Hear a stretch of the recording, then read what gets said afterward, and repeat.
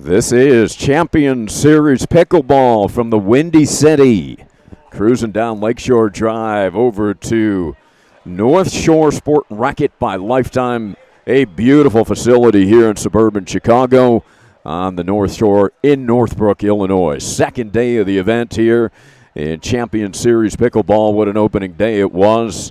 We'll see the Indy drivers later who were undefeated, Coachella Valley and Seattle Tsunami, in a rematch of last season's championship match won by the now defending MLP champions, the Coachella Valley Scorpions. Here's Seattle's roster. Brian Baker, the dynamic left-hander, leads the way, teaming up with Andrea Olson, who's back. Watch out for Margit Ardma. We'll see her. And new to the league, David Ruan. Strong roster put out by James Main and the Tsunami. Over to Coachella Valley, the Scorpions coming off the 2025 championship led by Kim Jade. And Sabrina Gilbo is back. Talk about a dynamic athlete leading the way. Pete Aldrich joins the team again this season. Cord Robbins, the excellent big left-hander who helped lead the way to the championship last year, also returns. Carrie Olson is new to the team. We'll get a good look at Olson, and should be an exciting rematch of last year's championship between the regular season champs, the Tsunami, and the overall champion Scorpions team. Coachella Valley finished second in the regular season. And to get us started, it will be Gilbo. And a new partner here this season for Sabrina, it'll be Carrie Olson. Carrie Olson in the UCLA Athletic Hall of Fame. A remarkable four-time All-American tennis player. She also won the 1995 Honda Award for the most outstanding women's college tennis player in the country that season back in '95. NCAA singles and doubles champion. That's just the second woman in history to win both titles in the same year. Also was awarded the UCLA All-University, that's all sports, Athlete of the Year back in '95. On the WTA Tour, reached a ranking of 180. 150 in doubles. So a remarkable career. Also named the LA Times High School Athlete of the Century. So high credentials for Carrie Olson, joining Sabrina Gilbo. Sabrina, who was born in Guam, lives in San Jose. Played her tennis at USC. Two-time Trojan Spirit Award winner. Her mother, Eva, also played tennis for the Trojans, and they competed together in mother-daughter USTA National Indoor Championships. They took home a silver there. Also recently teamed up. They finished fourth out in Arizona in an APP Women's Open. Margit from British Columbia, originally from Estonia. There's a good look at Ardma, one of three BC players named to the Team Canada team in the World Cup out of Canada. She was a Canadian national champion in pickleball and senior pro tour. Also a national tennis champion in Canada for Margit. Very athletic player. This will be an interesting matchup.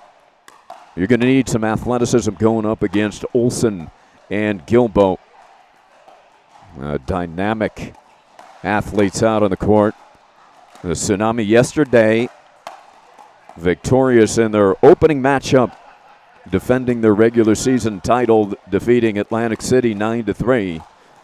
And then Las Vegas, the headliners, pick up their first team battle victory in Champions Series Pickleball in their inaugural season, defeating Seattle 8-4 in the afternoon session. Coachella Valley, big matchup against the Indy drivers and two of the Champions Series finalists, titleists of the 3 seasons in formerly the NPL. It was the drivers coming out on top with Rick Witzkin. We'll see Witzkin later this afternoon and his driver team, who are undefeated, coming in.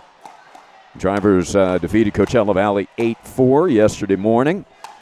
But then Scorpions stormed back with an impressive lopsided win, 10-2 over Kansas City. A very dangerous team. Kim Jade, the architect.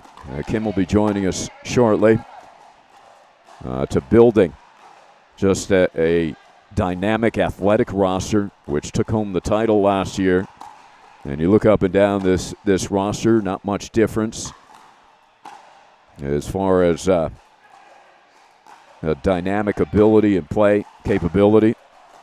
Big addition here we'll get to see in Carrie Olson take the court shortly.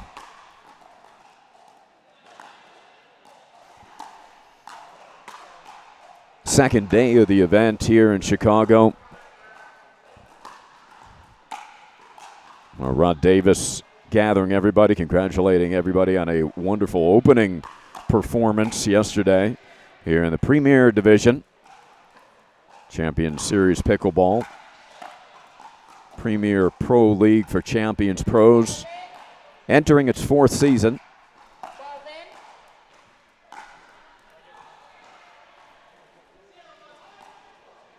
You get to choose a starting ball. The CSP has some 330 champion pro players representing 16 teams across age group divisions 40 and up, which is the Prime Division, 50 and up, the Premier, and 60 plus the Masters Division.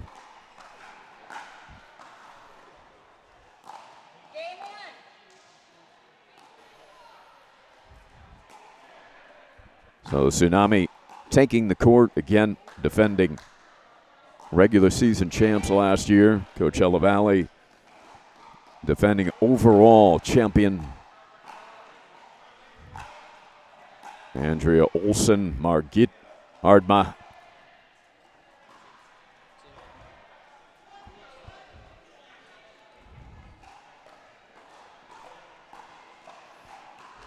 And Seattle and Coachella Valley coming up.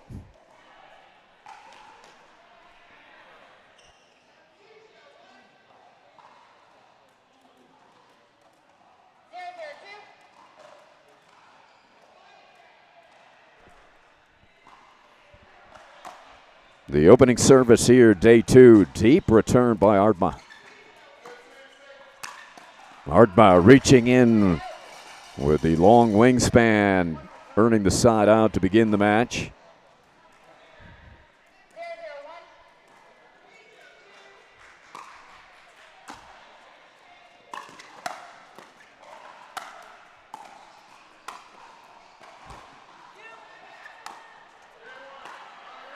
That a little deep, but athleticism on display immediately in this match with Gilbo and Ardma.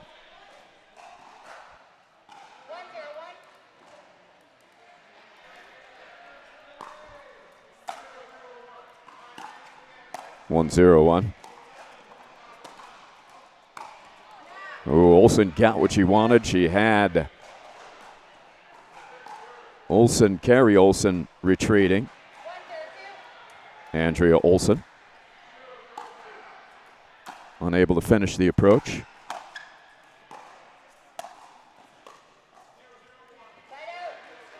Pinning back Ardma in the corner, Gilbo effective.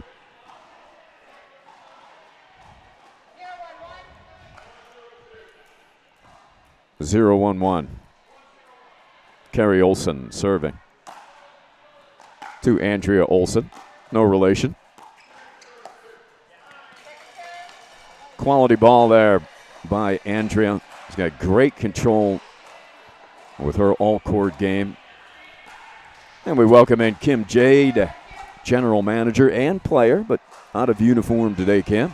Yes, hi Ari, how's it going? Great to see you. Happy to be here. Defending champs, how does that sound? Amazing. Well, you start the event, Kim, against a very good Indy team. bounced back and must have looked very impressive dominating Kansas City in the afternoon. Yeah, as a long-term coach, I really was proud of my team for how they bounced back and, continuing to learn lessons that we want them to learn to, in order to be really good by October. That's our goal. Speed up catches tape. Well, that was a winning recipe for you last year, Kim. As you get the team just evolved and became better and better and stronger and ultimately the best team in the league. I appreciate that. It is our goal. You have new players to the league. Some have never even played with referees. So there's a lot of things to learn, and you want to be patient with yourself. What a shot by Gilbo. Keep that alive. That is highlight film stuff. That's some great athleticism right there. Great domination by Seattle, too. Well, Sabrina making me look halfway decent because I talked about the athleticism on this court, particularly on your side. I know you like to build a team around athleticism with your volleyball background, but can you find two better athletes together in the league? Yeah, these two are pretty amazing, and their pedigrees, and their reputations precede themselves. They're just and just students of the game. They just want to continue to get better.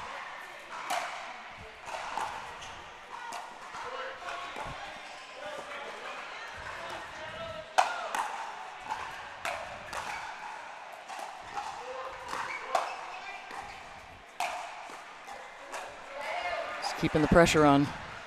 So a good start for Seattle, though. These two have played together a bit now. Ardma and Andrea Olsen getting comfortable as a tandem. They're tough. It's kind of the same position we are, too. Two rookies, one on each side of the court and a veteran. Carrie Olsen, just a phenomenal and played at your beloved UCLA. I mean, Athlete of the Year in all sports back in '95. She, four-time All-American, Honda Award winner. She's very tough on herself, as you can see. A perfectionist, and she's really only been playing a very short time and trying to convert her tennis skills to pickleball. Yeah, that does take time to adapt. It does.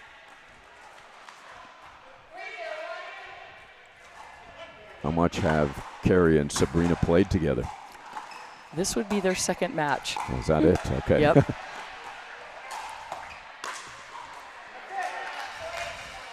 But they are starting to really gel. We see some great camaraderie and good communication. It's something that we really stress is, the communication between the partners, especially when we're back to serve, to have a game plan. You always have to have a plan A, but you have to have a plan B too, because you might not get the ball you want. So that's our goal.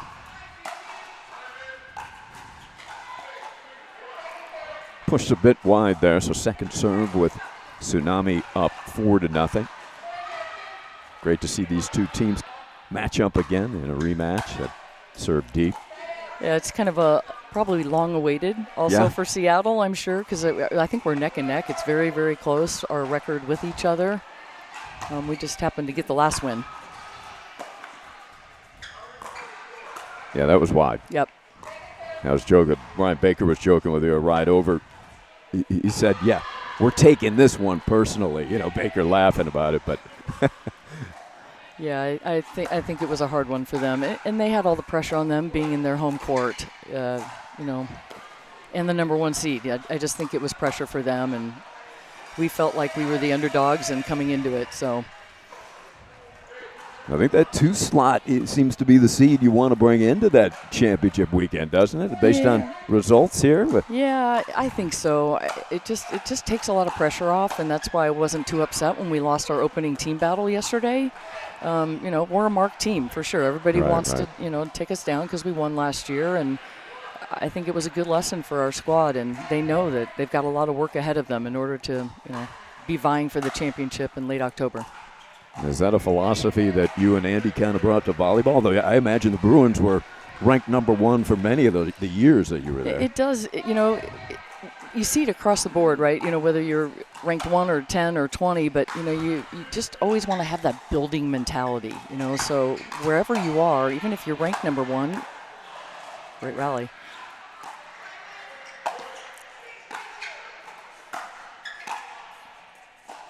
Yeah, you just, you want to continue to try to improve your team. You don't want them to, be lax, even if they're ranked number one. Because that's always the fear as a coach is, they're going to take somebody lightly and you're going to take a loss where you shouldn't.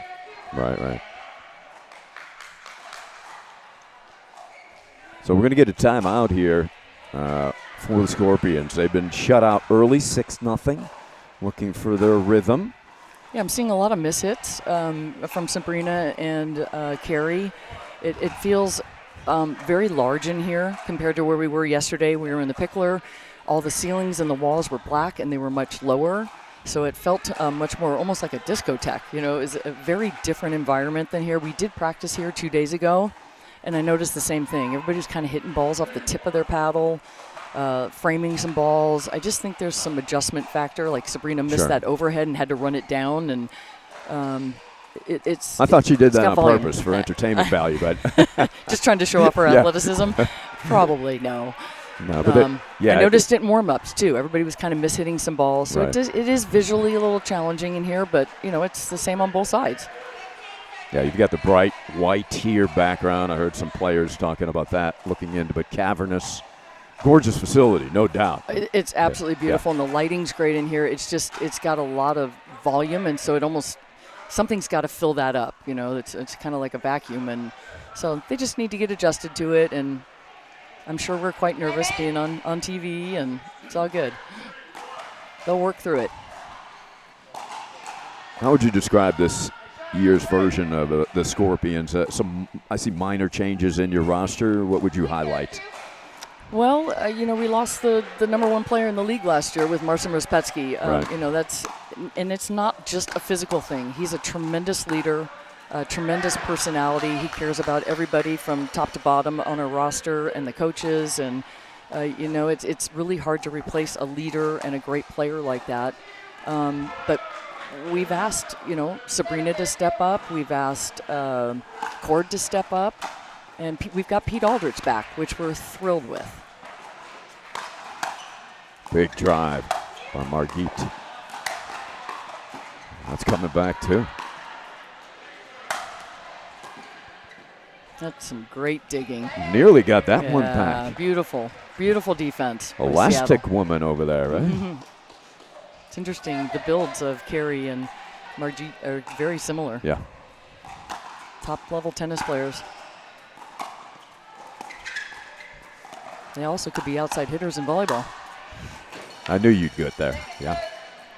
With their athleticism, right? Yeah, absolutely. Long arms. Good spring. Yeah.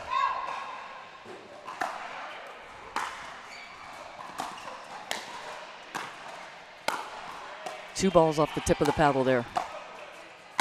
There's a solid contact. That's a good drop. Carrie read it well. Yeah, right idea. Tough spot, low to that backhand side. Who are you looking to step up as well? You mentioned Sabrina for leadership qualities here. Is that something that Aldrich could give you? Yeah, he's not a super vocal leader. He's not a super vocal player, but his pedigree is very well respected as a two-time Grand Slam tennis champion. Yeah. He's kind of got that easygoing personality, so he's very well respected. World number one in doubles back in 1990. Exactly. Yeah. That's pretty impressive. Yeah, he's got some pedigree for sure, and he's just the nicest guy, and he's eager to learn. To continue to transfer from tennis into pickleball, and he is a quick study, just like Carrie is. Oh, gorgeous angle. Beautiful angle. Well, Margit Ardma showing off her skills in her first season here at Champions Series Pickleball.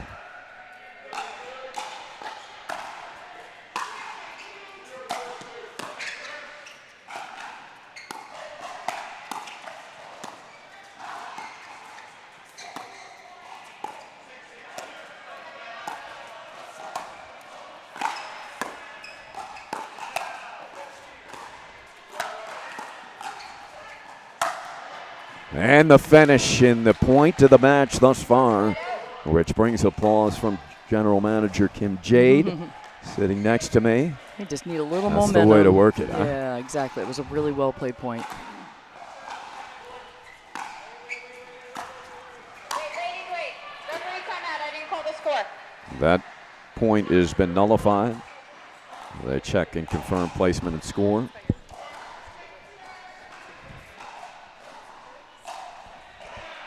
And we're going to take a quick look around on our 3-block box. All done by Laurent Media Productions. Over on line 2, Kim, we've got Natalie Hill, Wendy Ochoa of the Scorpions going up against Ashley Koo and Maggie Fields. Seattle up early in that one. And also cruising on that third line where Drita Rosen and Valerie Ogawa are going up against Jian Zong and Lone Bowie. So some work to do here for your Scorpions. Yeah, absolutely. James Maine's got the Tsunami fired up for this rematch. That's to be anticipated, I think. Hopefully we'll respond here. Now, what do you like about the players here on line 2 and 3? Well, we got new players, especially in line 3, Drita Rosen and Val Ogawa. They really have not played very many tournaments. Not a whole lot of play with refs. And so, everything's a little bit new, especially in the team environment. But they're loving it, just absolutely loving it. They had both of them had great days yesterday. Well, it's tight on 2. Seattle cruising into the second game on 3. Coachella Valley, they look like they're finding their groove a bit here. Olsen, Gilbo. That's now 3 consecutive points.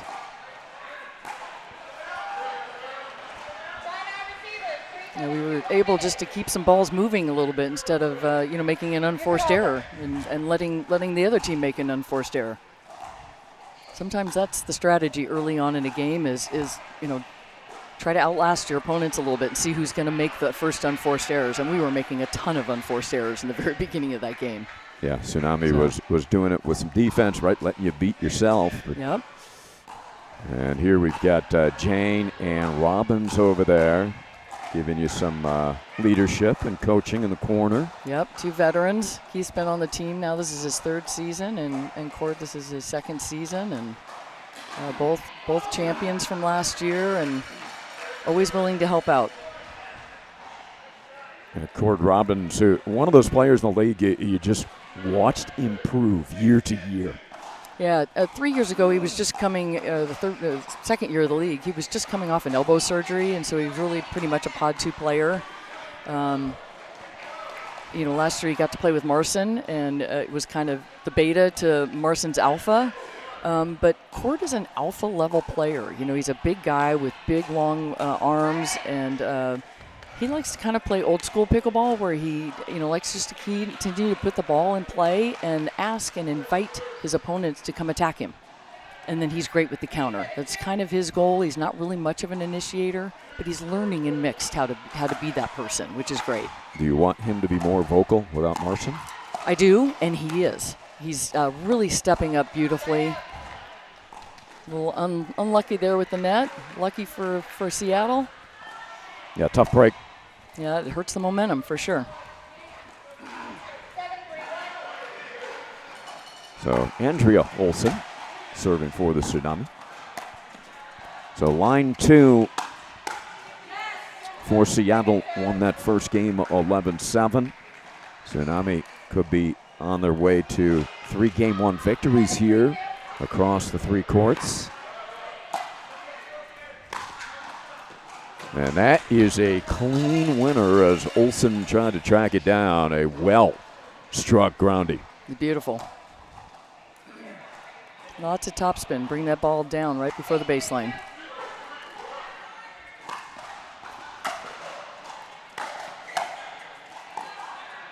And that one a little deep. So Sabrina, what do you think she's telling Carrie here? Just to, just relax. Let the game come to you. She'll work through it.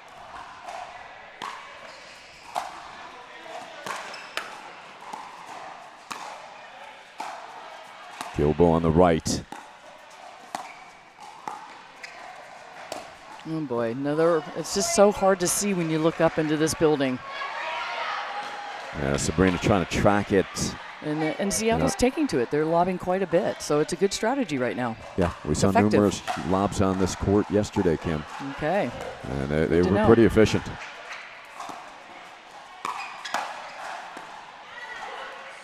That's a good fill of the middle there.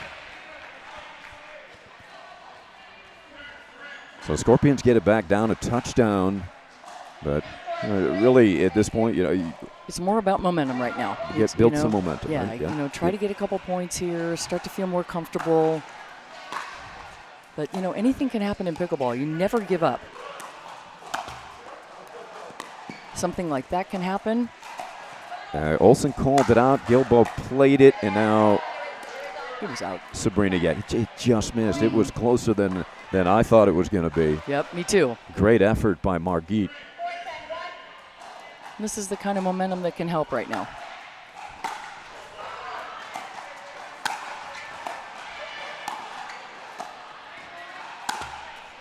And an unforced error. It just, all of a sudden the pendulum is swung just a little bit back toward our side. But to your Not point, fully. keep the ball in play. That's right. Just keep the ball in play, especially when you're in trouble.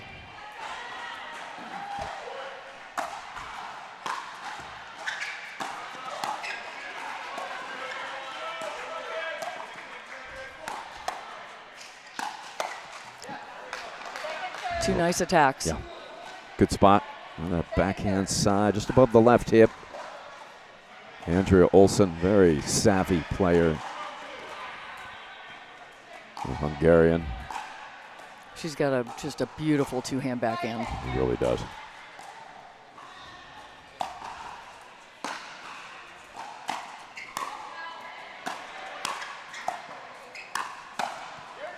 And now to that right hip of Olsen. Well, Margit Ardma, her debut here in the Champions Series Pickleball on Championship Court, it's been a success. She's played very well. Yeah, you can tell she's a competitor. Well, that ball got away from her a little bit. Maybe it was a bad bounce, too. First broadcast jinx, Kim. Yeah, I was going to say, commentator jinx. Kind of lost her footing a bit, loosening up. Oh, she's okay.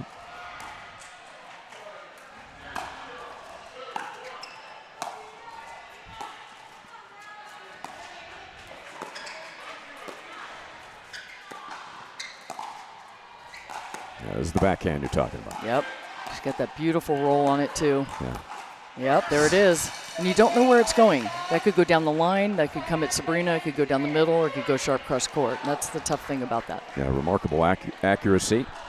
Seattle in command after one impressive first game for the Tsunami as they take it 11-5 in the first.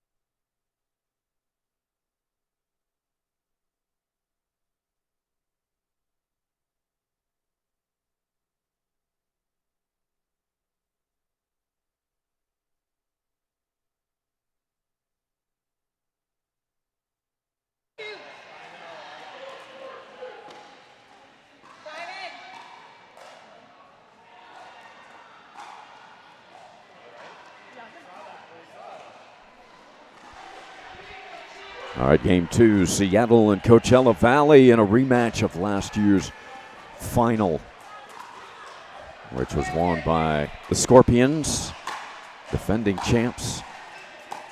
Seattle, strong start to this team battle. Visiting with Kim Jade, general manager. Kim also part of the national championship 1985 volleyball indoor championship for the UCLA Bruins.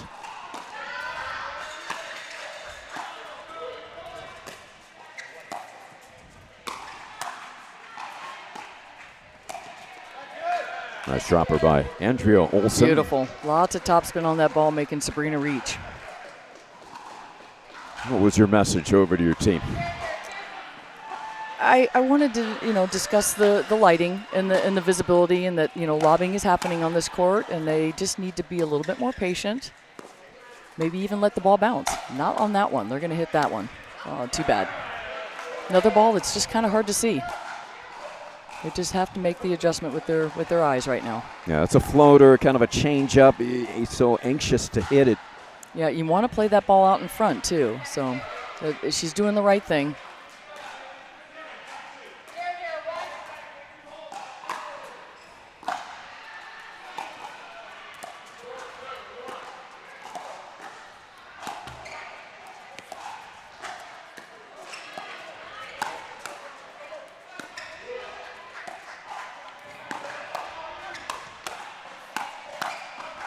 Yeah, they're just relentless with their pressure, Seattle. They're just so good there offensively. Yeah, good quick paddle work. Rapid fire movement by the Tsunami.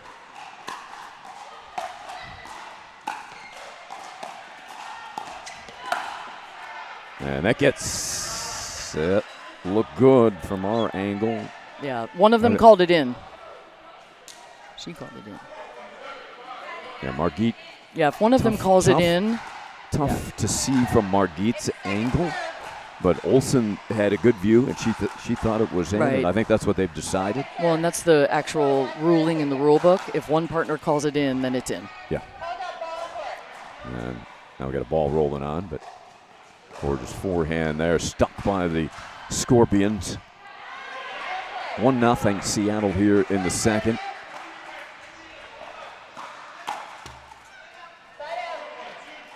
So service error gives Coachella Valley a side out. Let's see if they can build momentum off of that.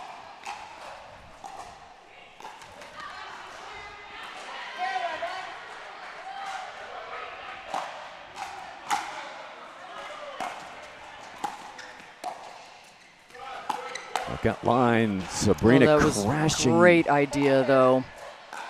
She's so athletic. She can do these jumping ernies. Olsen just hit a nice ball right at her chest. Yes, she did. A bailout out wide. Shot by Olsen. Effective. Gilbo confirming the score. 0-1-2.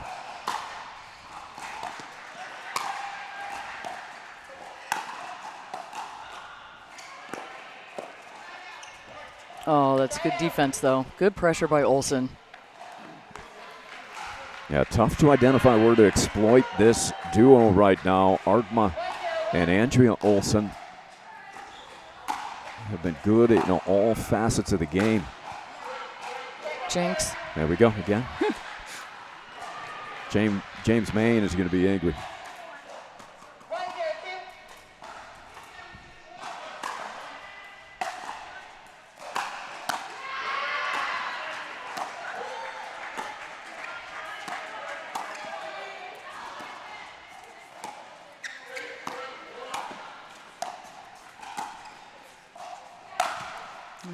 Just tough. Yeah, and it's really a strength of Sabrina's. Yeah, she's got a very fluid overhead. As you mentioned, a strength that we've seen her put that away. Yeah, she's played some volleyball and has that beautiful arm swing as well as tennis, so it's just tough. Big drive. And another. Could leave that. Those are two great volleys. Not easy. Margaret hits a really top spinny ball with her grip. She's just got a grip that's meant for topspin, especially on that forehand. Yeah, she's able to pick it up low off Very the court low as well. You don't anticipate that pace.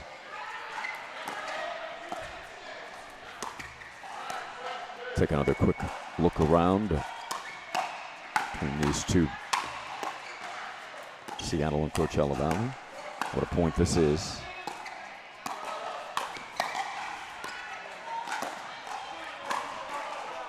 That's the way to outlast them. Great defense on both sides of the court. It looks like Carrie Olson is looking more comfortable. Good sign for Coachella Valley as we look at the other courts over line 2. Seattle up there again with Koo and Fields over Ochoa and Hill. Court It's a 3. tough team. The Scorpions have turned around there in the second game, Kim. Good Yep. news for your squad with Rosen and Ogawa looking to find the equalizer and force that to a third against Zong and Bowie.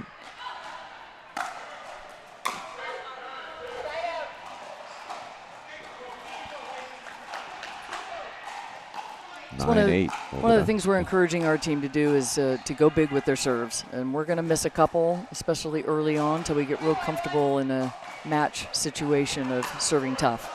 You sound like a volleyball coach. Yeah.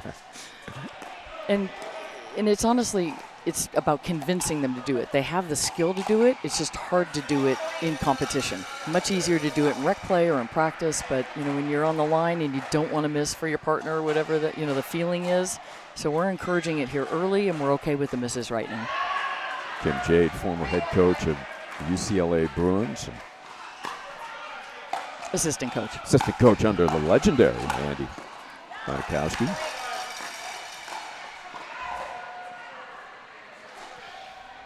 Is that something you're working on in practice consistently then, that aggressive serve?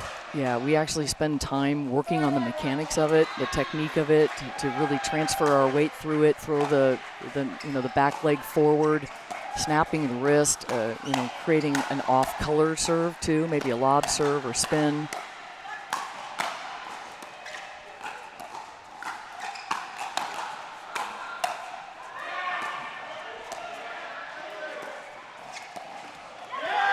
Too bad. It's good spin by Olsen.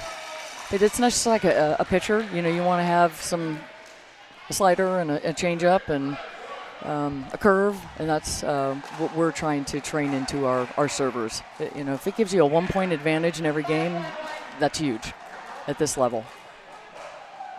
So 5-1, Tsunami continue to be in command here. Second serve upcoming for Seattle. 8-all there in game 2 on line 2, and they're going 3 on line 3.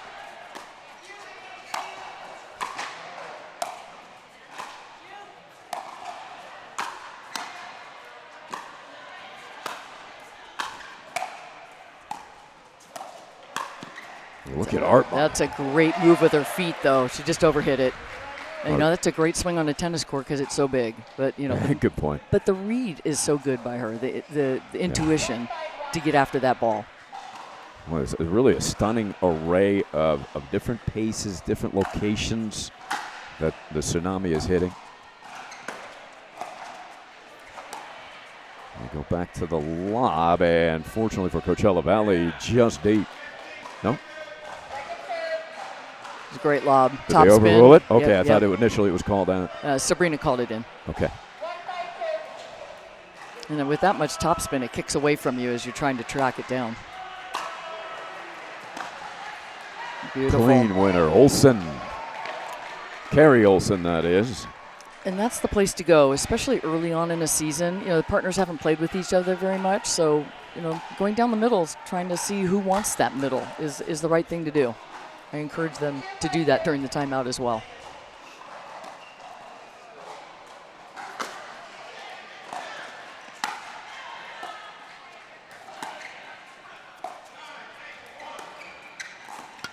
Ooh, nice carve of that forehand drop cross court.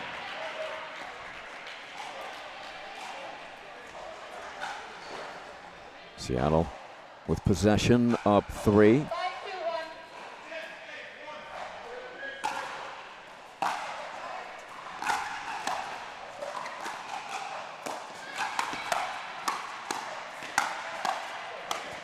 Boy, look at the hands of these tennis players. They're so Right. fabulous. Andrew, No fear either. Andrew's front hit flew open just a tad. Says my fault to Margit. But you called it. It was relentless. Front foot hitting. Attacking. And that drifts long. Good dipper by Olsen. Yeah. Well, the hybrid there. Well, you try to stay away from that two-hander, but the four-hander is fierce as well for Andrea.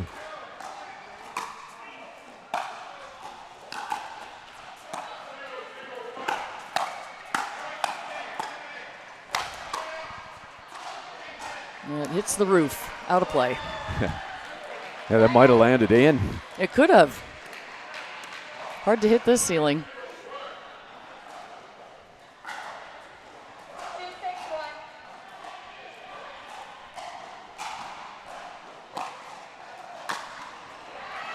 2-6-1.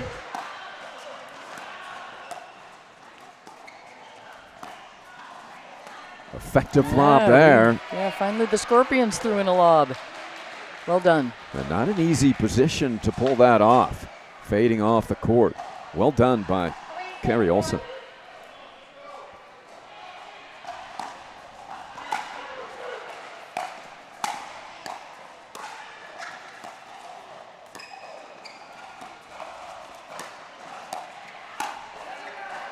That's good dinking there by Carrie. It's not her first instinct. We're really working on that. You know, she wants to blast that ball, but she's really got a nice dink, and it's proven out a couple of times when she has dinked cross court a little bit that Tsunami made a mistake. So a 2-point run for Coachella Valley will draw a timeout from the Tsunami. As Coachella Valley threatening. There's Margit Hardma. And draw a visit from Brian Baker. Getting a little coaching. It's been impressive showing by the Tsunami. You called it a relentless attack, but their defense has been superb as well. Hard to find that weakness.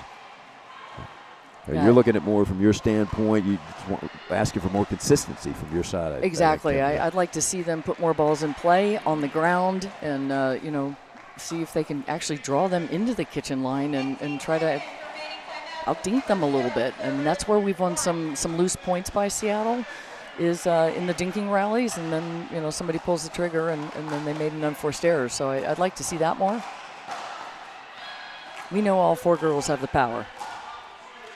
But sometimes it really comes down to the pickleball strategy and the nuance that will win you a match.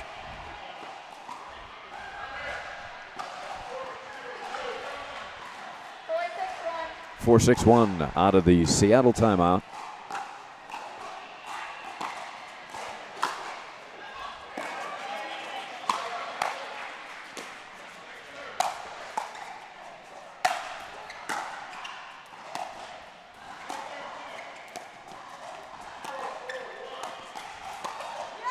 Carrie Olsen has found her rhythm. And that was the first nice celebration by the Scorpions. I think they're feeling something.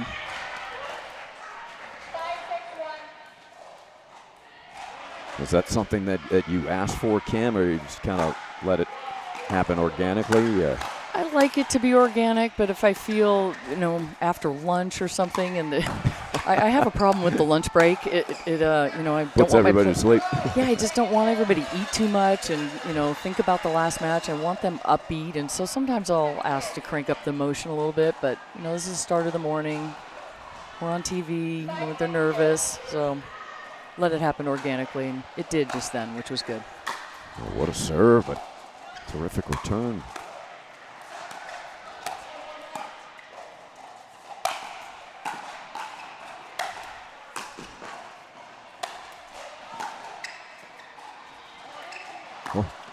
Landed on the sideline. Oh, that was a great choice by Carrie, actually, and a really nice placement by Andrea Olsen.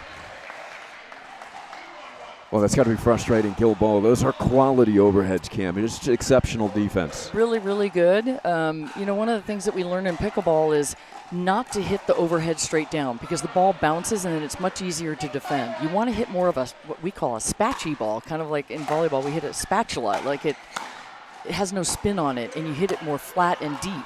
And so it skids, and it's much harder to dig that way. But when you hit an overhead straight down like you do in tennis, trying to bounce it into the stands, right. that makes it very easy to dig in pickleball. Bounce into the strike so zone. we've got tennis players here that just want to hit the ball straight down and try and bounce it out of the arena. You can't do that in pickleball. Yeah. It's very hard to do. Right, Gilbo took some quality angles there, too, on those, and they still tracked them. Well, this is a nice big court. This Lifetime is so beautiful here in Northbrook. There is a lot of room for these tall athletes, to run around and play defensive plays. In a cage, they wouldn't have been able to dig those balls. Yeah, good point.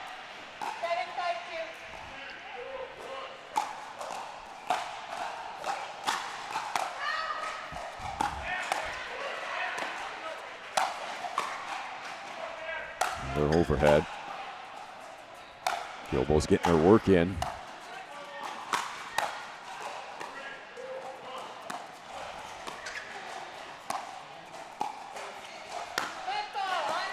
Yep, she pushed off. Yeah. I love the trajectories that Margit hits when she's in defense. She gives herself a lot of margin over the net, and it lands in the kitchen beautifully. She's really got a nice touch there and giving herself clean margin. She never plays around with the net, which is great. Yeah, which is a good transfer. Yeah, uncanny really as hard as she strikes the ball. It is, but then she's got beautiful soft hands when she's on defense and puts it to a good spot. Yeah, we I think are welcoming and watching a new star in this league. You bet.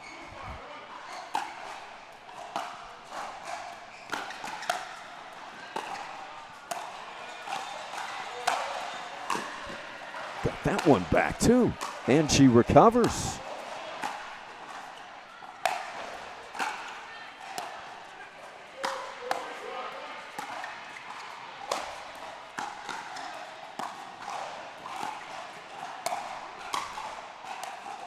Oh, and it's the dropper. So smart. Wonderful hands by Sabrina Gilbo. Such a pretty shot.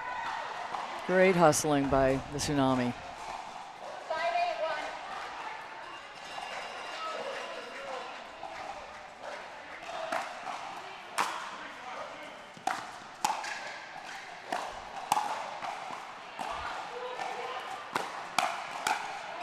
Ooh, quality stab there on a forehand volley by Gilbo. She filled that middle very, very nicely after Carrie was able to drop a good ball into the kitchen.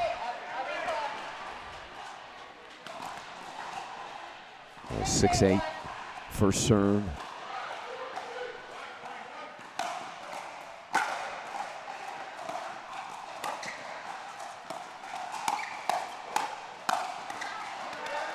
That might have flown, but nicked the paddle. Nice firefight there, won by Carrie Olsen over Andrea Olsen. Is that the Olsen twins? No, it is not. It's not. No relations.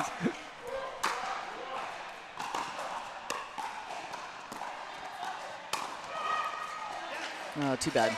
That's a great play by Margit. It looked like she was going cross court and then went right down central.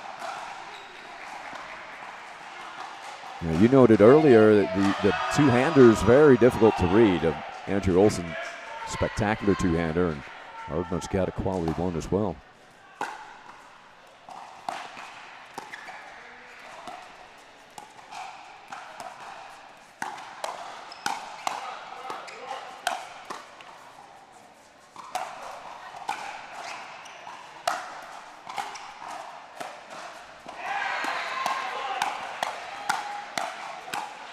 Wow.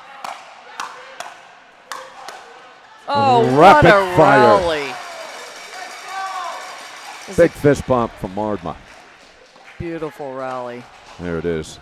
What? Out or?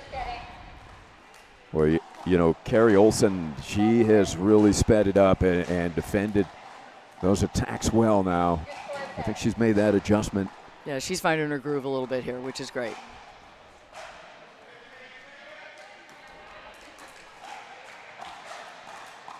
What a second set this has been.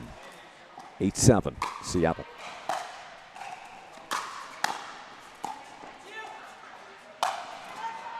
And right down the middle, right down Rush Street here in Chicago. Big time overhead from the former UCLA All-American.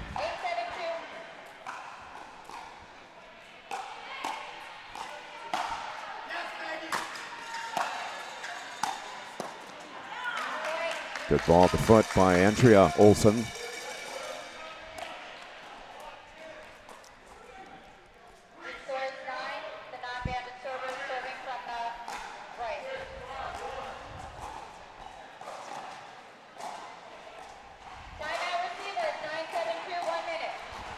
So timeout. Timeout, Coachella Valley. General Manager Kim Jade's going to hustle over to her corner. And we'll take a quick view around the venue. Checking in on line 2 first, where Coachella Valley did come back in that game, too, to force the third. And the Scorpions now lead at 6-4 in the third. They're also up 6-5 in the third on 3. So quite a turnaround by the defending champs.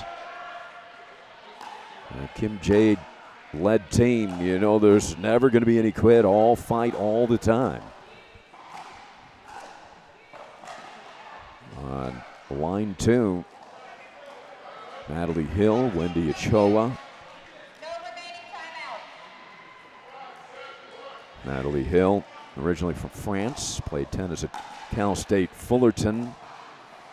She went 2-1 in the championship against Seattle alongside John Reedy.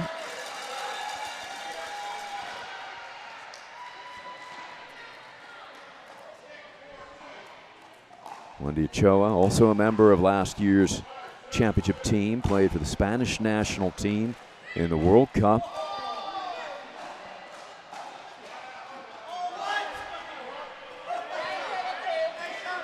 So 9-7.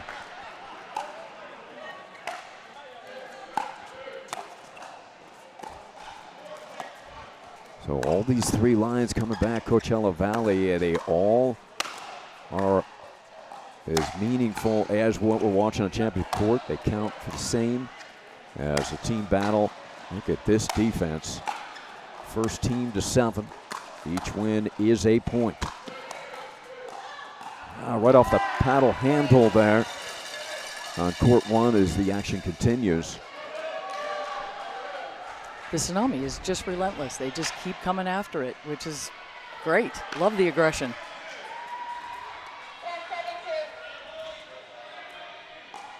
Got a match point, 10-7-2.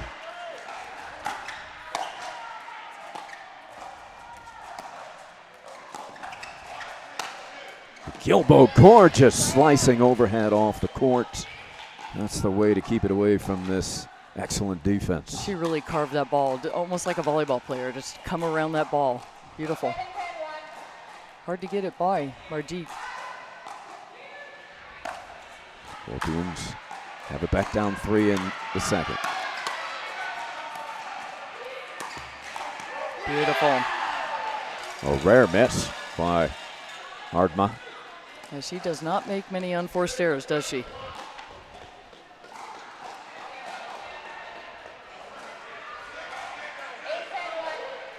Eight, 10-1 in a must-win second for the Scorpions. Well, Coachella Valley on the other 2 lines, able to come back in the second game after deficits, forcing thirds. Scorpions up in the third on both courts.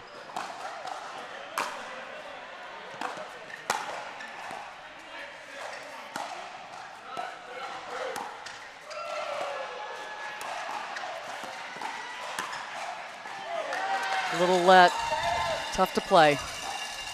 That's where her topspin helps so much. If you do flirt with the net a little bit, it's going to push the ball over the net.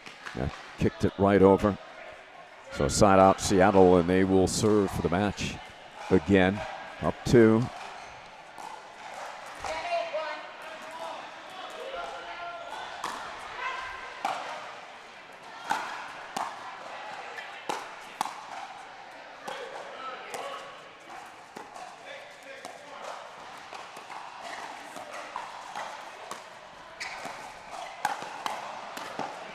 What a save by Carrie Olsen.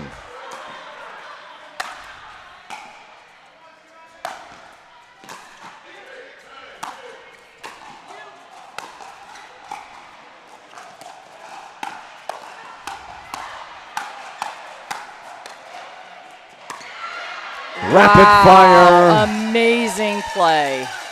Amazing hands, amazing play.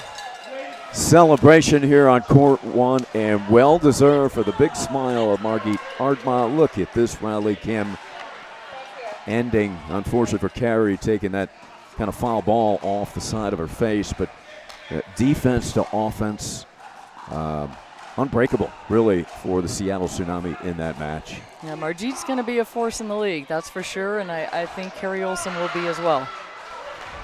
Good fight. Entertaining second game. We're going to take a quick look. Kim, you want to check in here on line 3? You've got a match point here for the Scorpions. Val Ogawa with the serve here. Val is a high-level golfer, basketball player, played some tennis, just an all-around spectacular athlete. She coaches pickleball. Fun teammate. We're just really enjoying her. And her partner, Drita Rosen, she's from the Coachella Valley. She lives in La Quinta, was living in Aspen for a long time. Really taken to this game, has improved so much in my eyes over the last 18 months that I just kept encouraging her to set her sights on being a Scorpion. And she was kind of mystified that I thought that highly of her. And she's like, okay, I'll keep trying, I'll keep working at it. And she's really got some power. She's learning to the soft game. Really proud of both of them, especially as new as they are, really to this kind of competitive level pickleball. Well, you've been an expert in that, kind of finding these athletes, molding them into high-level pro pickleball players. Well, I had somebody ask, how many years of experience does the Coachella staff have in Division I volleyball? And with Maura and Andy, we have over 80 years of Division I coaching experience. So how many years? Say that again. Over 80. Oh, is that all? Okay. Yeah, that's all. Yeah. So I mean, it just comes naturally to us. We like training players. We like training teams. We like building. We just enjoy this process so much with the team pickleball. All right, serving for the match here. Court 3 out of the timeout.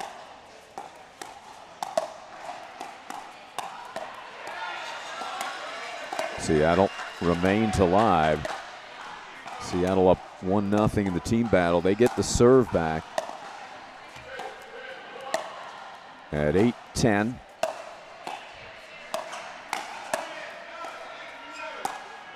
Zong and Bui.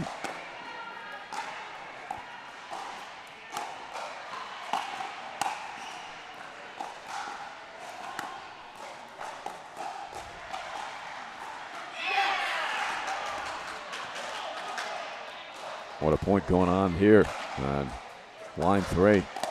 Beautiful. It's one side out.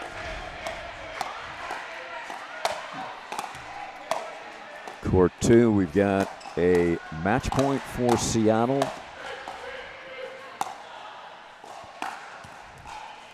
This is Koo and Fields trying to seal the deal on line 2. Oh my gosh, you see that ball sit on top of the net? Oh, Kim Jade's thinking, why did that not roll over? So the Tsunami up 2-0 in the team battle. And we go back to court 3 now as Coachella Valley in good position to win that. With the serve, a match point here Ogawa. A little short. So Tsunami earns another timeout. They get it back.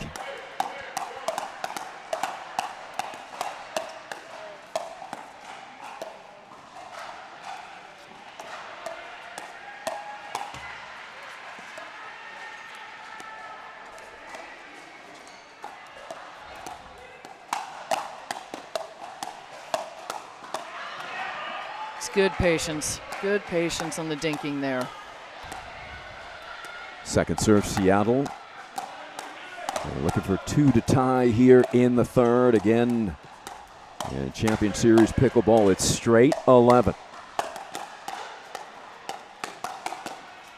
Me? They've got one. So 9-10 as the pressure builds.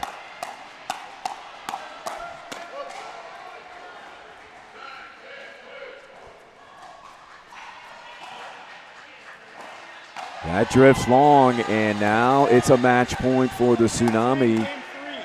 The Coachella Valley down 2-0 in the team battle. Has some urgency here to hold on. Pick up their first match win. Oh, they catch a break there and get the ball back to serve it again for the match for the Scorpions.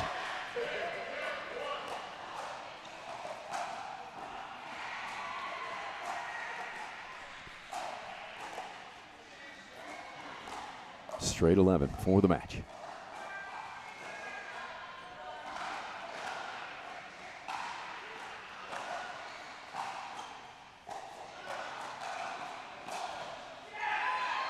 That falls over. Unbelievable. Great rally, great dinking by both sides there. It's tough to do it 10-all. Gets very nervy. Big smile on Valerie Ogawa's face. Confident, can clinch here. Ooh, just off the line. They're going to peel that. Very close. And now it's the Tsunami again for the match. Who can close it? It only takes one.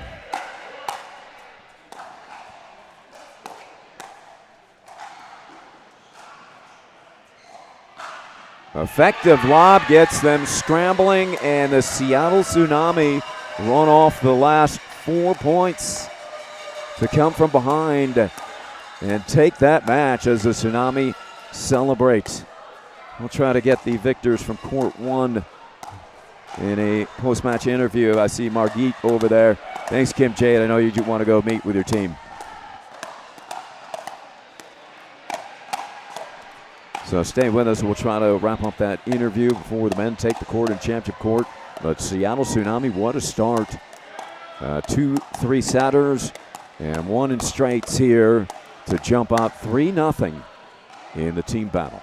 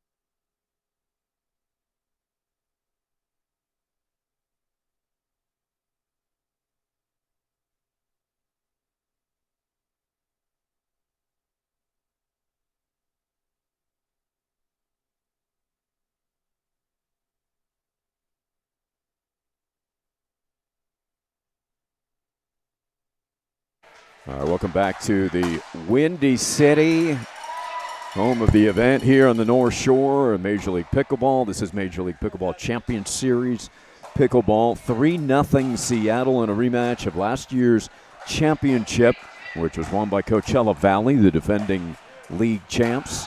Right now it's all Seattle up 3-0 in the team battle. Here in beautiful Chicago, we're out on the North Shore, suburban Chicago. And right now it's Cord Robbins and Keith Jane of the Scorpions taking on Tsunami and Brian Baker and David Ruan. 3-1 now. We got to welcome in our special guests. We've got Callie Jo Smith of Las Vegas and Elise Jones of the Utah Black Diamonds from the MLP. Nice of you to stroll down the hallway and visit us here at Champion Series. Great to see you both. Thank you. We're excited to be here. We actually know Cord Robbins, so we trained with him at home. He's an awesome guy, so we're excited to be here and be able to watch him play and watch a bunch of these players compete. What impresses you the most about Cord Robbins' game? Former basketball player. His hands. Okay. He has one of the fastest hands in actually Utah. And he's very good footwork, moves really well, stays in good shape. He also has a very strong mental game. So anytime we step on the court with him when we drill at home, he's pretty intense and there to win every time. He's not there to mess around. Yeah, he doesn't get rattled, does he? No. No, pretty even keel demeanor. He also sets at the point well, looks to Ernie. So you don't see a lot of people that can jump the kitchen and Ernie. And he does a fantastic job of setting that up for himself too. So yeah, it doesn't take much for him to Ernie, right? With those long legs, he one step. Oh, and I would say that out of the air shots too. You think you have a good shot, and then he's there every time. Yep.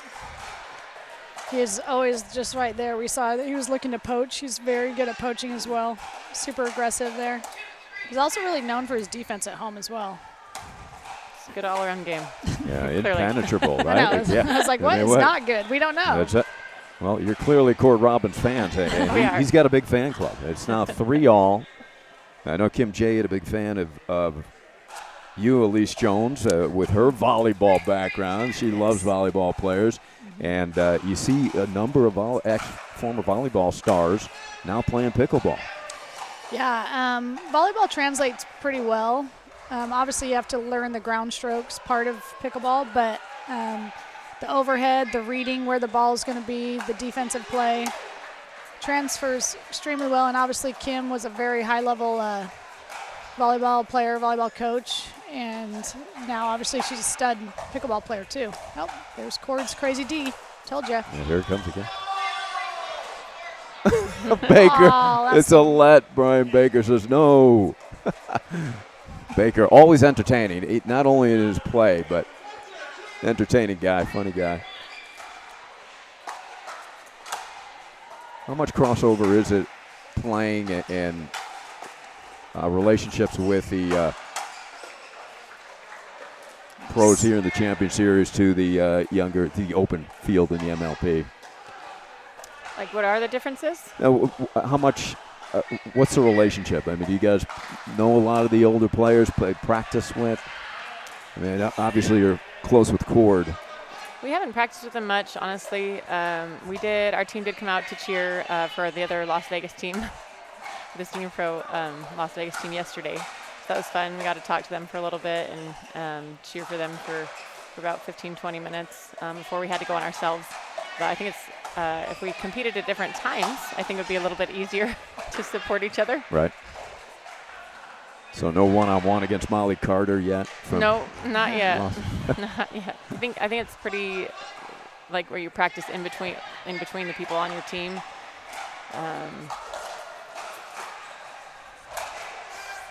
That way, I think it helps too because you get to know the partners on your team, what their strengths and weaknesses are, who plays better together. Rather than playing with, I wouldn't mind the practice. I'm always down to play. So. Well, with David Ruan and Baker, they look like they're young enough to go into the open play field, don't they? These two guys for Seattle. It's pretty awesome. These players are good. What I love about it too is that I think they're smarter in a lot of ways. They hit the ball lower. They use the angles. So you're saying wisdom with age here? Yeah, yeah. Well, you mentioned differences. Speed, I mean, athleticism, obviously you're younger, so you mentioned the older players need that wisdom, savvy play. Is that the biggest factors that you both notice? Yeah, there's also a lot more lobbing. I think a lot of senior pros have a hard time getting back for the lobs, whereas there's only a few people that feel like you can lob at the pro level. You have to be more selective because they can get some players can get back a little bit faster. But I think you'd find that variety here too. Some people you can, some people you can't. Yeah, those quick hops tend to disappear a bit at 50 and up. Although if anybody has hops, it's this team with Robbins, former hooper, Keith Jane, volleyball player, very good athlete. So yeah, I have seen a lot more speed ups too. Yeah. I think you can do that maybe a little bit slower reflexes maybe, so you can, Right. Or they're not putting it down at the feet. It kind of comes more at you when you can speed it up, or maybe a little slower to get to the kitchen. So they're able to speed up a little bit more from below the net. But I think that's a great tactic, and if it's working, keep doing it. You think the speed ups are coming quicker in the point here? I think so. Yeah. But the game's moving that direction too, so I mean you're going to see a lot more of that as well, with the paddles being faster and more grit on the paddles. The top spin, you can keep the ball down, so I think it's just moving towards that anyways. I'm noticing that we're struggling sometimes though with split stepping. So I think they probably could have faster reactions, but like on forced and stuff like that, we're not split stepping, so they sometimes obviously right there, I felt like he was not split stepping, so he kind of loses the ball a little bit. That's one thing I learned from Callie Jo Smith right here, because if I'm not doing it, then I'm late, and that's what's going on right here a little bit too sometimes. You get a little jammed. Mm-hmm. Yeah, that footwork, That was filthy. Gorgeous angle by Baker. That's a nice shot. Elise Jones describes it as filthy. I like that. I said they use those angles. They're very smart. Clever.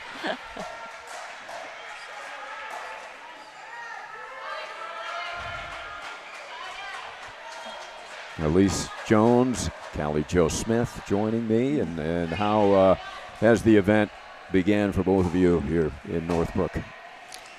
We lost our first. We have two today, though, against the Flash and then actually Callie, Night Owls. Yes. Going head to head Yep, here, you we two? are. We will be. Yep. She's going down. All right. We'll A see. pat on the shoulder. I don't know if Elise that's feels going to the happen. same way. Yeah. So. We're friends off the court, but we want to kill each other on the court. That's why sometimes It it's should be. better when we're on the same side. Elise Jones of the Utah Black Diamonds, Callie Jo Smith of Las Vegas. Who's been the most impressive team that you guys have faced?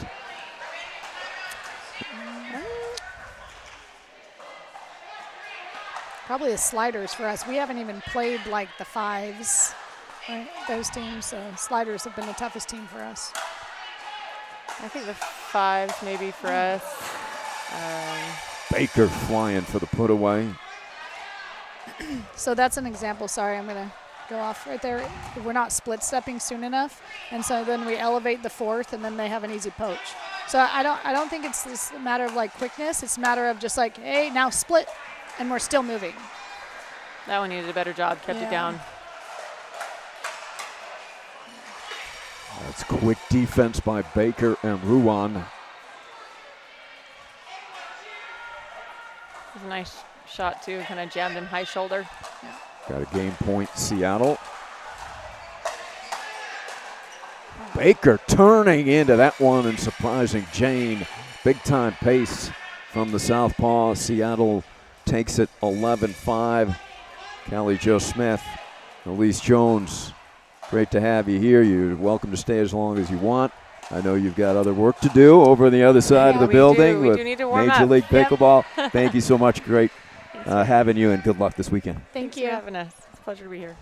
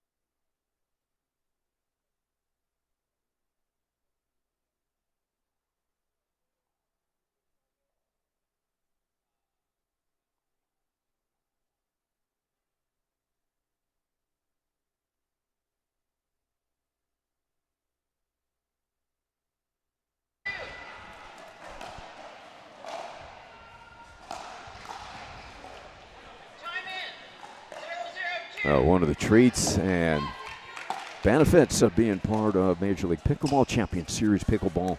Get to visit with the likes of Callie Jo Smith, Elise Jones, playing on the opposite side of the venue for open play. Baker ATP, what a shot. Incredible stuff. We'll have another look from BB Bryant Baker. Look at this angle, just holds it. Able to run around and hit a forehand from the right side ATP. Brilliant from Bake.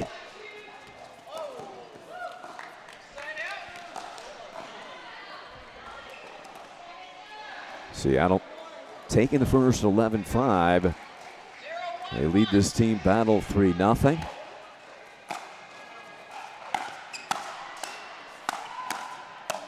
Robbins able to fight off a couple of difficult shots, but Baker is at a high level right now. You can only hope to contain him.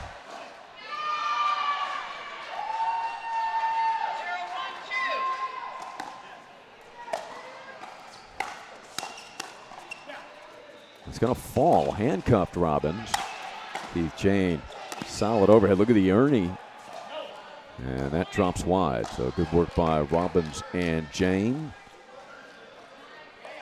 Cord Robbins, former college basketball player at Utah Tech. There's an Alpine, Utah. That gets the line. Baker angles it for a winner, snapping it into the screen.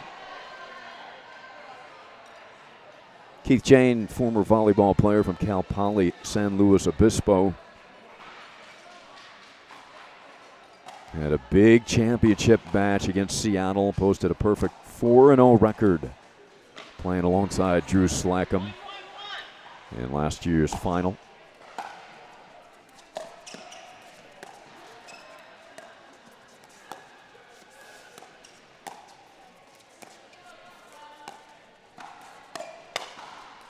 Turn up the heat. Jane able to volley it back, just couldn't keep it in play. Brian Baker out of Gig Harbor, Washington, University of Washington grad.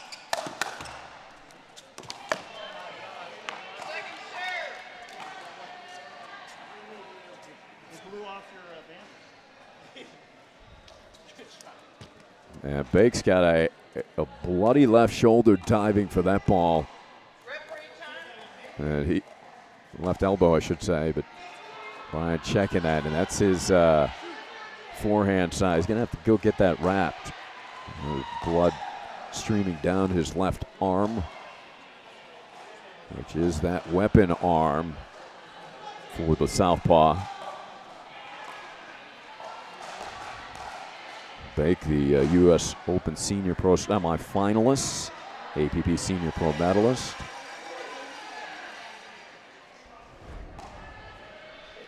Tennis background. We'll take a look at line 3, where the Scorpions have jumped out 7-2.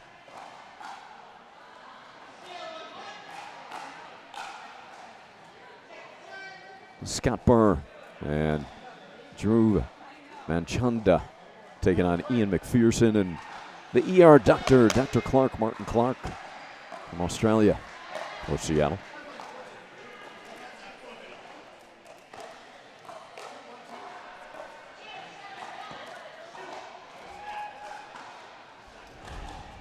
So Bake has it bandaged up. Bleeding has stopped.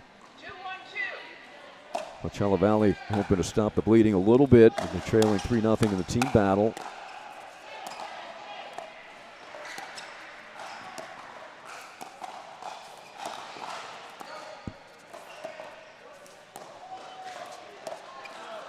Lobbing over Jane is precarious, and Brian's reminding himself of that as he talks to himself. Talking to the MLP Open players, Elise Jones and Callie Jo Smith. Yes, they say, oh, you see more lobbing here in the Champions Series. And one guy that still has that lift, that quick elevation, is Keith Jane.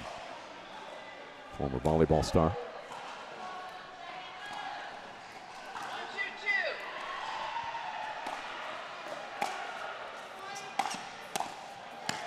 Just a little quick flick generates quite a bit of velocity from the baseline from Jane. Tied at 2. David Ruan is new to the league. Baker's partner. Radiologist, doctor. Seattle collects doctors. If you're not feeling well, you go see this Tsunami team.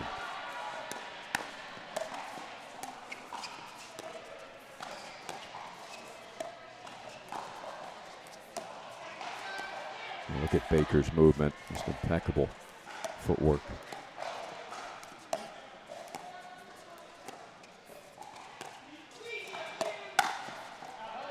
Speed up, Jane was there, just overcooked a tad.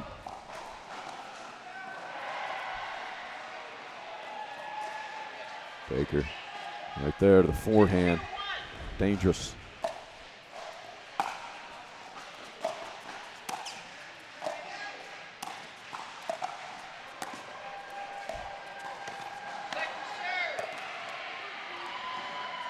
Robbins and Jane are steady. 2-2-2. David Ruan, tennis background. 2 little kids at home. Doesn't look old enough to be here in the premier division of Champions Series Pickleball. He and Baker both look like they could play in prime or under. Speed up by Ruan. Quick hands on the flick.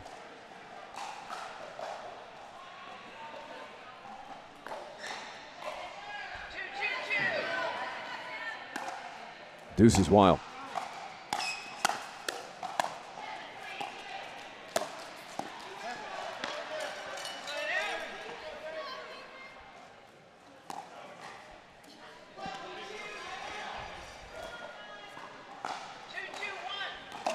Seattle has it back.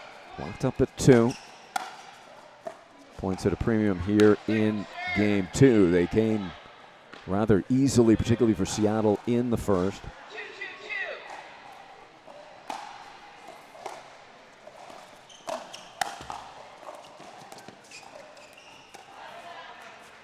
ATP defended. Seattle on the scramble.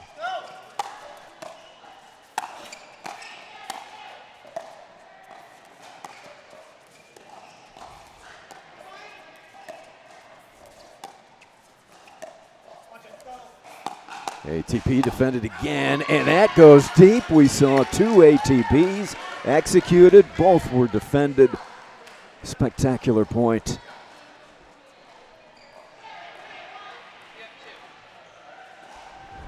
In the end, Seattle survives to take the lead.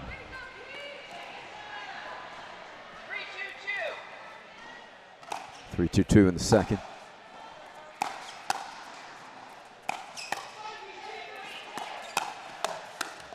Baker poaching over out of that left side of the court to his forehand, his strength.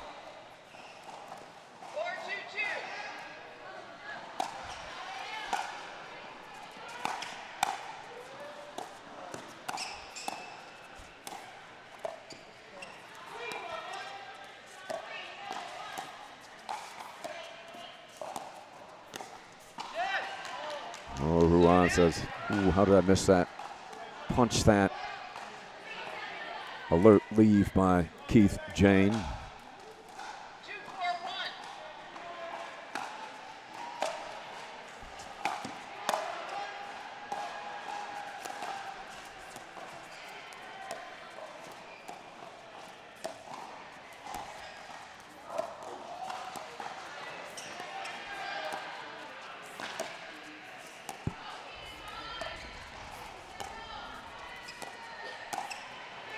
Gorgeous redirection there by Jane. Excellent balance. Talking about split steps, we heard Elise Jones referencing those.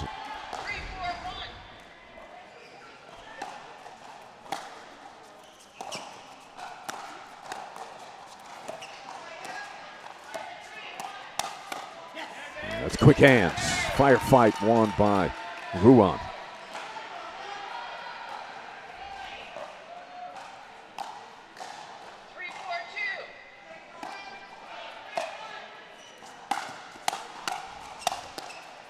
Ruan leaping into that put away.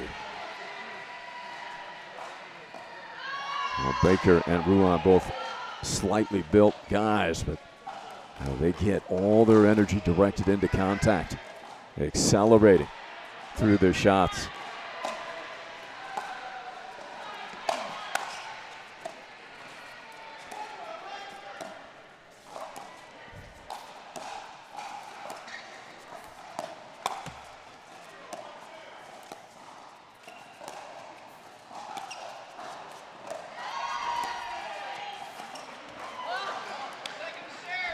Pulled the string.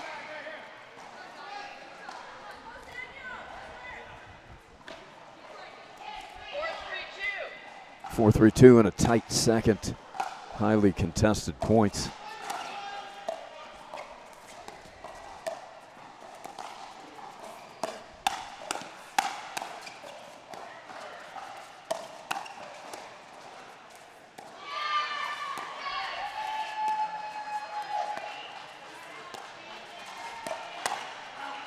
And that speed up effective from BB Baker.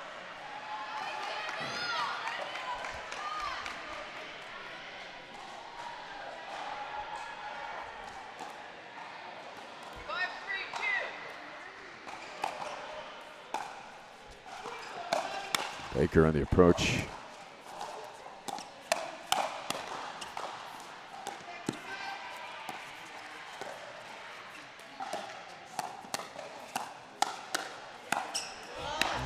Cord Robbins, a wall there, the big left-hander.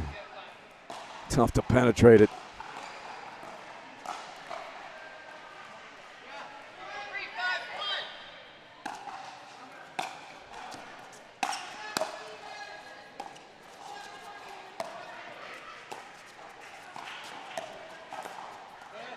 That is a tough, heavy spin ball through the kitchen.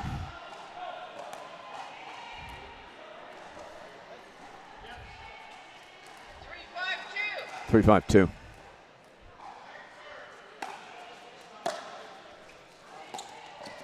Baker charging over the Ernie. Was defended.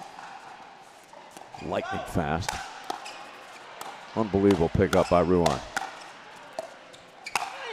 What a point, and tumbling over Brian Baker. Already bloodied that left elbow. No fear. It's already bandaged up on the side of that left elbow.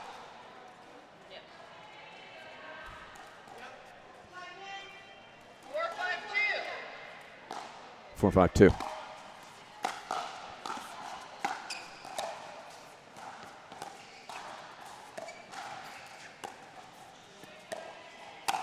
That one hung up there enough for Jane to attack.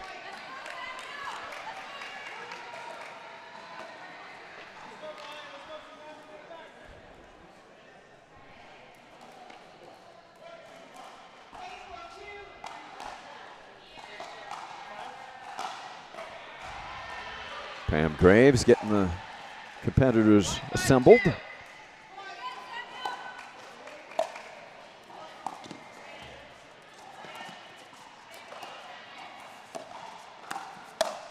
Baker leaping into that put away.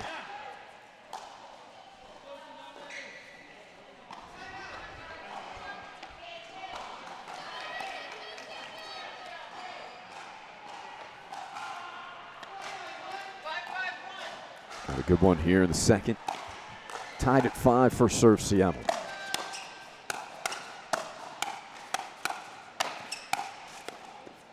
Robbins, impenetrable. 6-5 wall.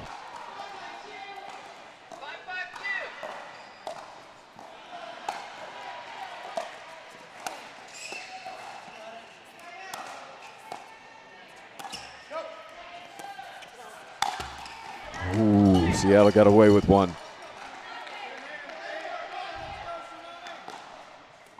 They retake the lead.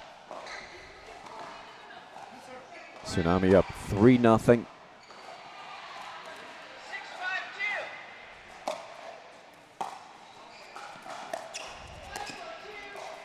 In the team battle. First team to win 7 takes the team battle. Do they play it out? All games, matches won count in the end, and potential seeding for the championship event.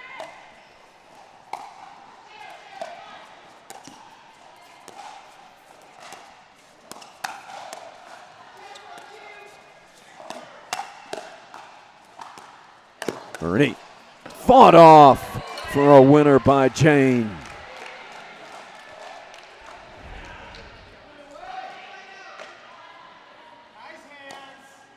There's Ernie Baker, thought he had a winner. Keith Jane keeps that paddle out front with a backhand.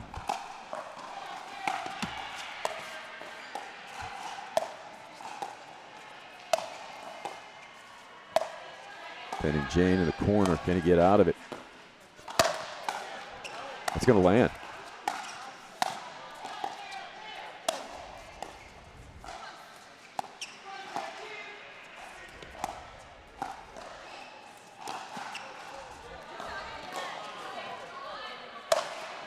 What a disguised lob that was by Ruan, setting up his partner Baker for the overhead. Seattle coming back on line 2 in the second after Coachella Valley dominated the first. That's Pete Aldrich, John Reedy taking on Eric Lee and Samuel Koo. That one looks like it's heading to 3, and indeed it is. We'll keep our eye on that court for you as it goes to the third game. Coachella Valley hopeful to send this one to a third.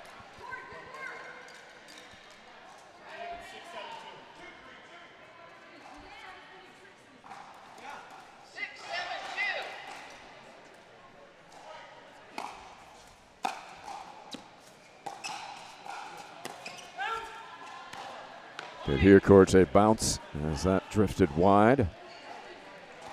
And now we're tied at a touchdown apiece in game 2. On second serve for Robbins.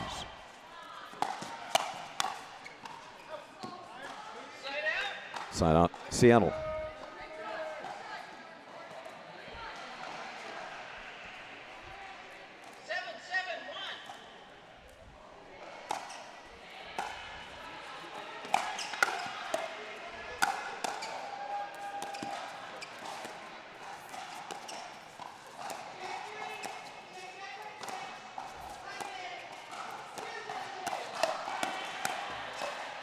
Unfortunate for Coachella Valley. What an exchange that was. Rapid fire on both teams.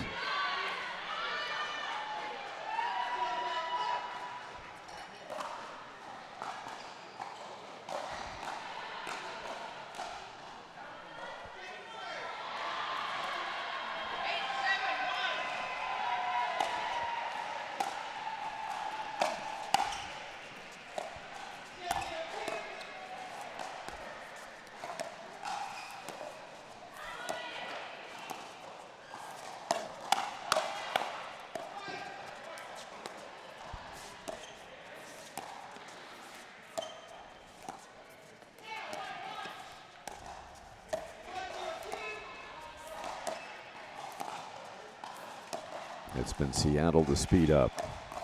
Well, we're waiting for the attack.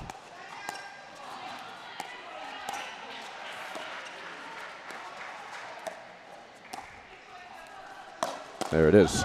ATP with a backhand, Brian Baker. Stellar. He's hit one of these running around to the forehand. That one he pulls with a backhand and nails it going down to the ground yet again. He's already been bloodied here and bandaged.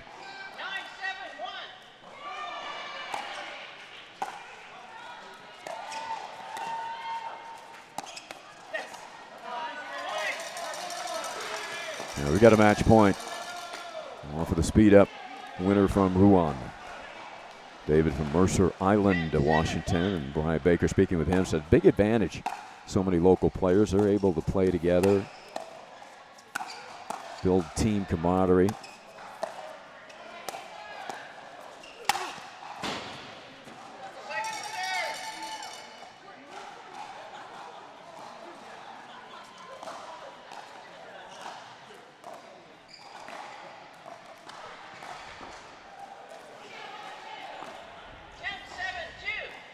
Seattle looking to close it on the second serve.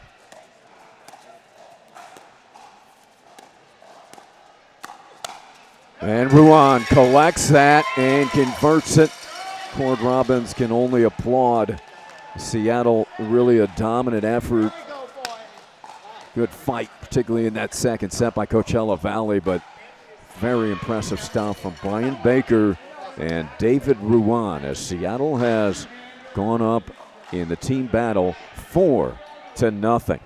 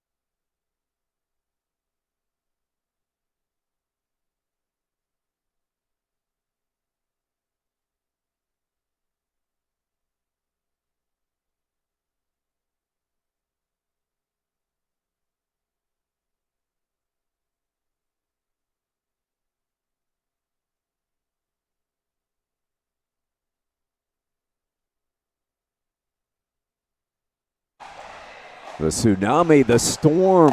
What an entertaining battle that was. You guys are fun to watch. Brian Baker, David Ruan. Welcome to the league, David. Thank you. Bake, really exciting stuff. You were joking on the way over. This time it's personal, you said, and you get your rematch with Coachella Valley. How'd that feel? Yeah, I did say that. And while it was partly a joke, it kind of partly wasn't. You know, they got us different pair, but, you know, they got us at our house in the finals in 2025. So I really wanted just to come in today and give it everything I had and give it a strong showing, and I think we did. Oh, yeah. It's a delight to watch, too. David Ruan, welcome to the league. Thank you. Exciting brand. Interesting mix with the two. Similar styles of play. How do you feel this duo blends together? Well, the advantage that we have is that we are both from Seattle area. So we got to, I know Brian for many, many years, and we've just been practicing against and with each other all the time. So it just feels comfortable. We know each other's games, our strengths and weaknesses, and we can complement each other.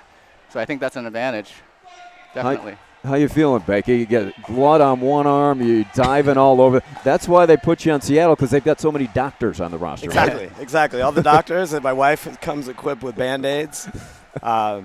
So, no, I just, like I said, I like to give it everything I have, and especially when I know the cameras are rolling, I maybe dive a little bit more than I probably should. But it's fun. It's a treat for us. Yeah, and it's fun to do, and, you know, especially when it works out. So it's just kind of how I like to play, all out. Well, you're very familiar, having played with Brian. How you find the league and team play so far, David? It's a different experience because it's not something I've really experienced before. I've always had a regular men's partner, but having a team and having each other support each other is amazing. Yeah. And it's just it's awesome. Yeah. Great to have you as part of the league. Fun stuff, guys. That was fun to watch. Awesome. Congrats. Thanks. Thank you. Sweet.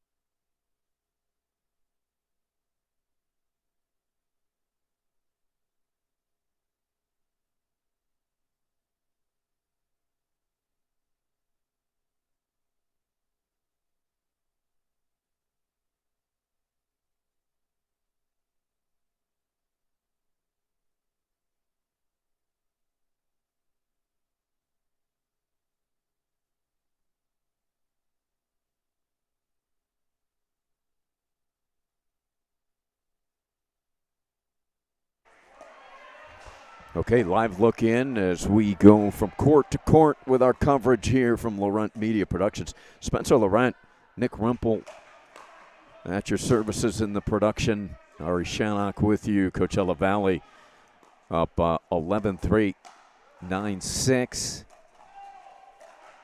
And the defending champs looking for their first match victory in this team battle. Seattle out for some revenge. James Maine and his Tsunami after the championship victory by Kim Jade Scorpions over the Tsunami team last season.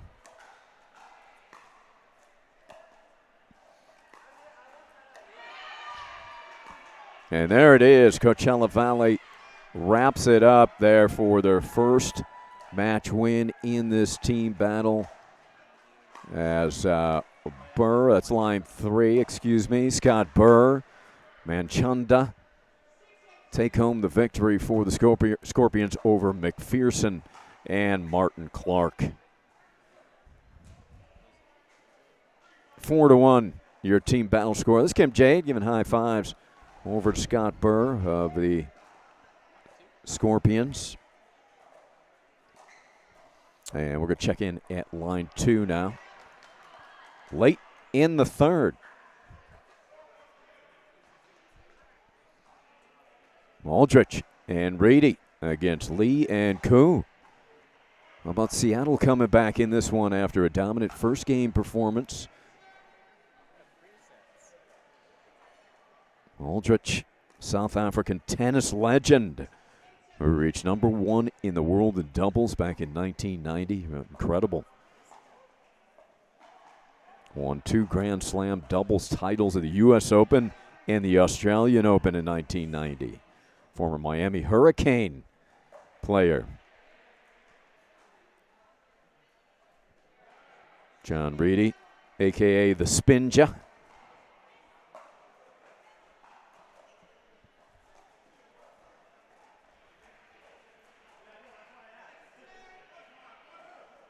Eric Lee, another native from Newcastle, Washington, part of that contingency that James Maine has built.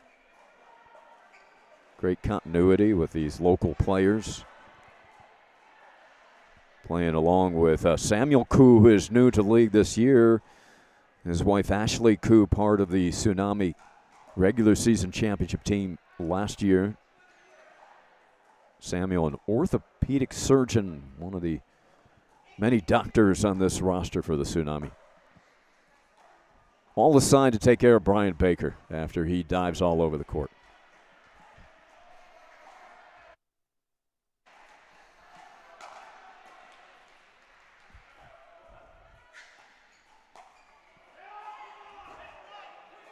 Just missed, as you see Reedy spinning around in celebration, much like the extreme spins he puts on the ball, a.k.a. the Spinja.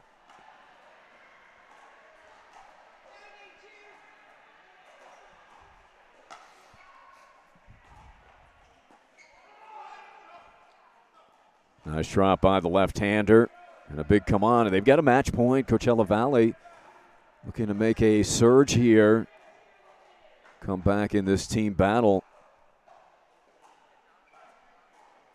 It would be 2 consecutive wins for the Scorpions to narrow that deficit, climbing back in. They had trailed 4-0. Kim Jade, nice enough to join us through that first match.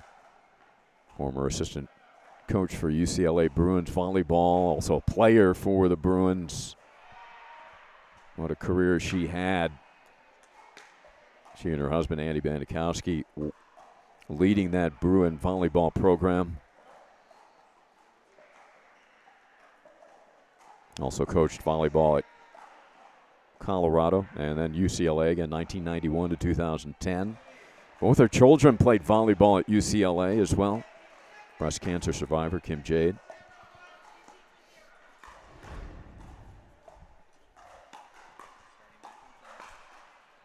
Starting our action back on center as well. We get a little split screen action.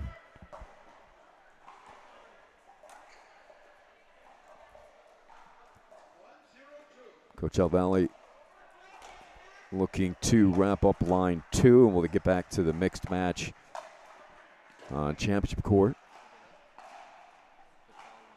And they wrap it up. There is the 11th point to close the match. Coachella Valley climbing back in this team battle now, trailing 4-2 in overall matches. Again, 12 matches played, best of 12, so first one to 7. If it ties at 6, we go to the team breaker.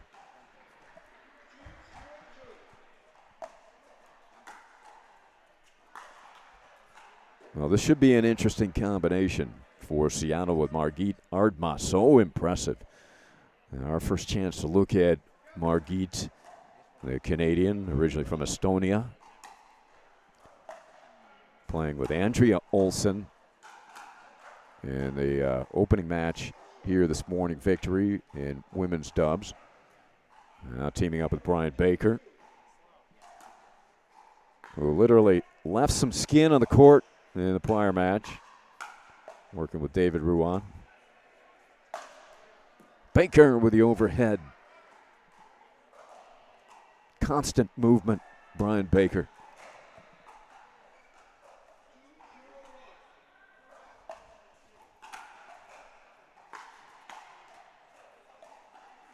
This will be a challenge for. That ball drops in because Ardma, so many skills, so many weapons to go along with Baker. It'll be a challenge for Coachella Valley here with Keith Jane, Natalie Hill.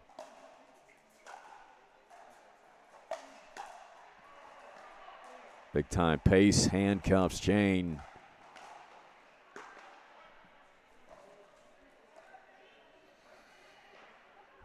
Natalie Hill, Newport Coast, California, originally from France.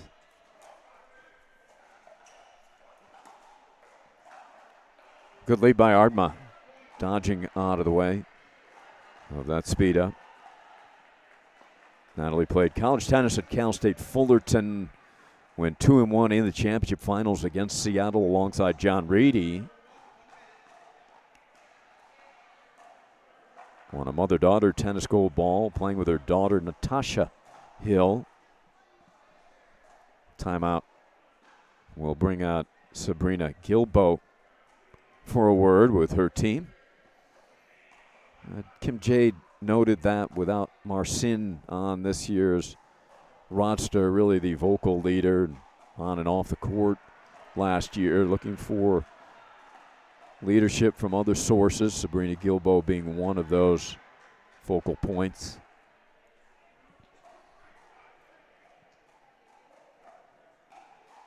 We noted Keith Jane's volleyball experience at Cal Poly San Luis Obispo.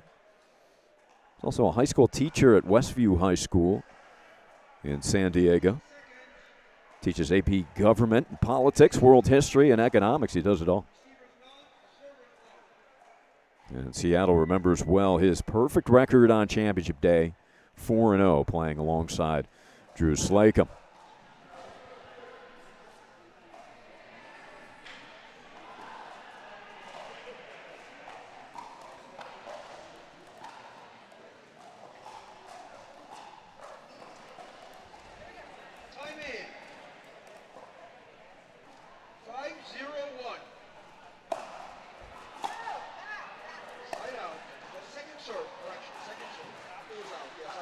Little deep, back, just getting reaffirmation from the official.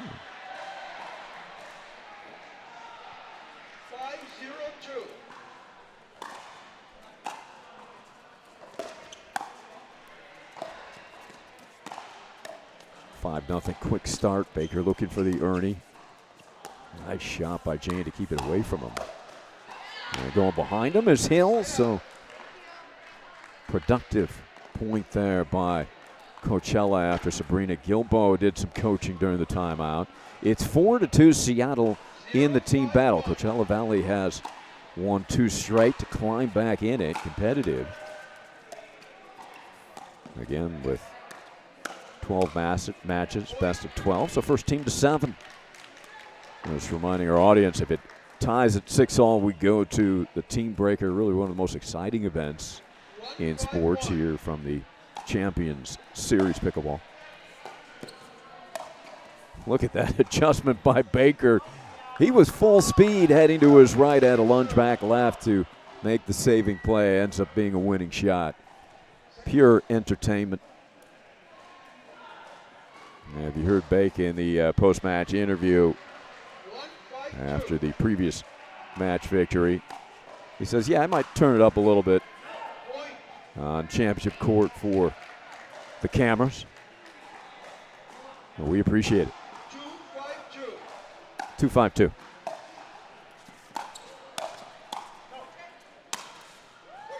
Gorgeous angle from Ardma.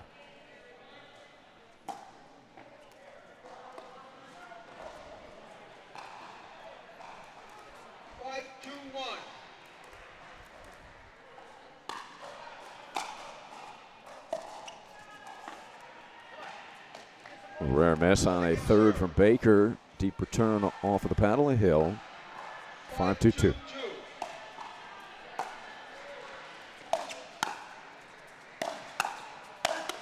Baker just keeps coming, moving forward, attacking paddle out front.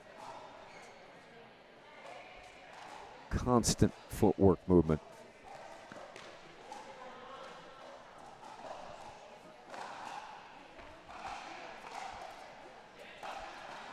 Good crowd on hand today, and we do have quite a bit of spillover from the other wing of the building. Baker flying in for the kill.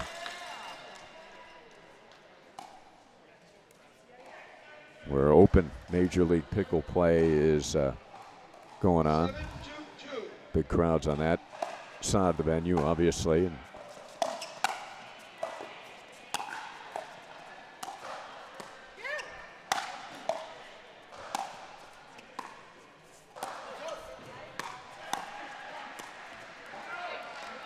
nice recovery defensively by Jane. He was off balance. Solid hands.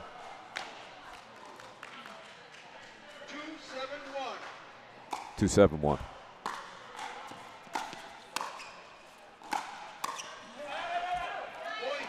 Hill driving with power into the body of Margit.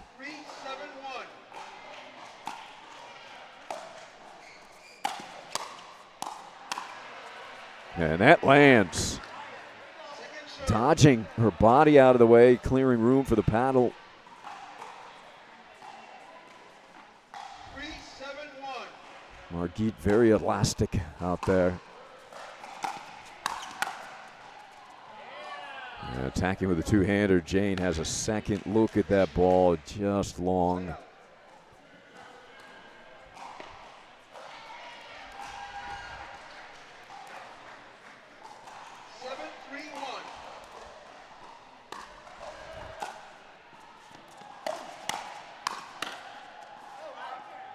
And that one just missing the line as well. A little unlucky for Coachella Valley, but bringing it is a Tsunami.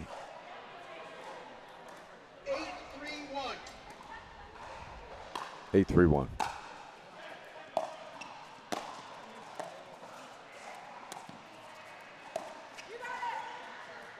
Oh, just missing that baseline. Top spin lob. Tough to spin it over Jane with his bounce. 8-3-2.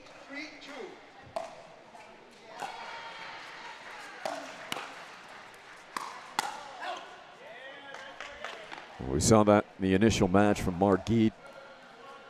Her ability to speed up with accuracy.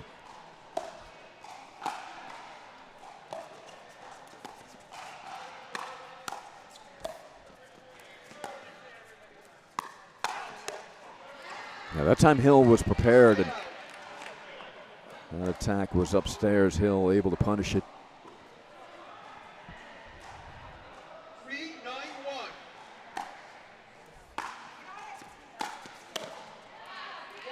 Gets in and handcuffs Baker on the forehand volley.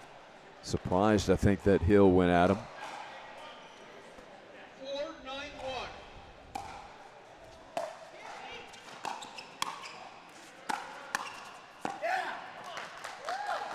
Clever there from Hardma going behind Jane.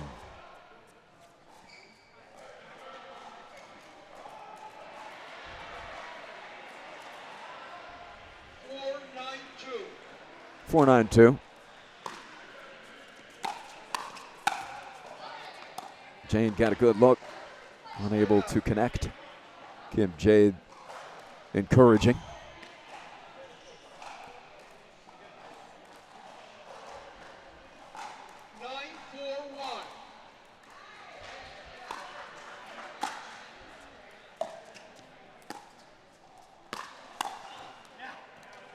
There's that ability to speed up, disguise it, penetrate the center of the court. Hardma, one of those excellent additions to the league this season.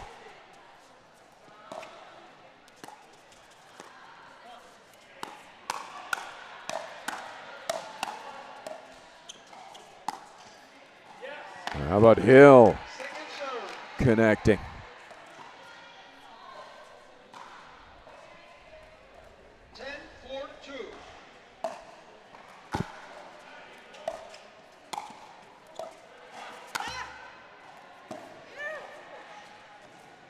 So Coachella Valley gets it back.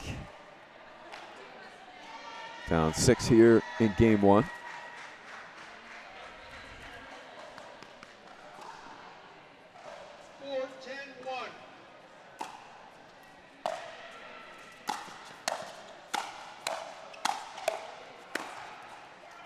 Baker just absorbing that bashing coming off the paddle of Hill.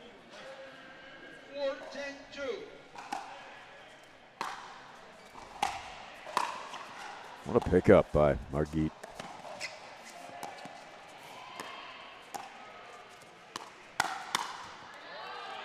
Jane ready for that speed up. Excellent counter.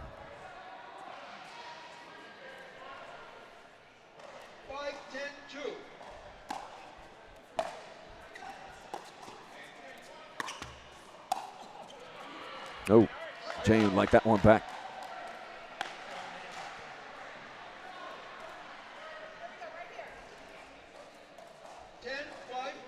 Game point for the Tsunami.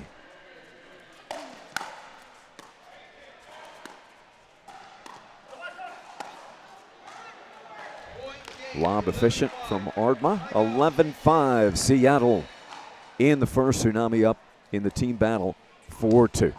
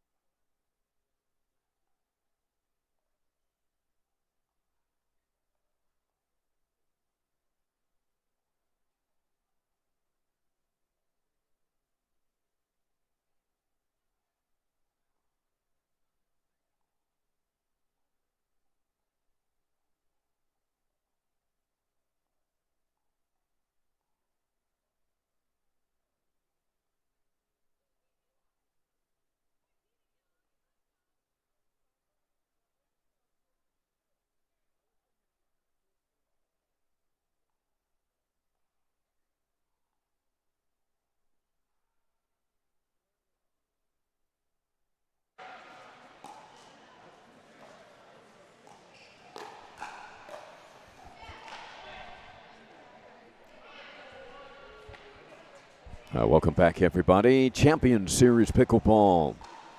Lifetime North Shore in Northbrook, Illinois. Seattle up 1-0 in this team battle. 4-2 in the overall match score in the team battle. 1-0-2. Coachella Valley had trailed 4-0 in the team battle, have won the last 2 matches. And we'll look for a turnaround here up against a very formidable side in Bryant Baker and Margit Ardma. Baker's got a couple of quality new partners here in Champions Series Pickleball, playing with David Ruan on the men's side, and now Margit Ardma. 0-1-1.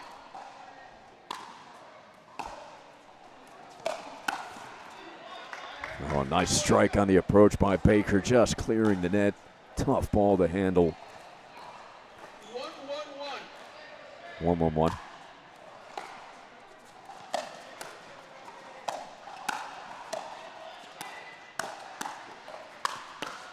Ardma's overhead sufficient.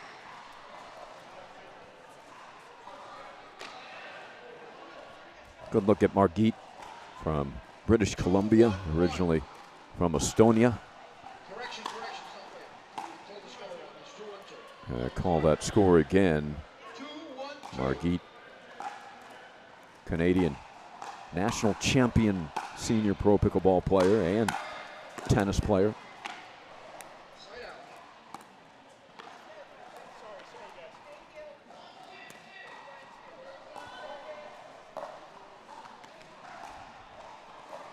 One, two, one.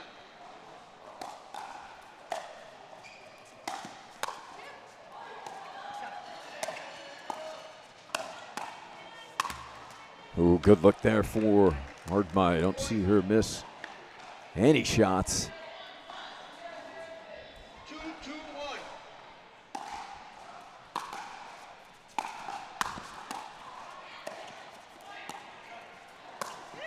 What an overhead, fading back with Baker flying at her out of the corner of her eye. Talk about focus. 2-2-2. And Margit took a little bow after that shot, so well deserved. Baker poaching over, going behind Jane. Superb stuff.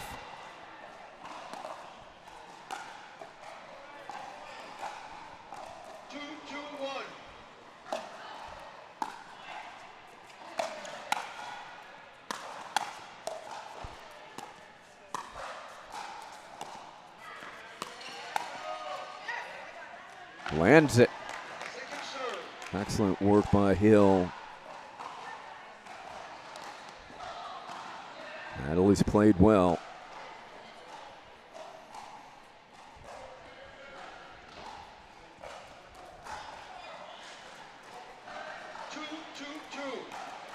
Deuce is wild.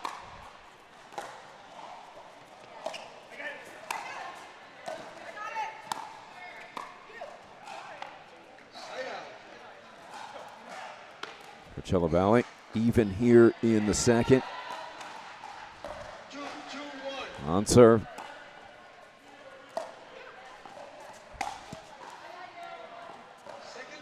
Interesting return to the lob serve. Bake ran up, took it on the short hop. Easier said than done. He made it look easy and had a deep return off it, and all of a sudden he was at the kitchen in no time.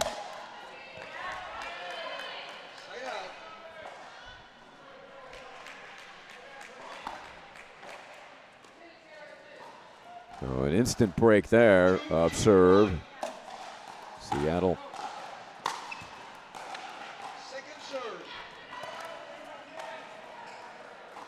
On second serve, tied at 2.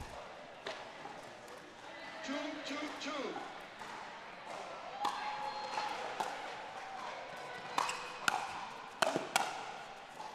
That's that one risk. Do or die, really. Baker coming all the way over, leaving Right side of the court wide open. Keychain, solid volley to the vacated area. 2-2-1.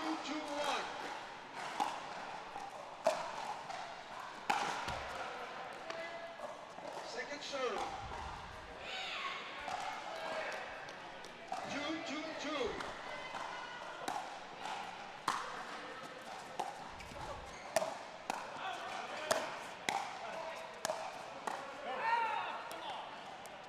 Side out. Caught in transition zone. Baker continued to pound away at Jane. 2-2-1.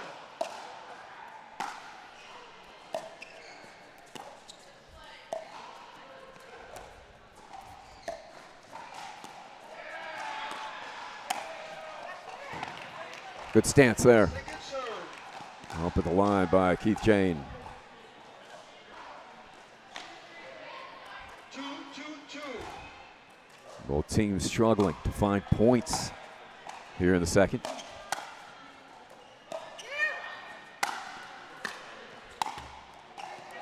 A dangerous lob over Jane. Ended up being a positive for Seattle on that point. 3-2-2.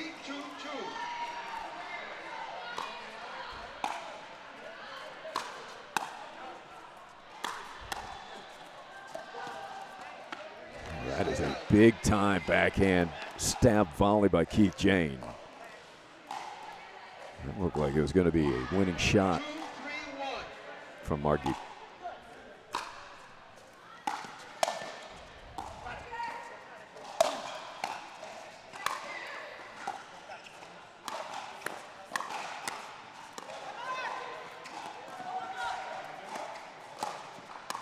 What a get from Hill.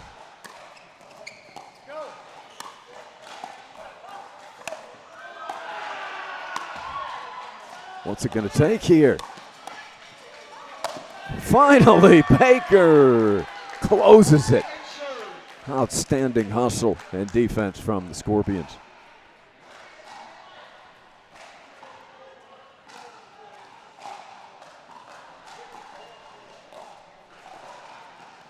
Brian Baker definitely worth the price of admission here as he applauds the effort by Seattle.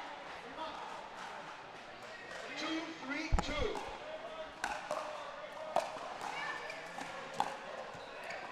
Some confusion there on whose ball that was down central.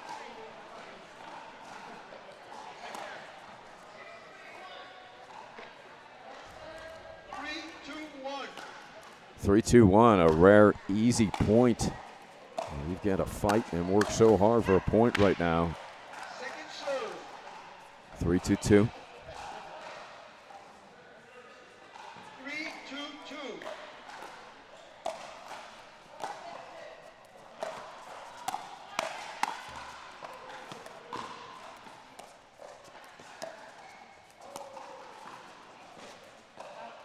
Hard by. Wise decision. Let it bounce. Had a good gauge on it. 4-2-2.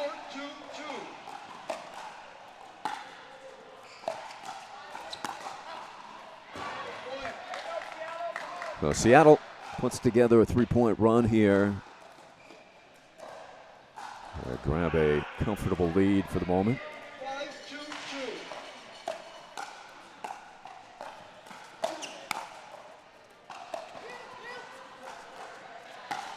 Jane all the way across.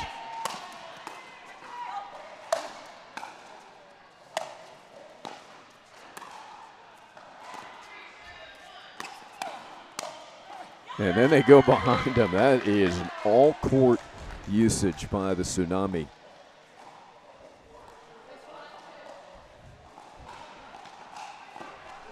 Timeout receivers. 6-2-2, 1 minute. Timeout Scorpions. Trying to disrupt a 4-point run by Seattle. And we will step aside briefly.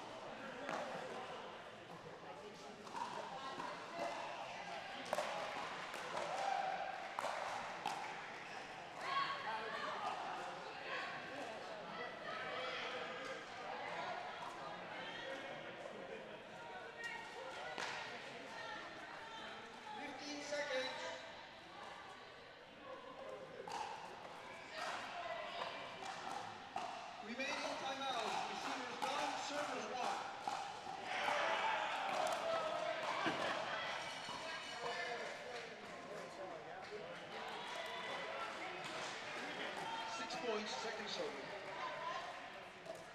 2 points, 6 points, second service. Time in. 6-2-2. Out of the timeout, 6-2-2 Seattle. And easy pickings for Brian Baker. 5-point run, Tsunami. 7-2-2.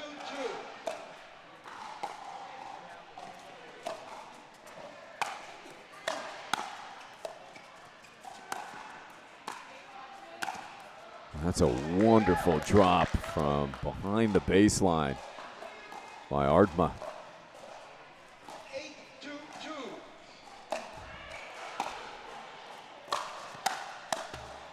8-2-2. Ooh, Baker got what he was looking for. But a 6-point run. Coachella Valley now a mountain to climb here to push this to a 3-setter. Just wide. Well struck ball by Hill. 2-8-2.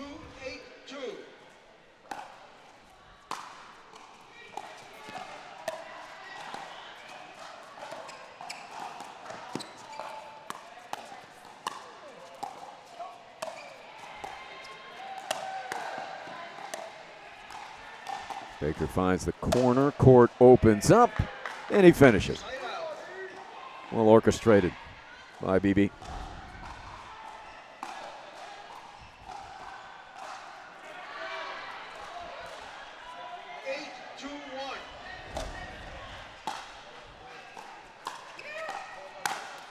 Hardman was going to call that out.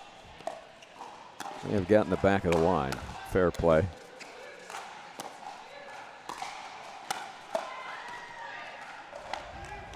Second serve.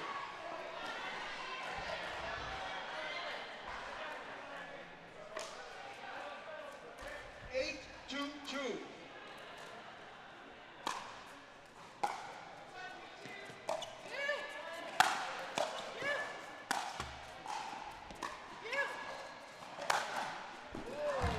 Keith Jane slams it home.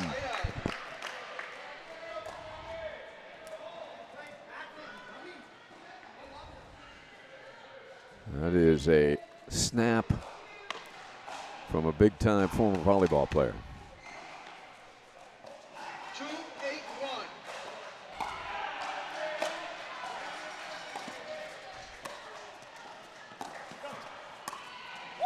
Oh, that is a gorgeous Second serve.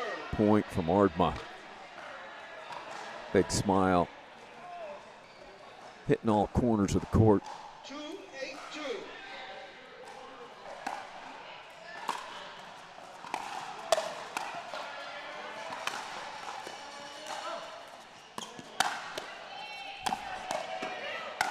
And that's going to go deep. What a point. Baker and Jane flying all over the court.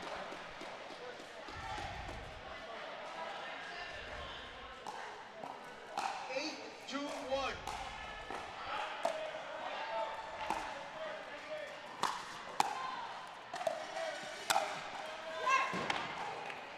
Nice punch backhanded volley for Keith Jane. It's got to feel good. 8-2-2. 8-2-2.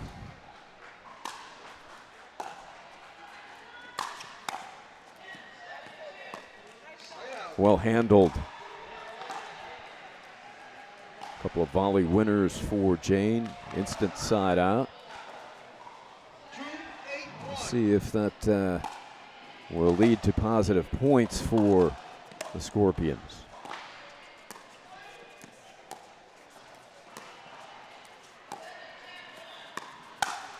Ooh, that's going to hurt. Jane going right into the body, apologizes to Margit.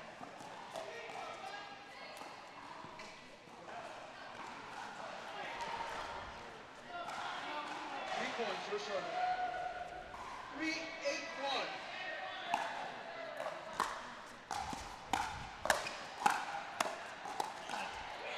That'll fly long, second serve. We'll take a quick look over around the building.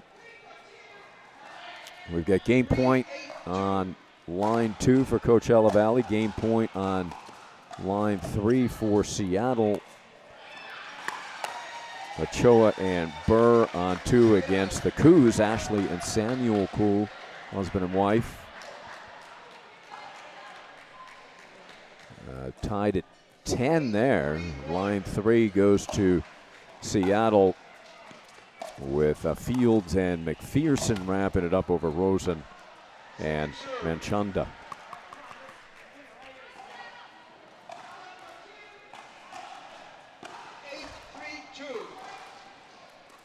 Back here to main court at 8-3-2. Seattle's been stuck on that 8 number for some time. Question is, can the Scorpions string together some points?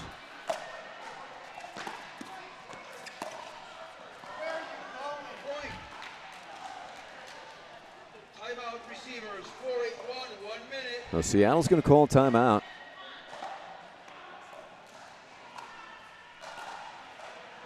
We'll check back in line 2 where we were tied 10-all. Great coverage here by Laurent Media Productions. Champions Series Pickleball. Straight 11. This is game point.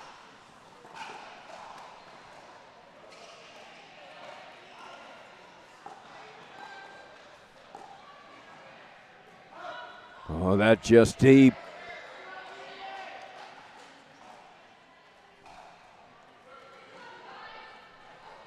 Scott Burr,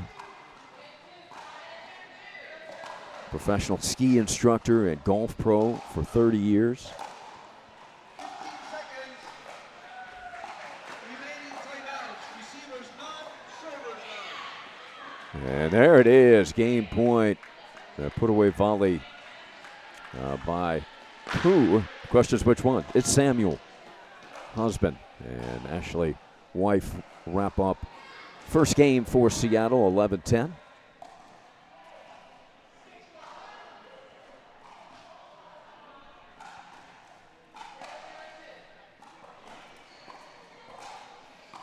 So back here where Seattle had a commanding 8-2 lead. Scorpion defense has locked in and held them in that 8. Captured a couple themselves, but out of a timeout. They draw a ground stroke miss. Second serve for the Scorpions to Hill. 4-8-2.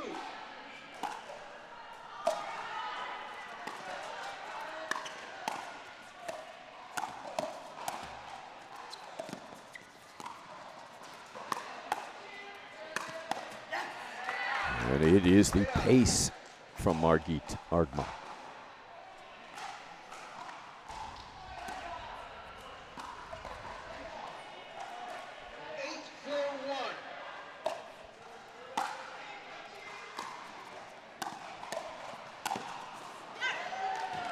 That's quickness from Chain, because Baker thought he had him leaning to the right.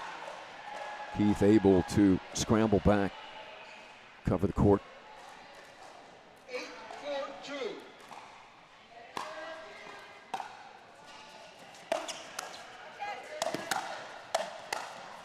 Look at this defense by Coachella. Oh, unfortunate for the Scorpions.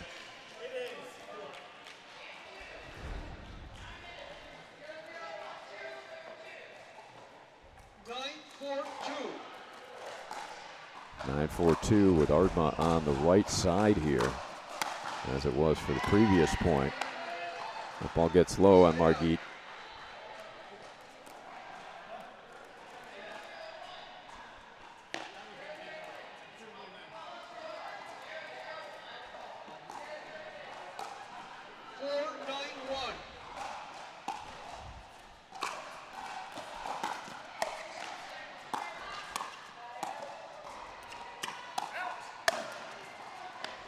Well, Jane had to protect her head there. Did get it back, but that set up the next point. See the drive here right upstairs.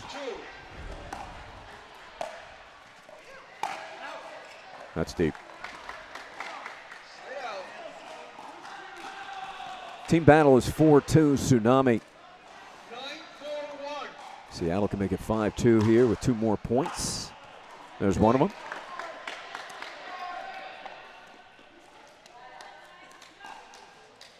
Match point, Seattle.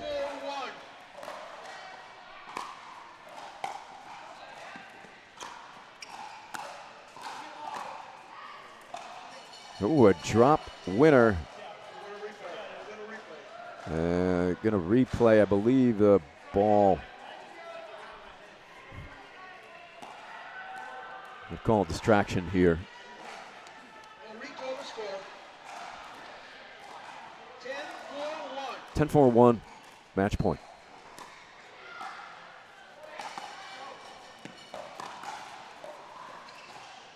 Well, a high floating serve, and Jane just kind of chipped it back, but Ardma was a step behind that.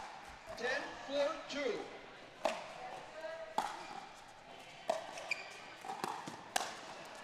Not behind that ball as Ardma punishes that for the winning shot. 11-5, 11-4. Seattle has taken a 5-2 lead in the team battle in a rematch of last season's championship.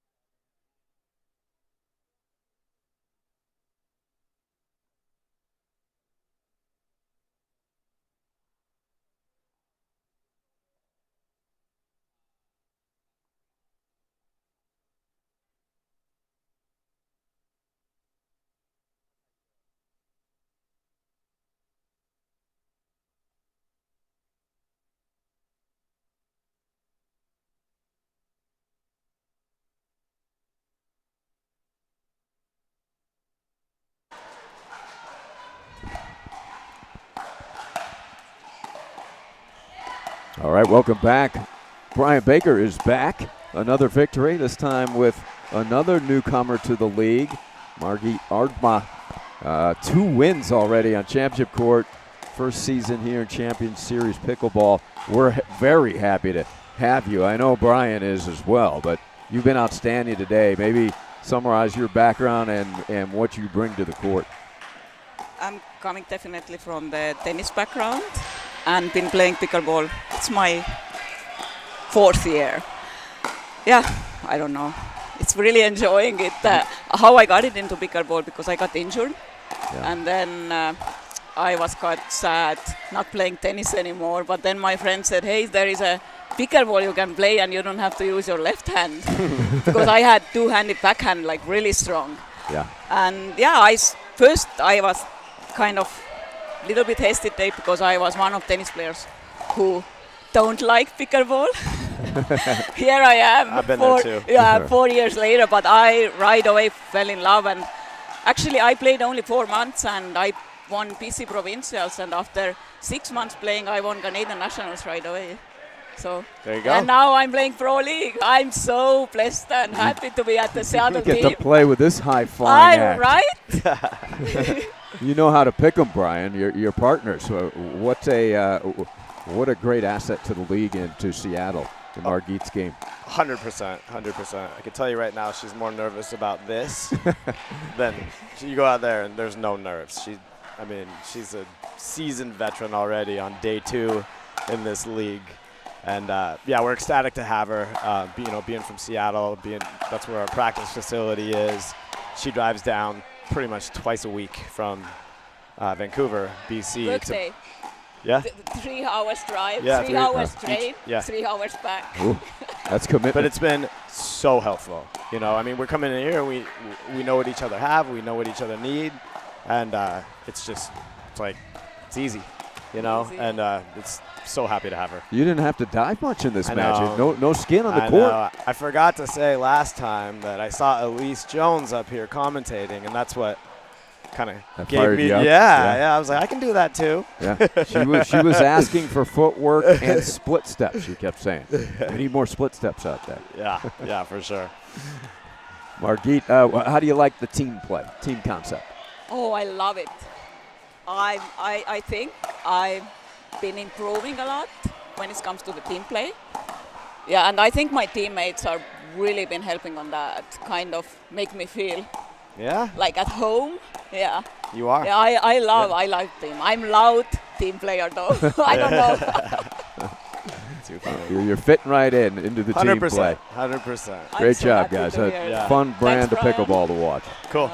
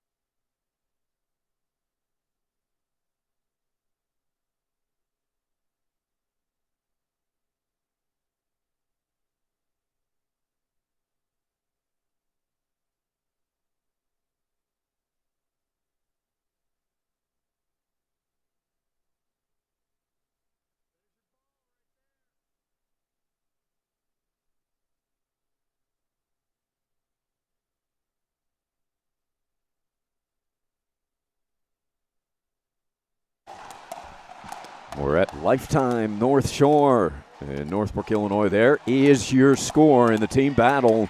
Seattle looking for revenge, trying to avenge that championship defeat last season to Coachella Valley. They came into the event as the 1 seed Tsunami, the 2 seed Scorpions, but it was Coachella Valley taking the title. Well, vengeance time for Seattle. You heard Brian Baker talk about it, half jokingly. They said half not. And Coachella Valley defeated them on their home courts in Seattle for the championship. Tsunami now 1 match away from wrapping up victory in the team battle. Best of 12, so that 7 is the lucky number. We get ready for action here on the main court. Looking at Sabrina Gilbo and Cor Robbins going up against Andrea Olson and David Ruan. One of the newcomers, Ruan, impressive in his men's doubles victory playing with Baker.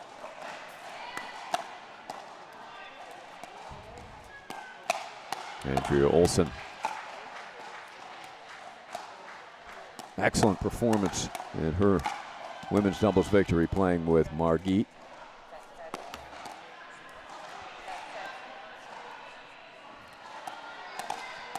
We're going to have a couple guests here.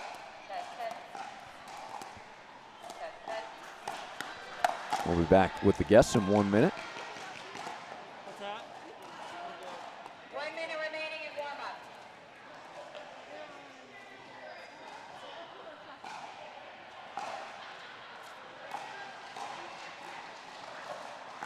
Are you going to put the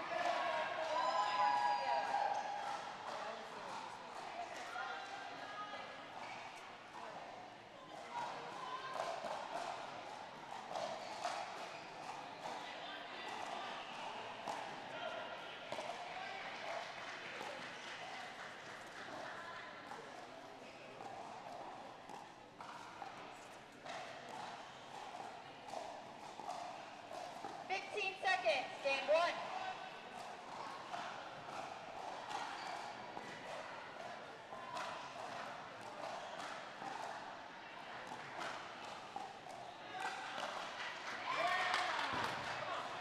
Time in.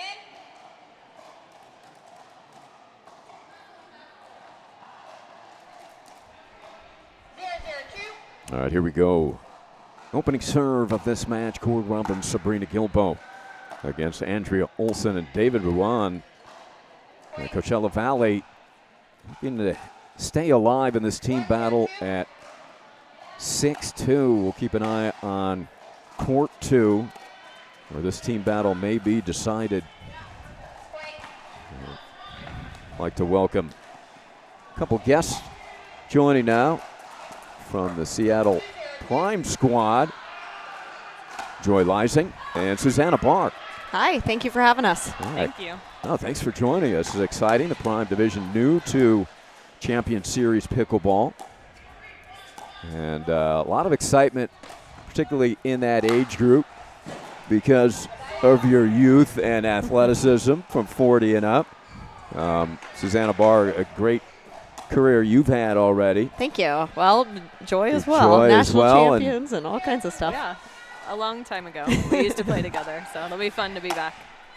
Talk about your experience a little bit, background, since I don't have it on the roster in front of me yet. But Yeah, I played college tennis. I played pickleball before it was cool, about 15 years, and played a lot of pro tournaments, national tournaments, and have just taken a little break from the tour. And then I was asked to play the 40-plus Prime, and I said, sure, let's do it. yeah, what attracted you most about this? The team play aspect? I think the team aspect, yeah. The team aspect. I hear it's a lot of fun. And Susanna? Yeah, so, I've been playing for about 9.5 years or so. I remember actually I was just telling Joy I was playing a 4-5 regional, and I remember watching her play in the Opens, one of the first pro players I ever saw.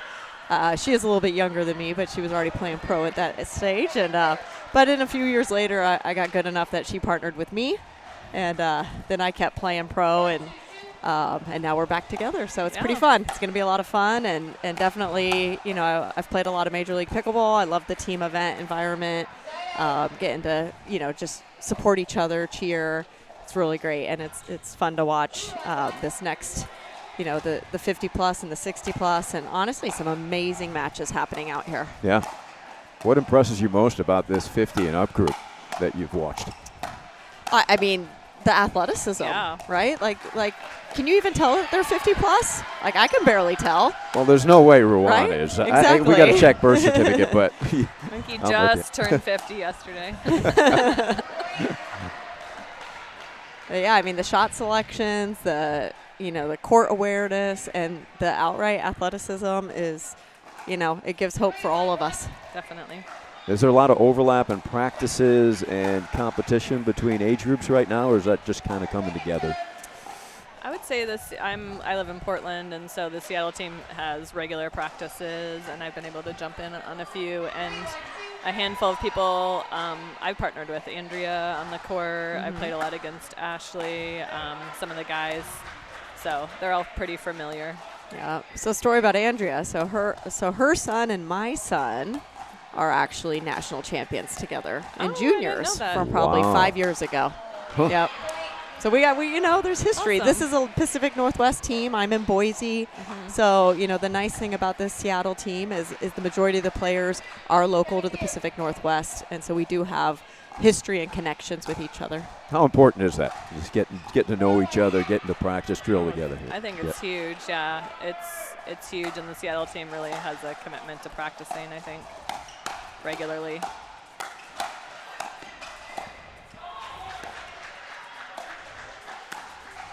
Oh, wow, what a great point. That was a great point. She did a good job catching her midcourt. I don't know if there are too many two-handed backhands better than Andrea's. Absolutely. So good.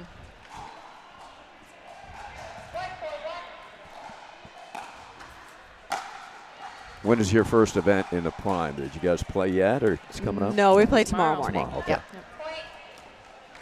I know there was some Masters matches yesterday. The 60 and up. Prime is 40 and up. Premier, what we're watching now, is 50 and up.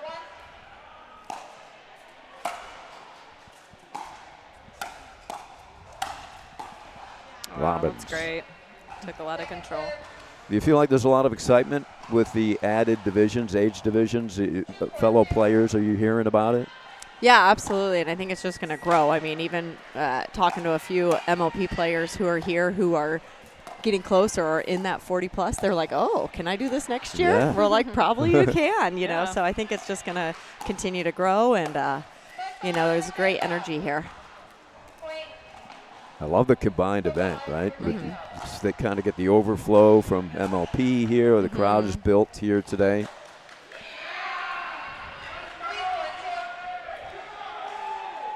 So it's 6-2 team battle. Coachella Valley out early here in game one in this match, 4-3. Yeah, I mean, you see Robbins just taking over the middle there. You know, Seattle's got to find a way to kind of go behind him, keep him a little honest, or, just get away from that forehand in the middle. He's got a great reach. It's hard to get away from him. Big guy. Yeah, former basketball player. He's about 6'5", I think. It's like you said, get that wingspan too.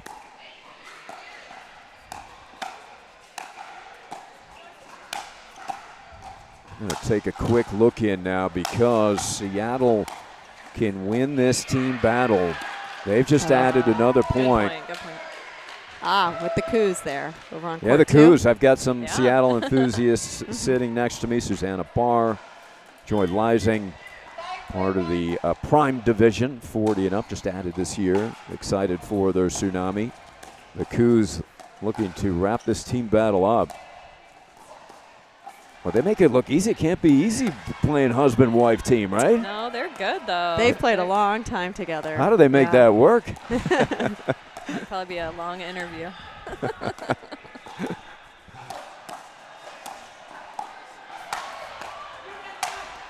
There's Robbins, as we said. Dominant in the middle. The man in the middle.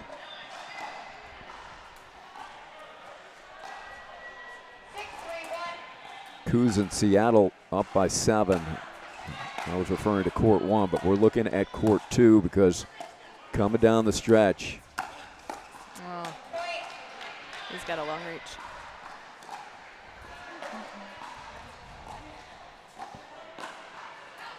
That is wide, so Seattle continuing to cruise. You see nodding yeses.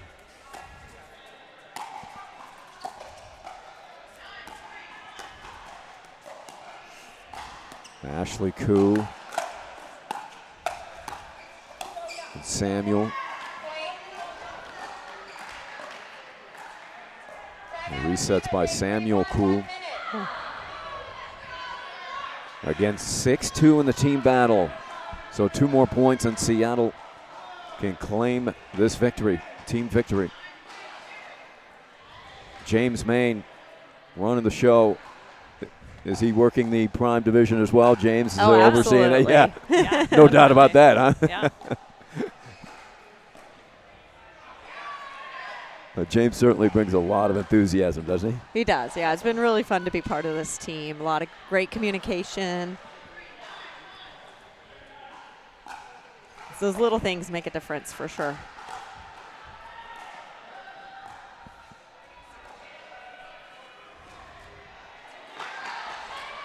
And Coachella Valley making a little run. Earns a point, hanging in there.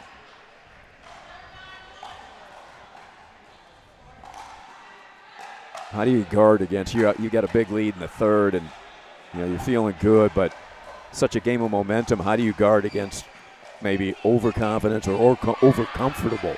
Yeah, I think the biggest key is don't change things up unless the other team has made an adjustment. And it's, we haven't been watching this match too long.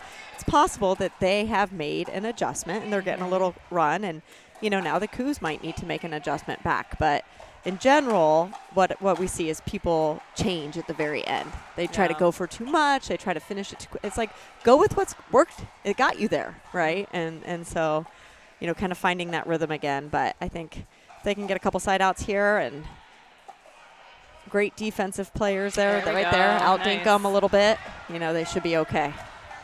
There's their consistent play. Good patience there.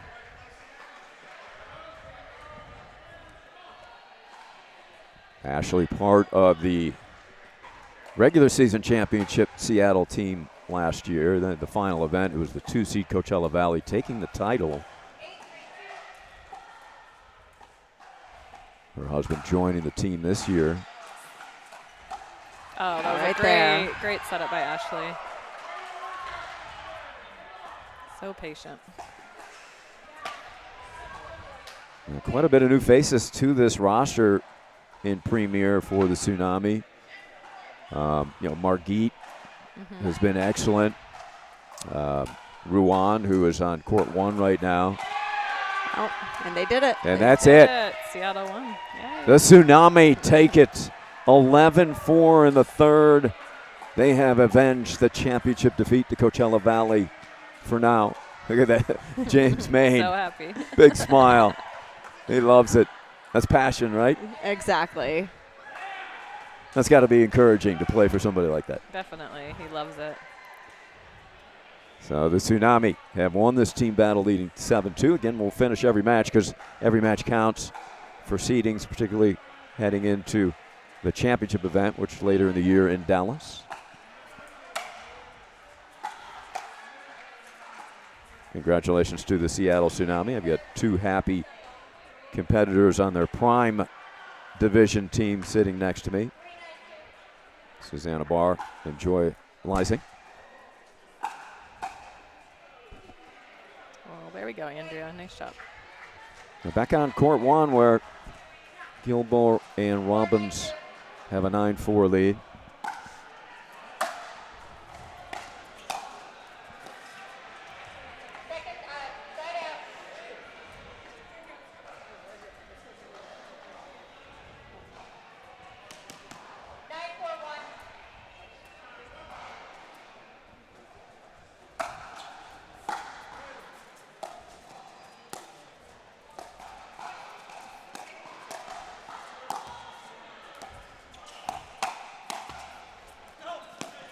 Ooh, nearly got there.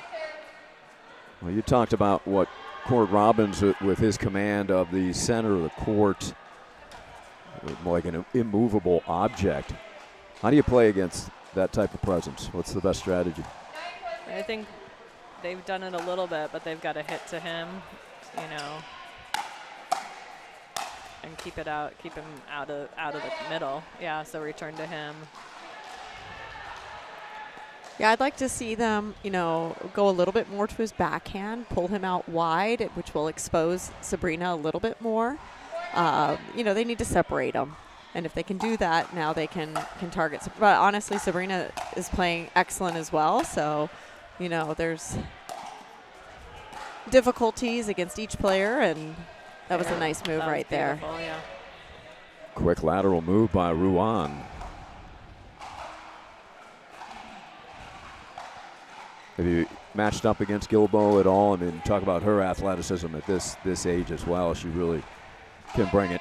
Yeah, no, I mean, this is my first time watching her, but I've definitely heard her name a lot. A lot of players have been talking about, just what a great player she is. I think she's a little newer on the 50-plus scene, and very impressed.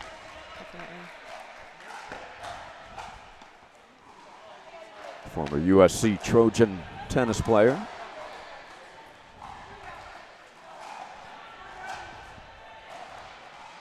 So Seattle starting to claw away.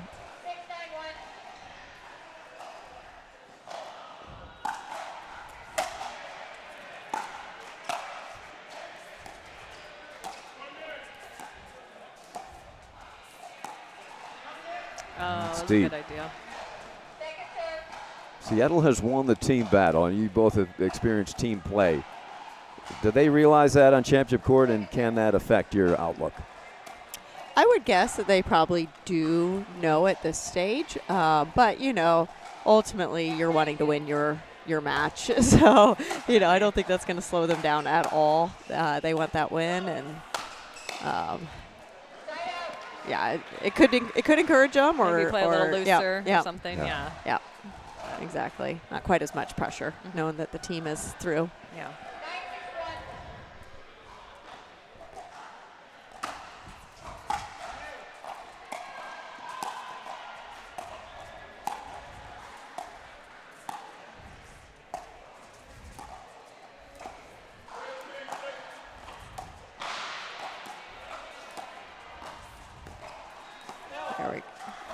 Just a little wide. Yeah, they know what they have to do. They're trying. Yeah, it was a great idea, especially if you can make that ball bounce, which is obviously tough against Robbins. But I would have liked to have seen them maybe go 1 or 2 times to his backhand and then get over to Sabrina and see what she can do. Move it around just a little more.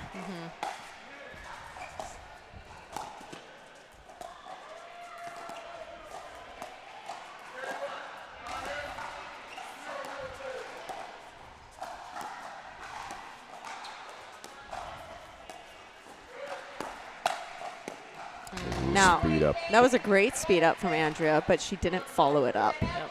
Right, so she sped it up, but then she stayed back off that base, off that line. If she had sped that up and followed it up with pressure, she would have been able to put that ball away. So the setup was there. We just got to get that follow through. So Coachella Valley takes game 1, 11-6. The team battle to Seattle.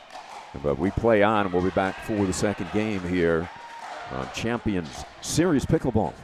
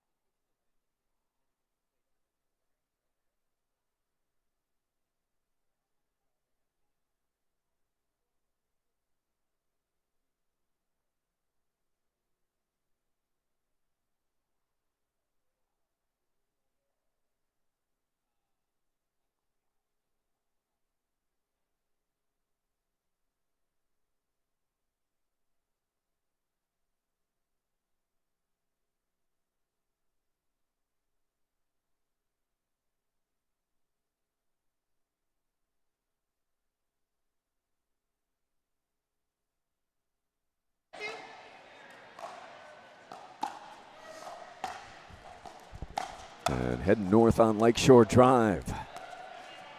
And into the building here at Lifetime. Game 2. What a reset by Robbins, but Ruan keeps going at him with relentless attacking. Seattle first point in the second. What do you think the discussion was between games, ladies?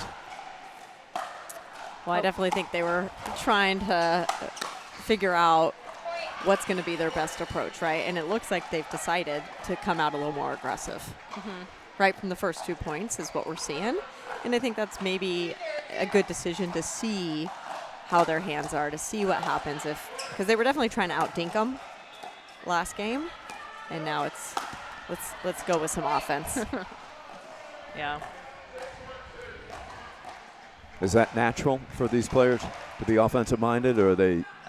I think they've Andrew is typically the one, that's Olsen's more definitely aggressive. Yeah, more aggressive. She's got a great two-handed backhand. I think she's going to play her best when she can be the attacker. Tough to lob over the former hooper. Nice play over here by Joy Lysing. I got to touch the ball today. Didn't they tell you to bring your paddles over here?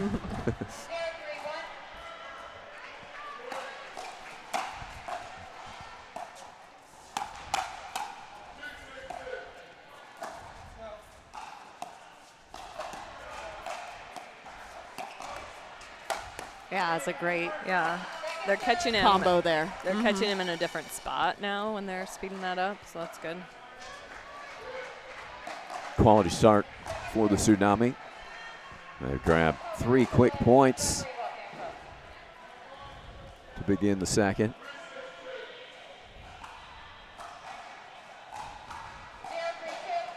Zero 3-2, Gilbo.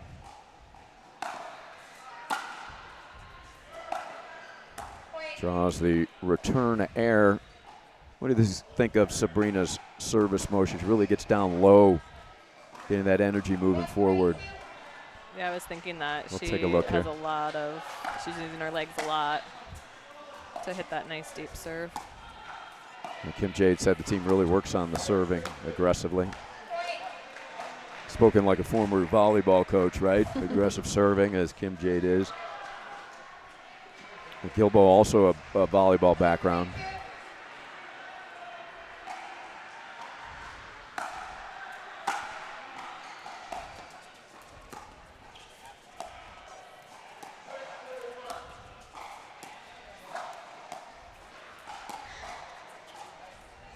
Wow.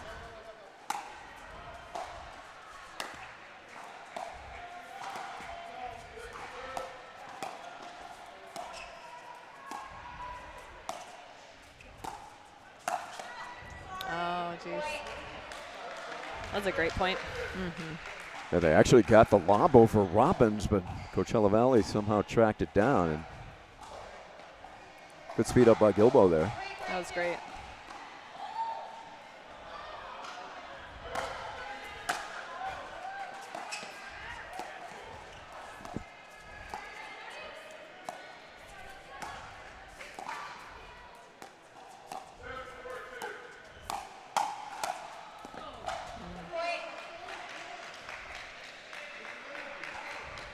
Joy Lysing, Susanna Barr in the newly formed Prime Division 40 and up with Champions Series Pickleball.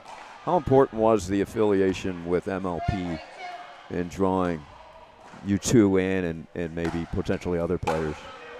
Yeah, I mean, that partnership happened, and it was definitely an exciting move, and I think that's part of what's going to appeal just for the fall, the next following seasons as well. But yeah, it gives it that element of respect, being on Pickleball TV, really helping to unify this team sport. Yeah.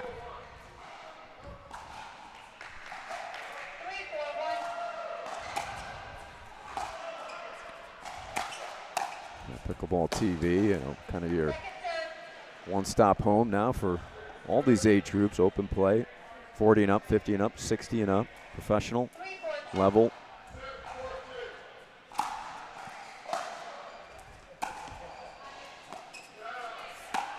Yeah, that that was a beautiful shot. You can just see she set that up with her footwork, got around that ball, created all the opportunities she wanted. So many weapons for Olsen.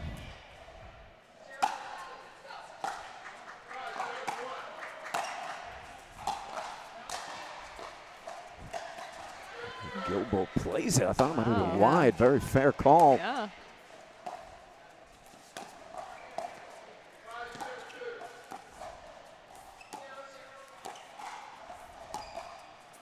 Andrea's using that lob a lot.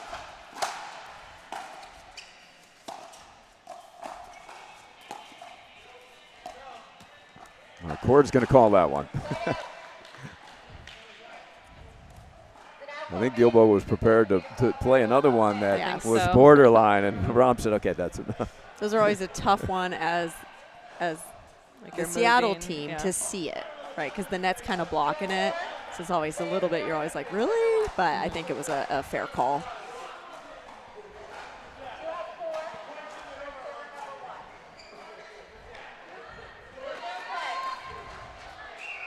Sabrina Gilbo, two-time Trojan Spirit Award winner back in the 90s as part of their tennis team. That's amazing.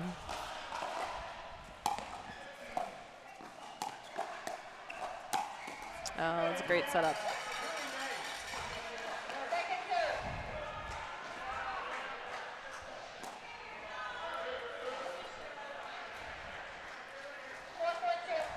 That is one thing that you see in the Champions Series is you do see a lot of players who had an excellent tennis background. A lot of college and even some pro tennis players. Yeah. And I think it's even more than you see it at the Major League Pickleball level. Interesting. Right? Because a lot of them, did tennis for so many years, and now it's like they're back, right? They're finding a way to compete again at a high level, and So you think easier transition at the upper age levels, whereas the young, if you start playing pickleball when you're younger, you don't play don't tennis necessarily then, right? need it. Yeah, exactly. And maybe we'll see that in 10 years as some of the pickleball players who started playing in their 20s and 30s, we maybe won't see as many tennis players. But at this stage in the Champions Series, you can look around and you can see, oh, that was a pro tennis player, that was a high-level college tennis player. Yeah. Any trend at the open play level of different sports that you see most players coming from? You say that again? Other than Any tennis? trend? It's still tennis at that open level. Any other sports? I mean, tennis is still the main, but I think what we're seeing more is the ones who are growing up pickleball. Okay. Right, with the young, and so that's pretty exciting, right? Where they're pickleball from an early age, and what is that going to look like? How is that going to change the sport?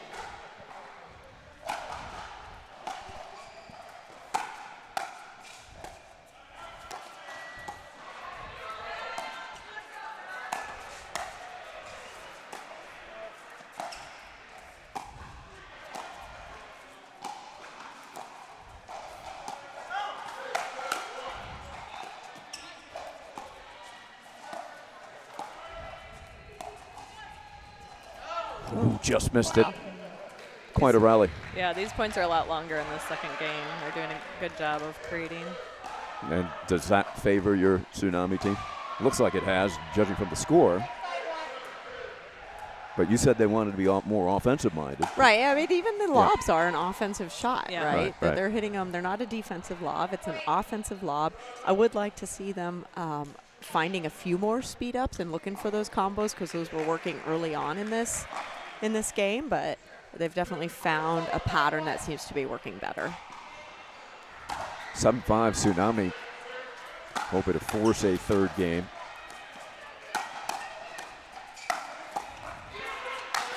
Cord Robbins with the overhead put away.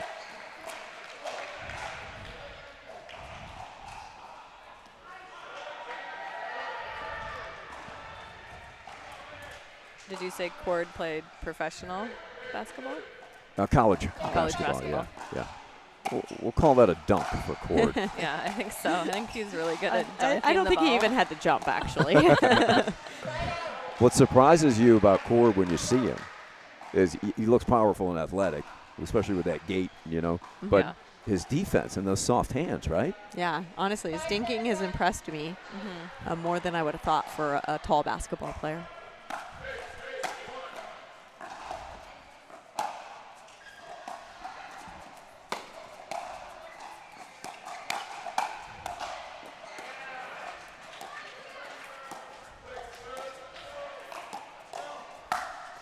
Gilbo with some hops. Yeah. I feel a little bit that they're reading that lob a lot better now. I'd like Yeah. to see Seattle back off that for a little bit because it can get, you can start to read it when you see it too many times and find some other ways to throw in some offense and then maybe bring it back when it's less expected. Sometimes people get lob happy. They're Right. like, oh, I'm going to lob now. Yeah, it worked for a little while.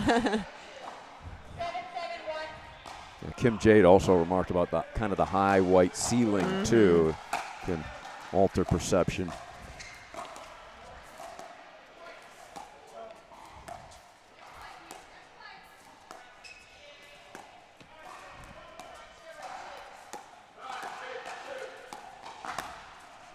Oh, good punt Great volley. shot.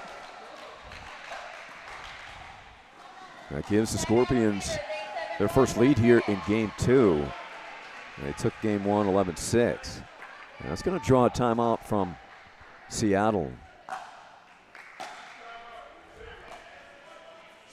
As Olsen and Ruan make their way over to the sideline. Just more for a breather, maybe stop momentum. Yeah, absolutely. Yeah. I mean, it's still such a close game. And so, stop that momentum now. Seattle went on a 3-point run, which is usually a good time to take a timeout and hydrate a little bit, coming down to a little bit of endurance as well at this stage. And these are, physical matches. They played all day yesterday, and they got to regroup and finish strong here. And Coachella's doing a great job coming back in. 15 seconds remaining timeouts. Receiver 0, server 1. Brian Baker over there with some guidance. What do you think Bake is saying? Oh, you just got to fly around the court a million miles a second and dive, give up your body. Hopefully not. I think he's one of the few that can do that. All right. Definitely a unique player.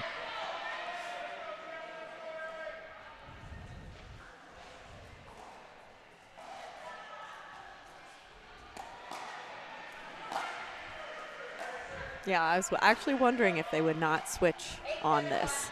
Yeah. They played the first few points of the game. They played with Andrea on the left, and it worked out pretty well. Nope, right there we got timeout work. Good eye. Good There you go. Good leave, too. Good timeout. We'll see here if they leave it. Yeah, leaving Andrea on the left. 8-7-2.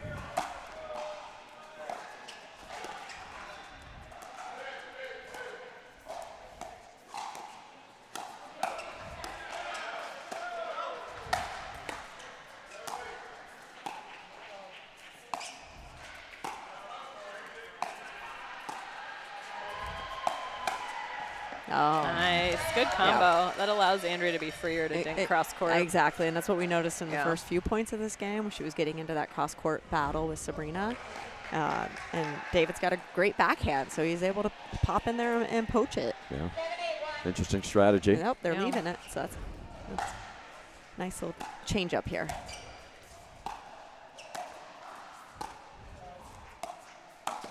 Yeah, there it is again. Yep. Look at that. That's, unpredictable there. Be careful. James Main's going to make the both of you coaches now. Well, we both are coaches, and we've both been coaching for a long time, so. Yeah. No surprise there.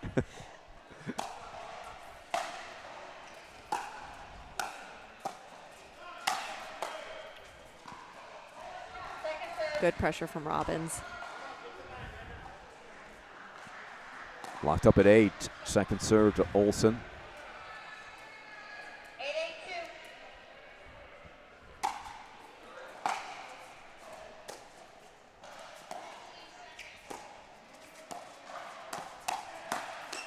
Great, look at that. They can jam him right there. You don't see Robbins get tied up often there. Quick work by Ruan. 9-8-2.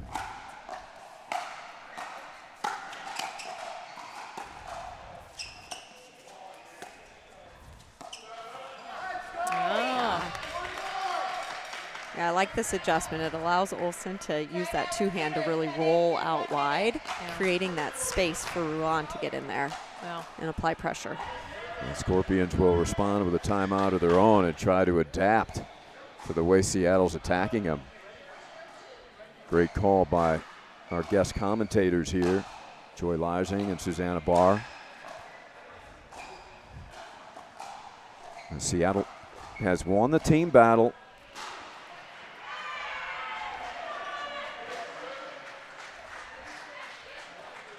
They lead it currently 7-2.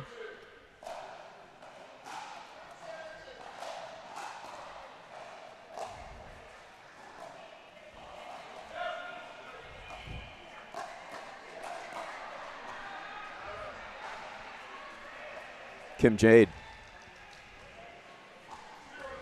talking with Cord Robbins, Sabrina Gilbo, Keith Jane over there as well. 15 seconds, no remaining timeout. So what adjustment do you feel is coming from the Scorpions? So now? I would like to see the Scorpions dinking a little more middle, right? So not getting pulled into that wide cross court, especially with Olsen that she's wanting right now. So if they're going to go a little bit more middle, they're going to, you know, from there potentially be able to pull wide after hitting more middle. But I would like to see them kind of push a little bit on those middle dinks and see if that allows them to start to dictate.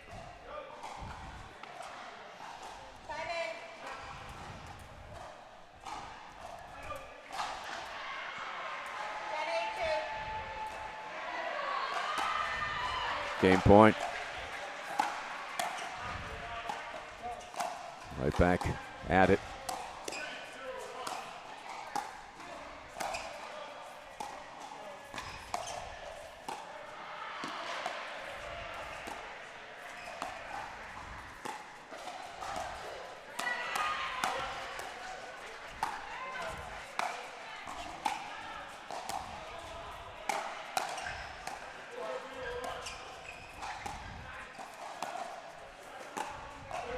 Oh, that was such a good point. Yeah. Great work by Coachella Little Valley. wide by Olsen. To get that ball back. 8-10. You saw Robinson making himself a little more assertive in the middle there.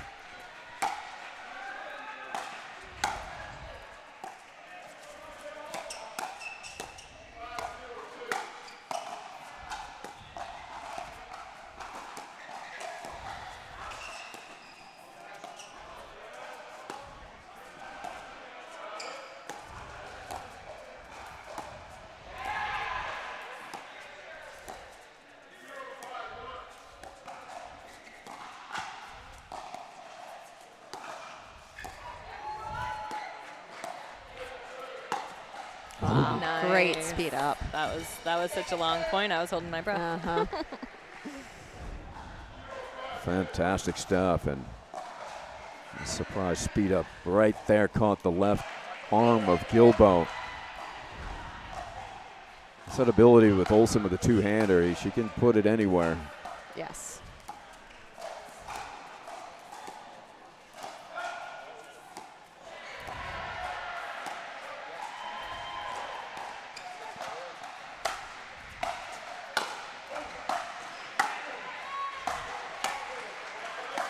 Uh-oh.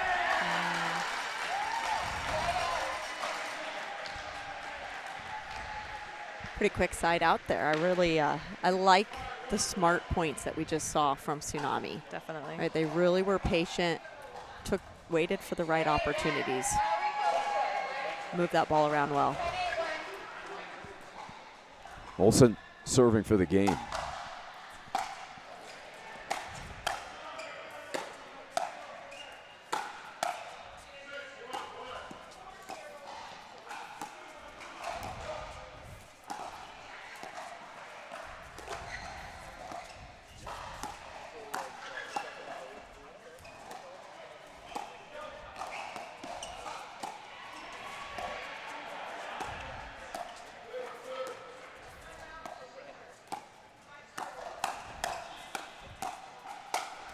And Ruan finishes. Great gets by Andrea there. Nice finish.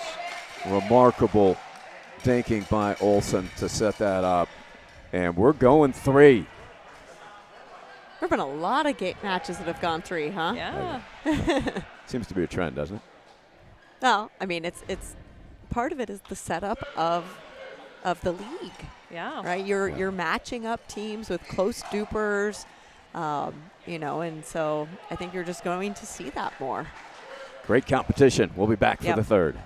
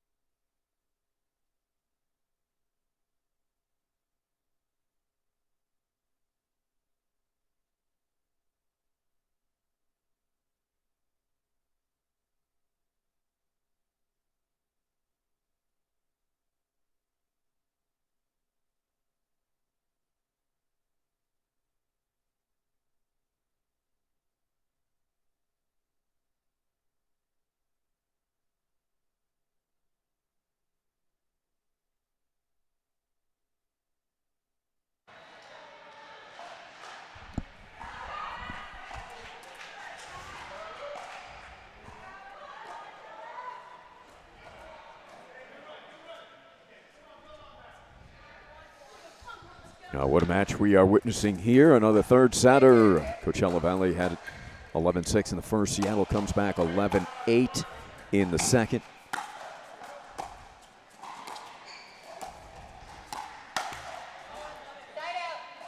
Side out to begin the third. Ari Shannock along with guest Joy Leising, Susanna Barr.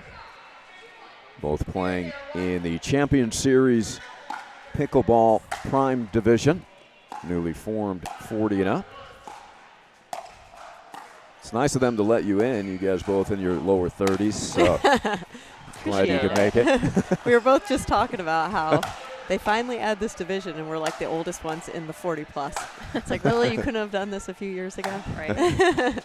Well, good news is you've got the Premier, you've got the Masters. It never ends. That's right. Once you're in, you can't even get out. So.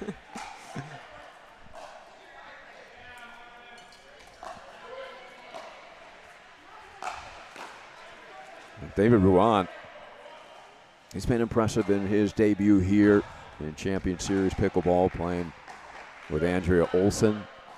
You guys are both big fans of the adjustments that Seattle has made. You wonder now how Coachella Valley will counter that here in the third.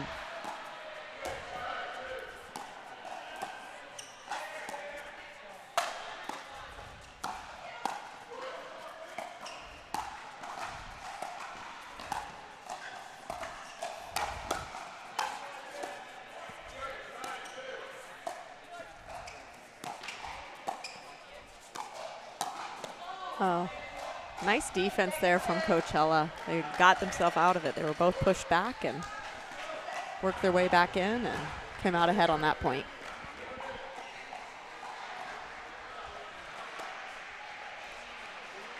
Some confusion. That should be second serve here now. Seattle, I think we've got it right. That's such a long point, the players forgot. I know, I think.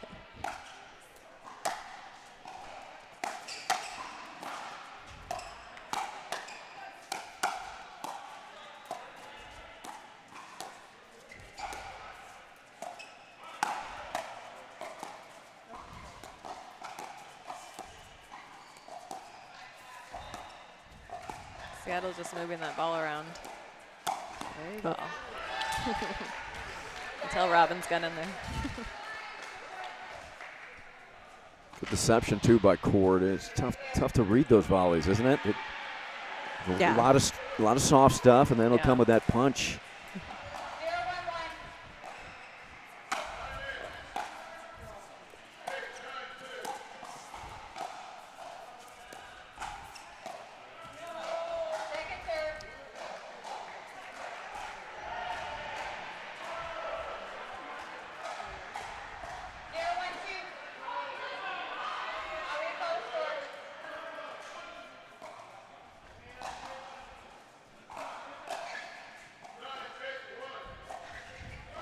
Sabrina adjusting the glasses.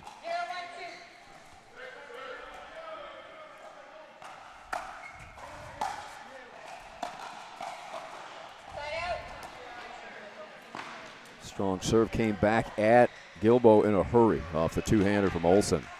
Yeah, a couple unforced errors there, but the serve and the return, just always such an important part of this game.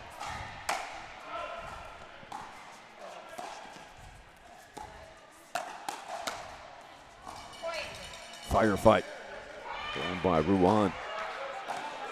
Quick hands.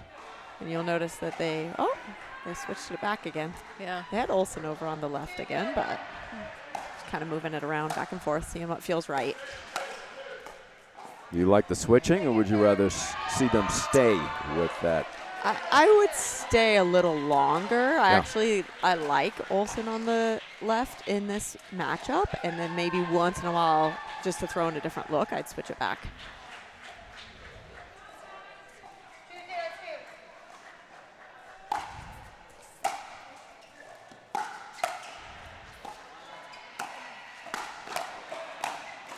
Ruan. They opened that door. Swinging finish.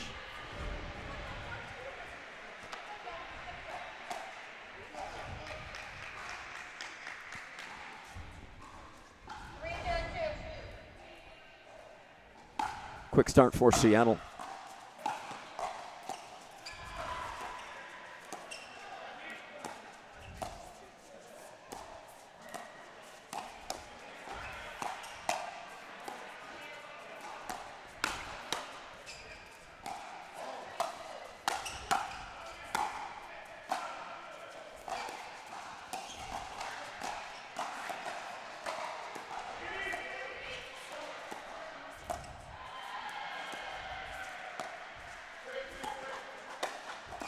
Oh, she almost got it over. Good to get a little more over his backhand, I think. Yeah. But great, really nice rally. I think he might have come off the ground. He did. There he goes. Yeah, he can still get off the ground. There was a jump there. Yeah. Doesn't need much with that wingspan and height, but no. That's a high level point right there. Mm-hmm. Lots of resets, attacks, cross-court dinking, everything you could want.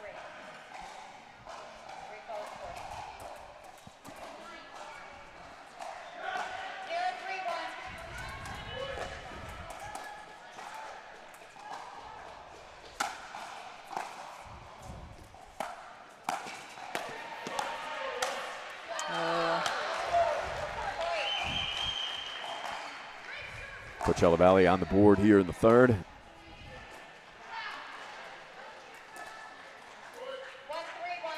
Day 2 morning session.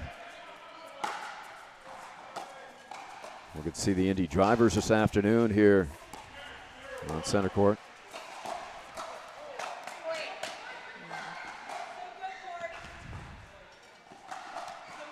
That'll be the Witskin and DeRisi That's playing a fun together team. for Indy. Your old partner, Susanna. I've played with Witskin quite a few times in some split age events. I've played against you in those, unfortunately. I was going to say, I think you'd rather be on Rick's side. 3-3-1.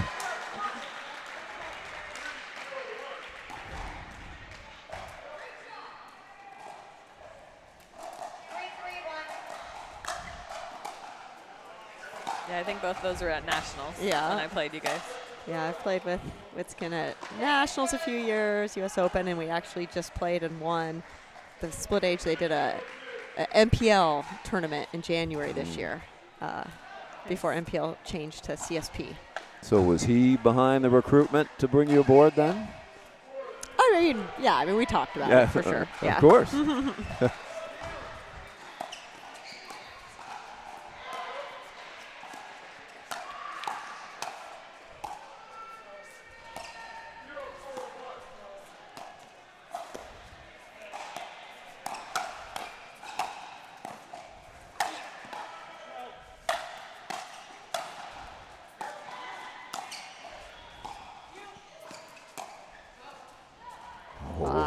That point was over so many times, and right. Seattle kept getting it back.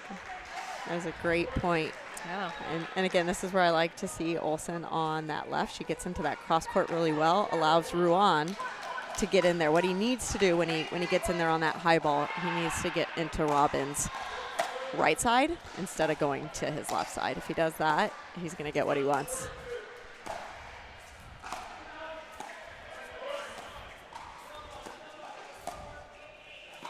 Here's the cross court game.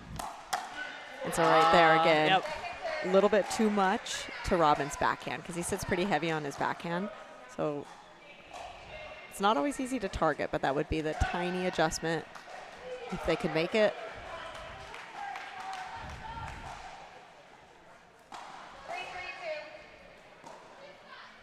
3-2-2 in the third.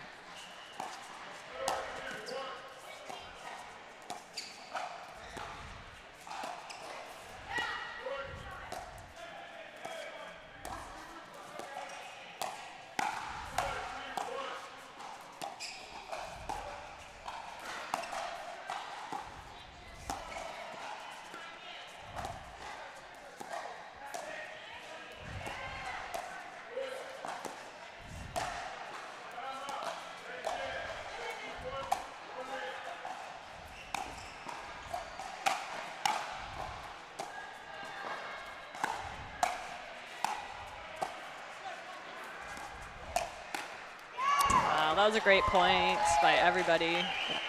Scorpions finished that well. Well, note that they actually got a lob over Robbins, but he was quick enough to get back and reset it.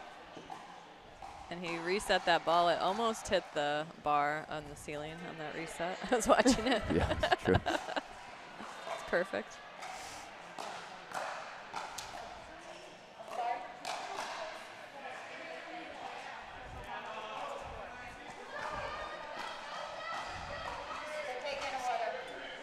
Kim Jaggs reminding them to drink water. Yeah, I heard that. Consummate coach. I can do that whenever you need to. And that is where in this third game, it is a little bit of endurance, right? It's who can, especially these points are going so long right now. Yeah, grueling, kind of physical match. Yeah. Yeah, it's only 3-2, and it feels like it could have been the whole game.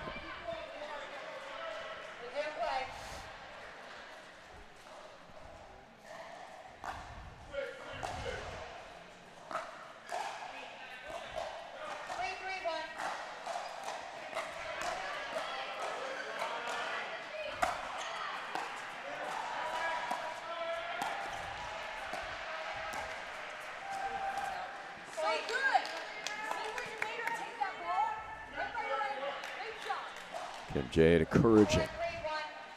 That shot by Gilbo right at the ankles.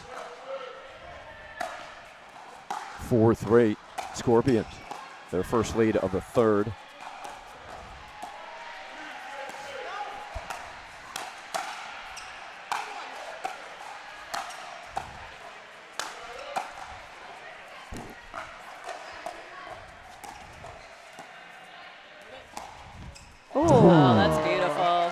shot by Ruan.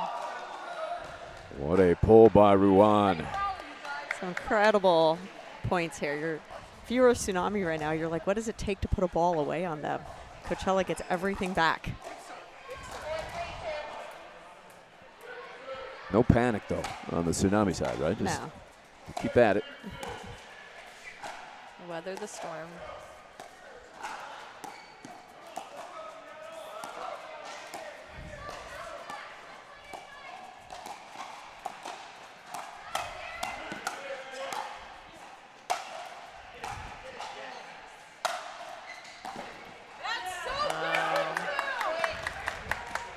Great shots. It had to be a perfect overhead, and it was from Gilbo to keep it away from Ruan.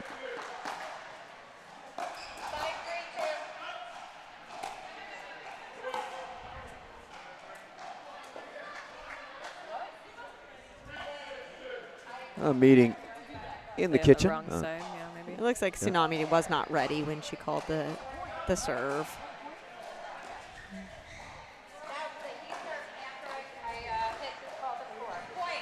Oh. Yeah, you have to be ready. I guess. Kim saying that could be a point because they can't stop the game. Let's see what they decide. So that will be a point for Coachella Valley, and they'll change over here at 6-3. What do you think the ruling was there, ladies? Yeah, I mean, it's a little interesting to me because, I mean, I felt like Tsunami wasn't ready. Like, I felt like they were still kind of wandering. They weren't really in position. Yeah. And I do think, you know, my understanding is the refs are supposed to check to make sure both sides are ready. But maybe she felt like they had had enough time or they, so, you know, it's kind of comes down to up, though, that refs. I mean, yes. if you're still moving into position, are you really ready, right? So, but I guess, you know, the refs are experienced and. You feel that's a little harsh here in the third? I just like I'm just you know I guess we just got to trust that the ref you know saw what she was doing in that moment, and I just know when I was watching it I thought they're not in position, they're not ready, so I was a little surprised that the score was called, and but you know. Felt like they were questioning if they were on the right Right, side exactly. or not. That's what I thought was yeah. in question, and I thought the ref was stopping because they were on the wrong side. Yeah. But that was not the case, I guess. I'm curious. Have the sides come into play at all? The sides? Yeah, because the background. The word is now what Coachella Valley is facing Is into a little bit the of a white tougher side. kind of glare. Yeah. Is because people have been winning. That's why. Yeah, The I'm not side. sure what I'm not sure what the stats are showing yet. detecting but that. yes. Yeah, that's been the word. So potentially Tsunami is on maybe the better side to finish up this third game.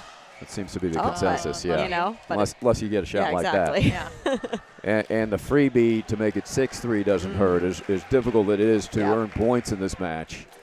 And now it's 7-3.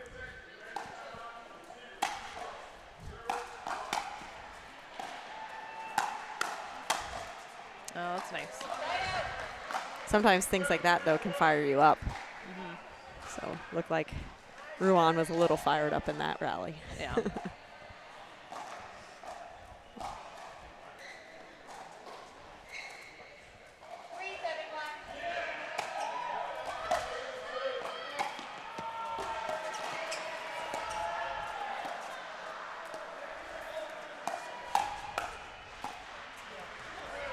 Nice attack from Gilbo. 7-2 Tsunami in the team battle. Tsunami has won this team battle. Coachella Valley leading 7-3 in the third here. We're going to do a split box here. Check on the other courts as this team battle continues. 4-all in the third. 7-3 also in the third on line 3. Wow. That was a pretty shot. A lot of games, a lot of matches going 3. Yeah. It's fun. It's great. Great for the players, great for the crowds. We've got Zong and Lee against Aldrich and Olsen. We're looking live back on court 1.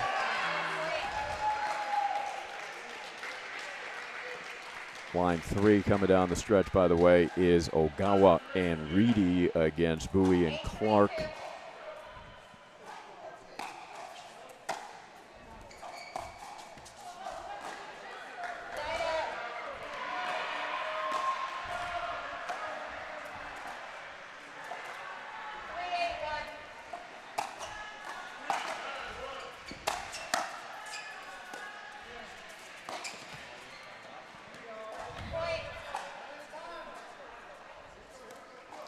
That's the first point for Seattle since they led it 3-0 here in the third.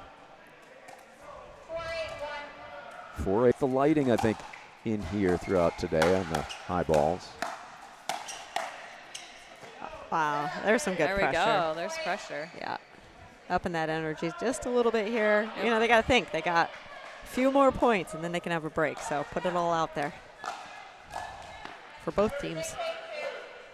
3-point run for Seattle. Within 2. Oh,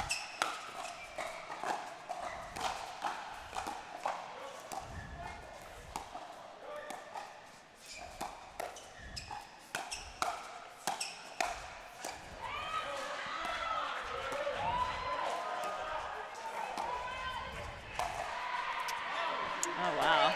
That's well placed by Olsen. Yeah. Timeout, Coachella Valley.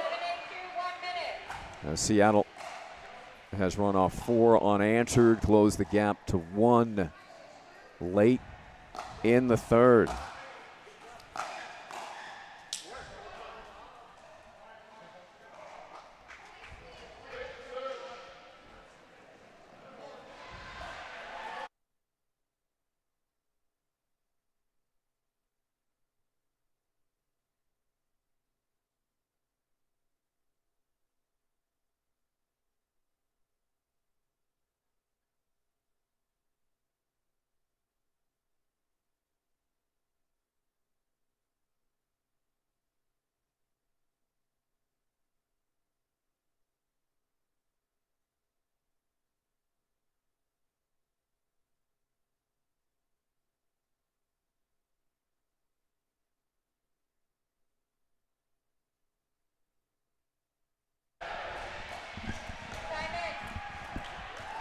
Back here at Lifetime. North Shore, suburban Chicago. Good timeout from Coachella. There you go. Break the rhythm. Timeout, side out. Scorpions serve.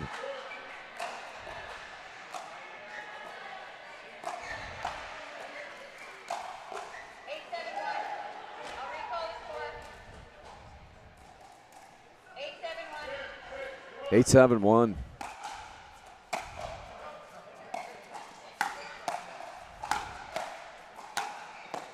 Nice, Andrea. Right at the foot of Robbins before he could make it all the way forward. 8-7-2.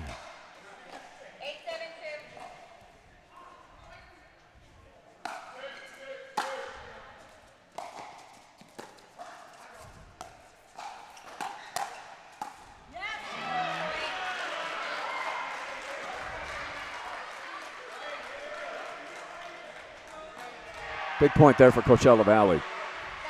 Breaking that run. Now lead by 2.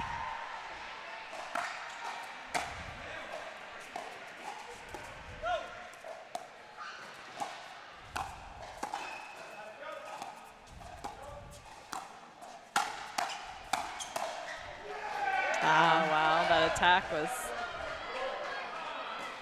Great job by Ruan, just being ready. Right, he's just ready. Right, he's As so soon as he ready. gets that opportunity, he's quick enough, gets in there. Quick first step of Ruan.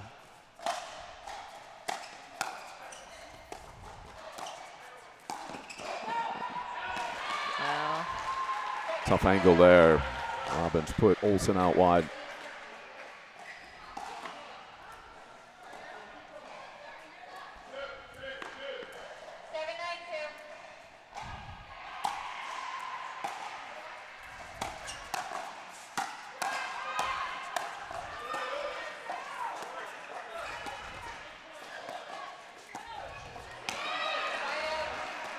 Steady play. Yeah, they're running her up and down, back and forth.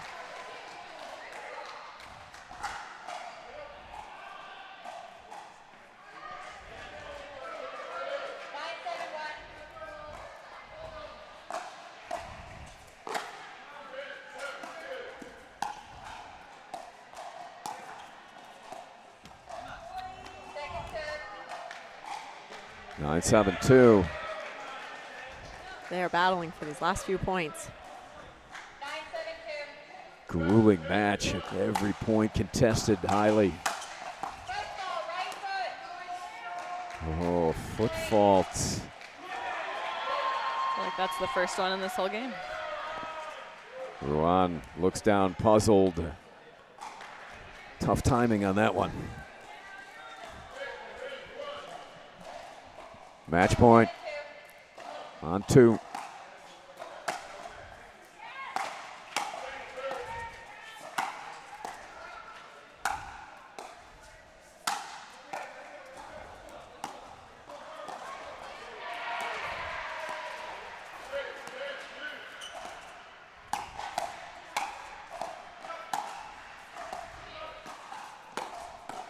Oh, Wow, great point. really great point.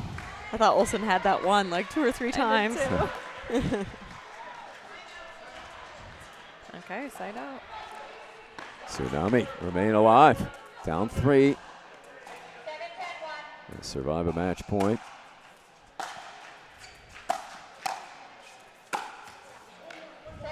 A rare miss with that two-hander.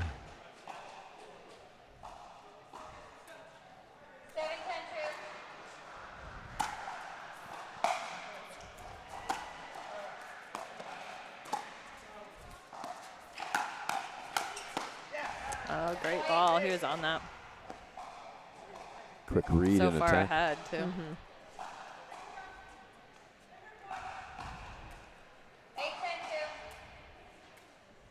Within 2 on the second.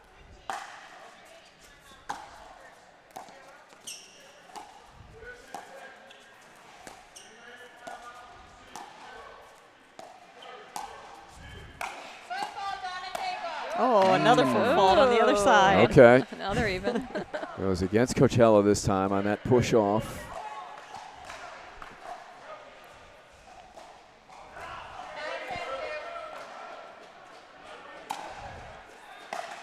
Seattle trying to tie it right here. And there it is. What a drop. And now match point Tsunami.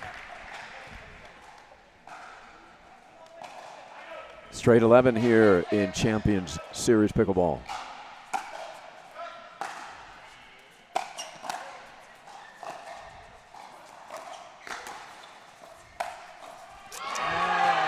And they fight off a match point. I have to remember that win by 1 I know, situation here. it's really tough. You don't want to give it back. Yeah. That's also one of my Pickleball 101 rules. We don't lob on match point. You're too tight. It does not go well most of the time.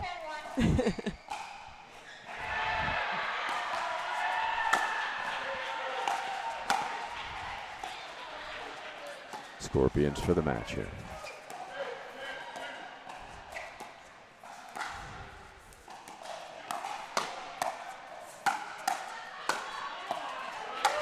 Andrea's fierce. Yes. She's not going to let up. Olsen walloping the ball. Coachella Valley will have to do it on their second. Their third match point attempt.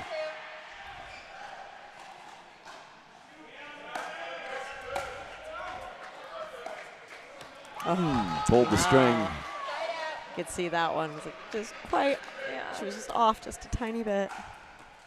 Tsunami has it back on their paddle for the match.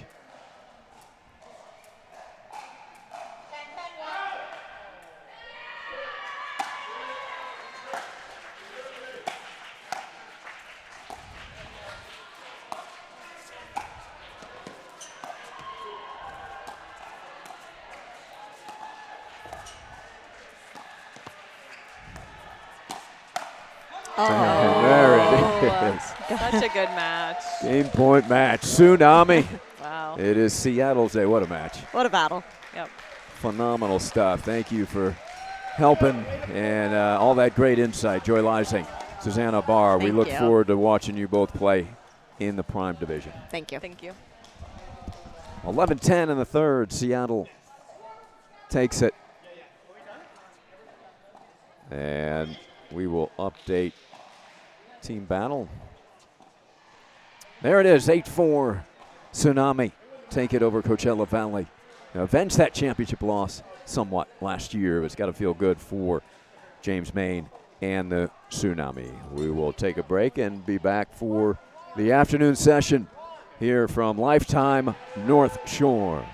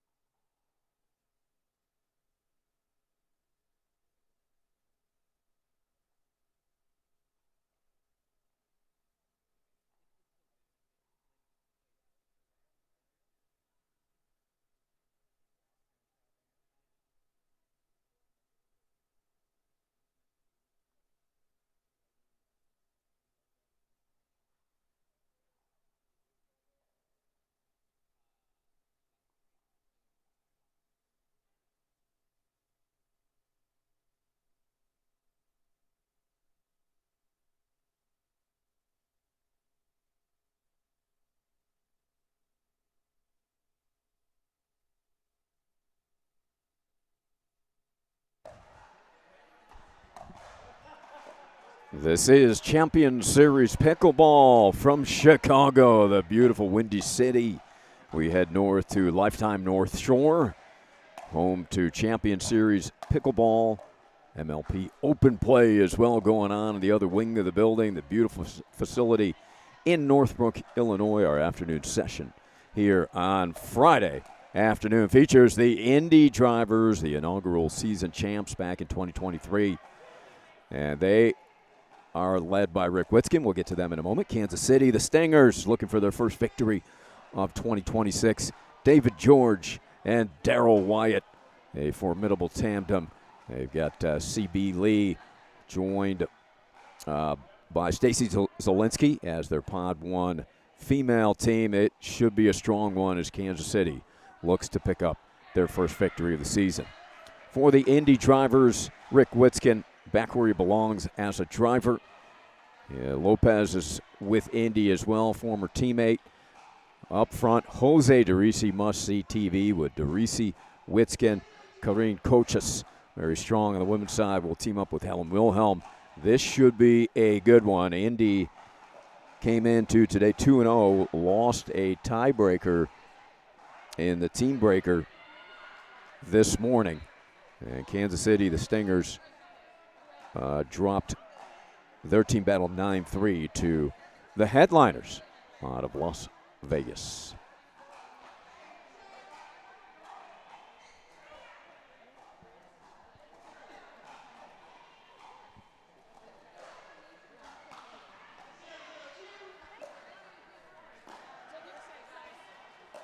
Okay. Yeah, nobody.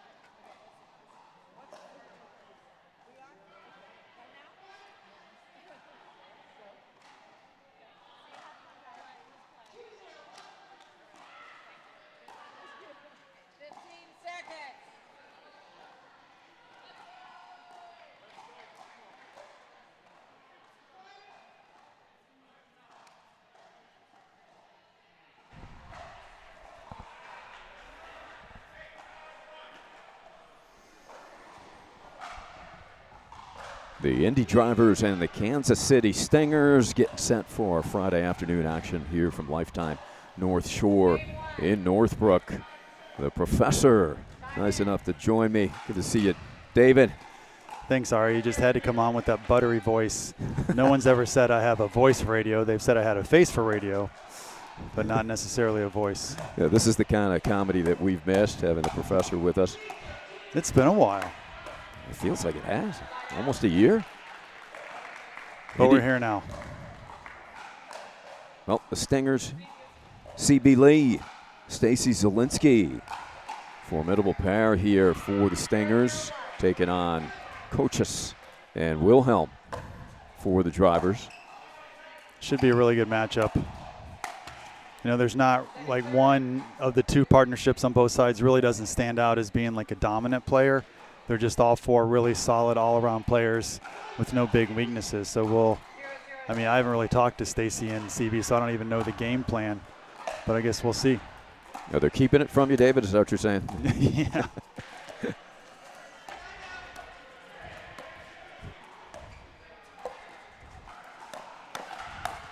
Oh, good luck for Kochis with that awesome two-hander she's got. CB Lee played tennis at IU for the Hoosiers. I know you don't like to hear that as a Purdue and Notre Dame fan. That's right. 3 Big Ten titles there for CB.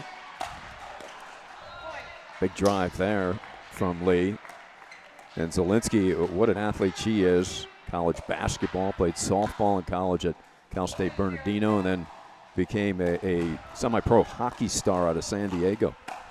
Yeah, she's an amazing athlete. So she's one of the few people on our team that can keep up with me on the basketball court. How's Daryl hoops too? I bet he's not great. Like you'd think he'd be better. You know, no offense, brother, but he could be better. His shot's a little sus. David George sitting next to me, a 3.3 sports star at Wheaton College. But basketball wasn't one of them, right? It was soccer, volleyball, tennis. Well, I mean, star is used very loosely. Number one, I was a very good Division III All-American. That's what it says in the yearbook. All-American. Tennis player. But I played on the soccer team. I think there's not much record of me. I didn't get much playing time. I wanted to play on the basketball team. I just was going to be relegated to the bench. That's all I needed, another 6'1" shooting guard. Yeah, so that was difficult, but that's what I wanted to do. And so when I didn't foresee any basketball playing time, I went to volleyball. I really loved playing volleyball. But tennis was like the only decent sport I had. 2-1 Indy up front early. The drivers, Helen Wilhelm, terrific career she's had. She played tennis at Missouri State, won several national tennis titles with her dad, Ken Crump, and then played mother-daughter, won titles with Rachel Thompson, her daughter. Yes, I've seen pictures. I had Helen on the official NPL podcast last year. And you guys going to bring that back for Champions Series? We tried. It didn't quite work. So Jen and I kind of started our own podcast. And a few others have sprung up as the unofficial ones. So we'll see how that goes. We just started it up. Look at this firefight. Wow, big time. And Zielinski able to finish with a big high five afterwards from CB. What's that podcast called? It's called their very original title of PT and the Professor podcast. PT and the Professor, as is your business. That is. Okay. That is. I don't know if you heard, though, my partner, the PT part of that, totally dumped me. From the podcast or completely from the business? Well, or from not from the business, play? but she was on our team, and then she totally ditched me and us. Went over to the Aces? She did. So, greener pastures. I haven't really seen her much this weekend, so I don't know how it's going. But, yeah, she ditched us in the Kansas City Stingers. She became a free agent because she needed to get away from the Professor? I think that's pretty much the truth.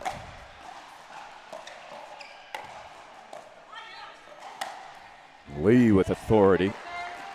Karen Cochas, living in St. John's, Florida, Pro Tour tennis player, ranked as high as top 300 in doubles and singles.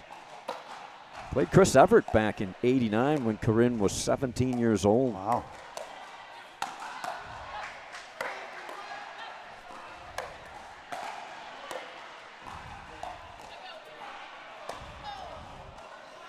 We've seen some trouble handling lobs with the high ceiling, maybe some lighting, David. Any thoughts? No place is perfect, right? So right. Beautiful venue. I love the beautiful venue. I love the lighting when it goes from low to high. So you have the hard backdrop against the MLP signs, and then it goes up in the air with the netting. I have seen some very good players misplace some balls. And so I talked to the head pro here, Sabrina, and they are going to paint the walls, I think, at least up a little bit, the green they have here, so maybe that'll help a little bit. But, I love the lighting pointing up.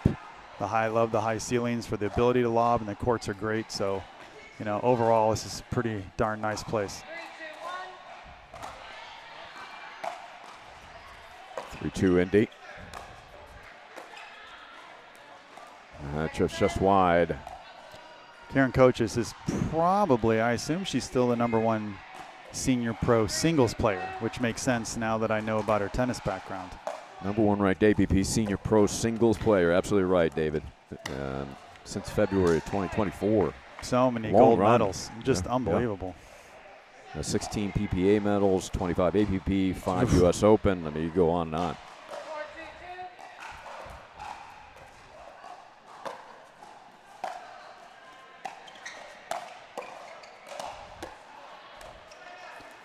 But she was always a a singles player on the doubles court, and I don't think you can say that anymore. She's really turned herself into one of the top doubles players, period.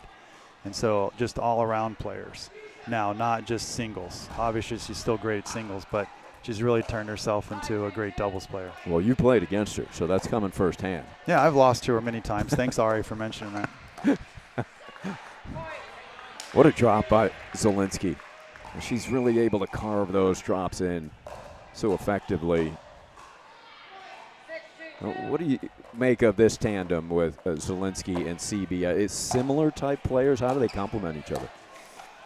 I think they're complementary players. So one, they're both very consistent and don't have any glaring weaknesses, so that helps a lot.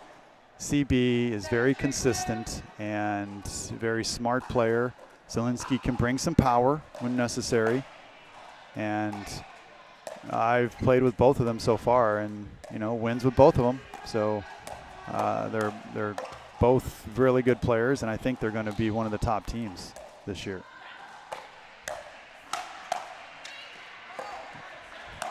Ooh, great save by Zielinski, covering that vacated area.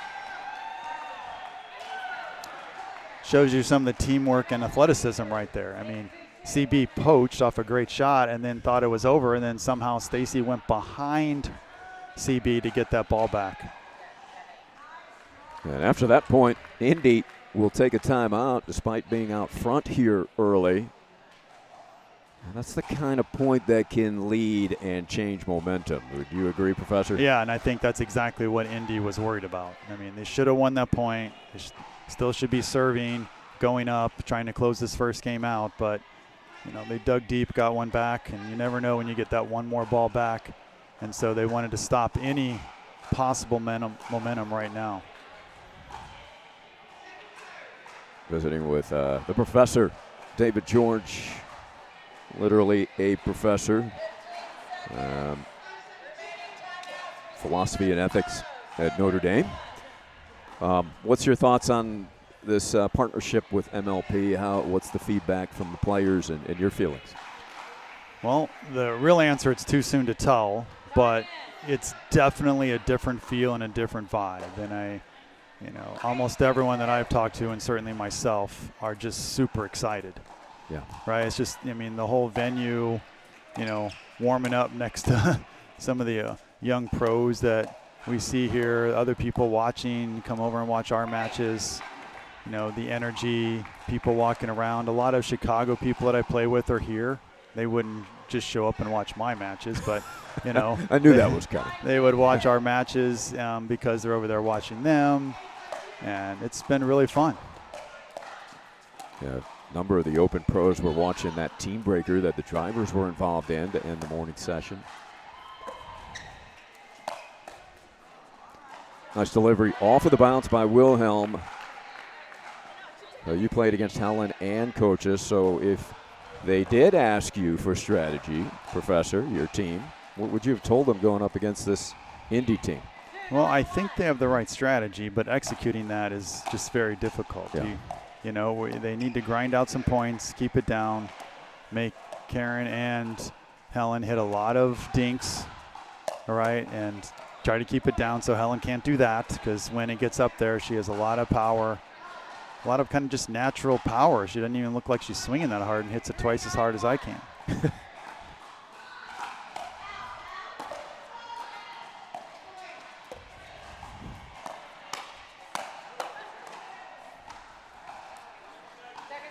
Good block back by Zielinski off of some of that Wilhelm power. Yeah, great cover by CB.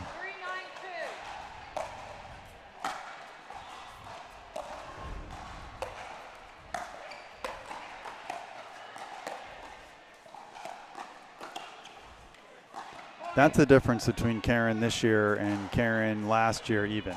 That is an unbelievable inside-out forehand roll dink. And she's worked really hard on that shot, and that's why she's one of the top doubles players, or players, period. Yeah, because she's got the striking ability and the movement. And that's a good ball by Zielinski at the feet. So Kansas City, you guys have struggled a little bit out of the gate. How would you describe your start, and what has been the kind of the assessment and outlook moving forward?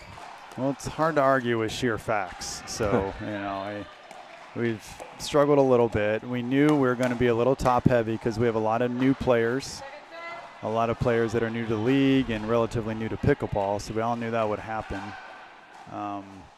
And we've lost some tough matches at the top, so it's put a little bit more pressure on the bottom of our lineup. So, you know, everyone probably is to blame for the slow start. We knew it would be slow, maybe not this slow. We've also played some good teams. Just missed wide.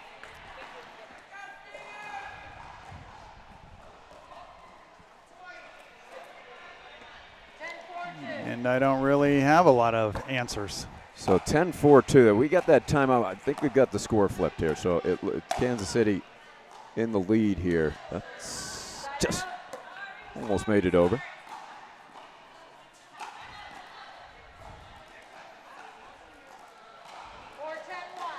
Kansas City up 10-4. We apologize. The score is reversed on, should be on your screen. Yeah, you should be sorry. Oh, that's unbelievable. Oh, how about that? The shot of the day, at least. Zelensky looks over at her cheering section, which includes sister Kathy and her husband Steve. Daryl Wyatt's sister, big fan also, younger sister Sherry. I'm looking at the David George supporter section, and I don't see many over there, Professor. I'm sorry. So rude, Ari. You know, you can ask Steve and Kathy and even Stacy's dad, because he came to our training week. Sherry, I would consider them supporters. They don't have to be only Stacy supporters. Or CB's sister's here. She's always been a good supporter. She plays on our 60s division team, Mary Ellen. Mary Ellen, a CB sister on Yes. 60s in the Masters. Love it. And, you know, you talked about CB growing up in Indiana, and her sister still lives there. So in Fort Wayne, she runs the breast cancer awareness charity and raise millions of dollars each year. So I always go over to that tournament. So that's how I know her sister. That's fantastic. Yes, CB, youngest of 5 growing up in Fort Wayne, then relocated to Seattle, where she was an orthopedic surgeon for 23 years. Whatever. It's not that impressive.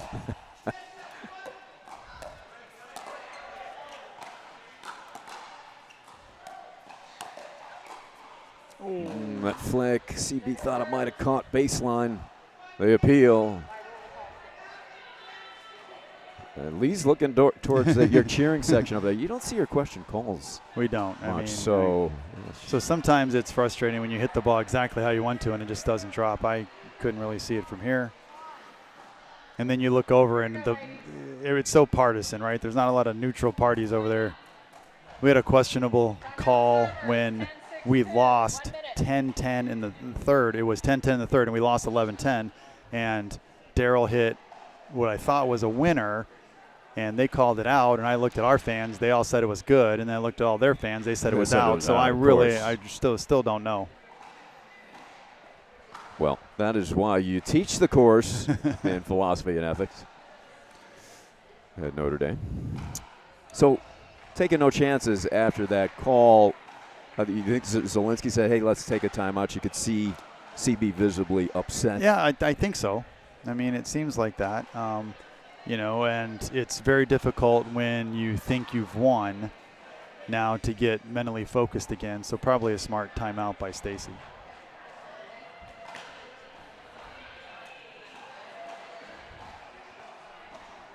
Well, this Indy driver team, they start out 2-0 yesterday. They've had a tough schedule as well. They open against Coachella Valley, win that one 8-4. They beat a good Royals team out of Palm Beach 7-5. Dropped the team breaker this morning to Suncoast, who is undefeated. Yeah, they're tough. They beat us, obviously, like everyone. Coach is angling that off the court and a side out. So Indy a chance for a late run here in game 1. Which team has impressed you the most that you faced of the 3? Is it tough to say? Well, it's tough to go against Suncoast because they have the best male player and their women are so good. like 1 through 6. They're so deep. Yeah, good depth. And we saw that on display in the team breaker.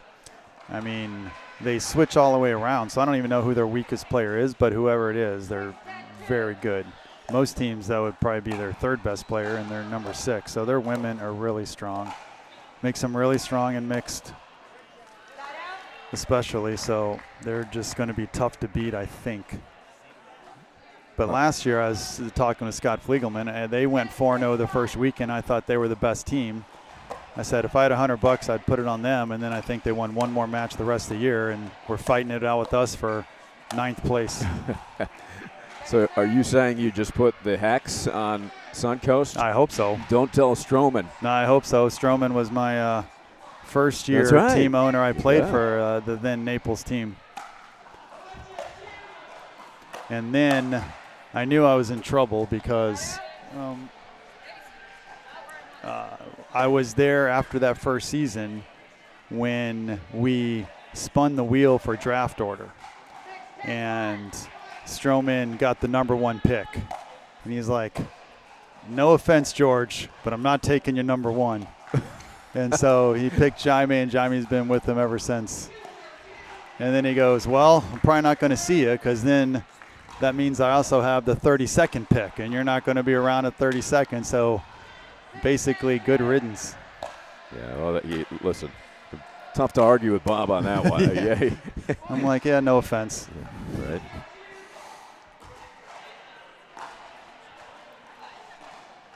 So 7-10 as the drivers are able to scrap back. Big point here, Ari. 7-10-2. Ooh, Zawinski able to absorb that first attack. The second one got her, and now to within 2. And that comfort level has disappeared for Casey. The hardest point to win is the last one, and as you get closer and closer to that number.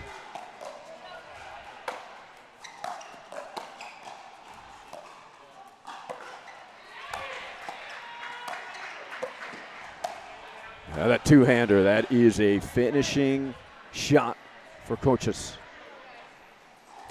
And now to tie.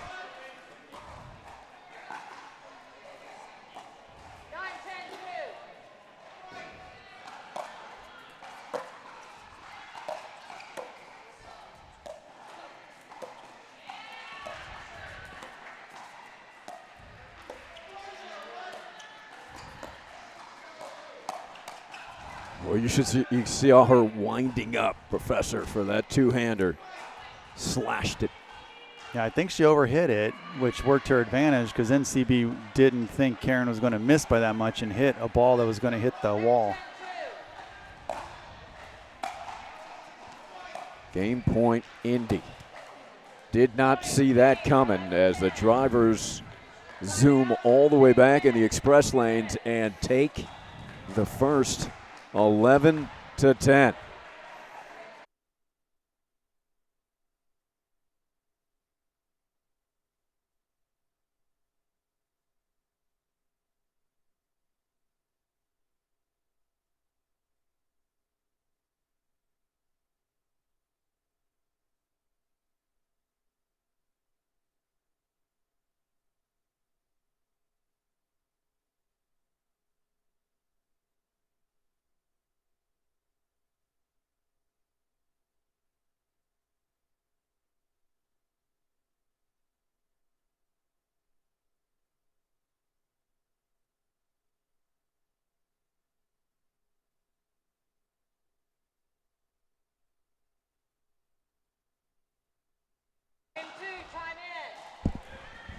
All right, game 2, which is now critical for Kansas City. Did not see that coming. Stingers look to be completely in control. It's funny how this game of pickleball works as the drivers storm back and sneak out the 11-10 victory. And to balance things out, we get the professor from the Stingers. We're bringing in Rich Thunder Lopez of the Indy drivers to even things up here. What a comeback for your driver team, Rich. Oh, yes. Hey, guys, great to be here. Thanks for allowing me to come in and hang out with some awesome people. But, yeah, this is we had a good comeback early on, but last match. But hey, you're right about what pickleball is. This game, you can be up, and next you know it's a game of runs.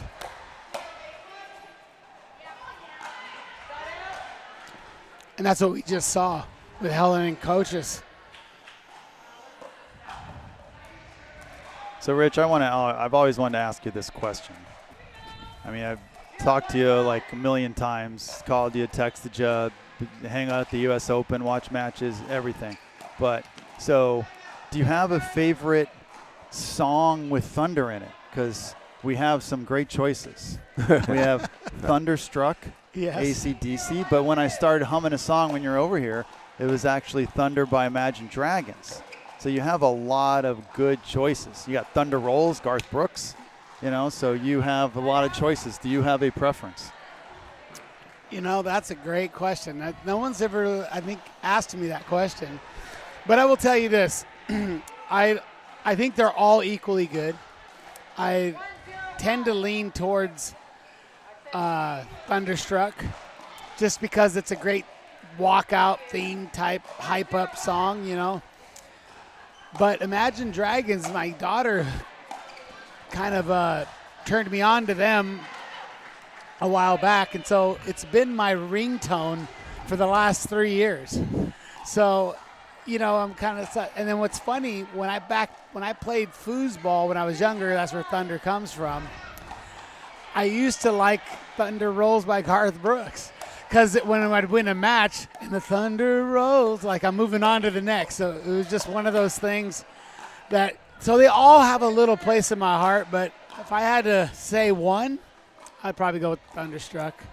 Jen Galvis would be proud. That's AC/DC is her go-to pump-up song. So that's the intro song for Thunder Lopez. Yeah.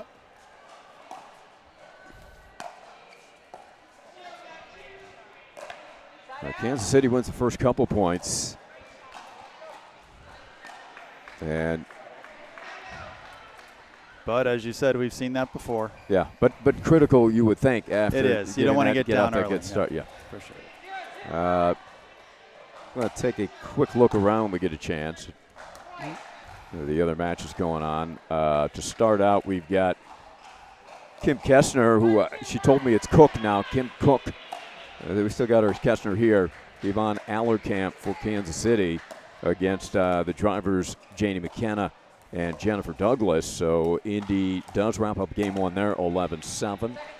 And on line 3, it's Andrea Godwin and Christy Sharpstein taking on Lila Rawlings, Amy Yarbrough. And still early in that one. I'm glad to see Amy on the Indy drivers team. Yeah, and not just in the commentary booth. Right? She couldn't wait to get away from me. I think that's, as you joked around about Jen Galwitz, but Amy couldn't wait to get back on court. Great to see that healthy again.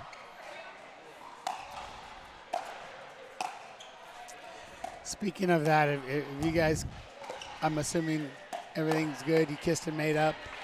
We're all good now. No, we talked about that, Rich, when you weren't here. Okay. But I'm still a little bitter that, just want everyone to know I was dumped. I wasn't the dumper. She left me, not vice versa. Ari said we always knew there would come a time. We just didn't know when. But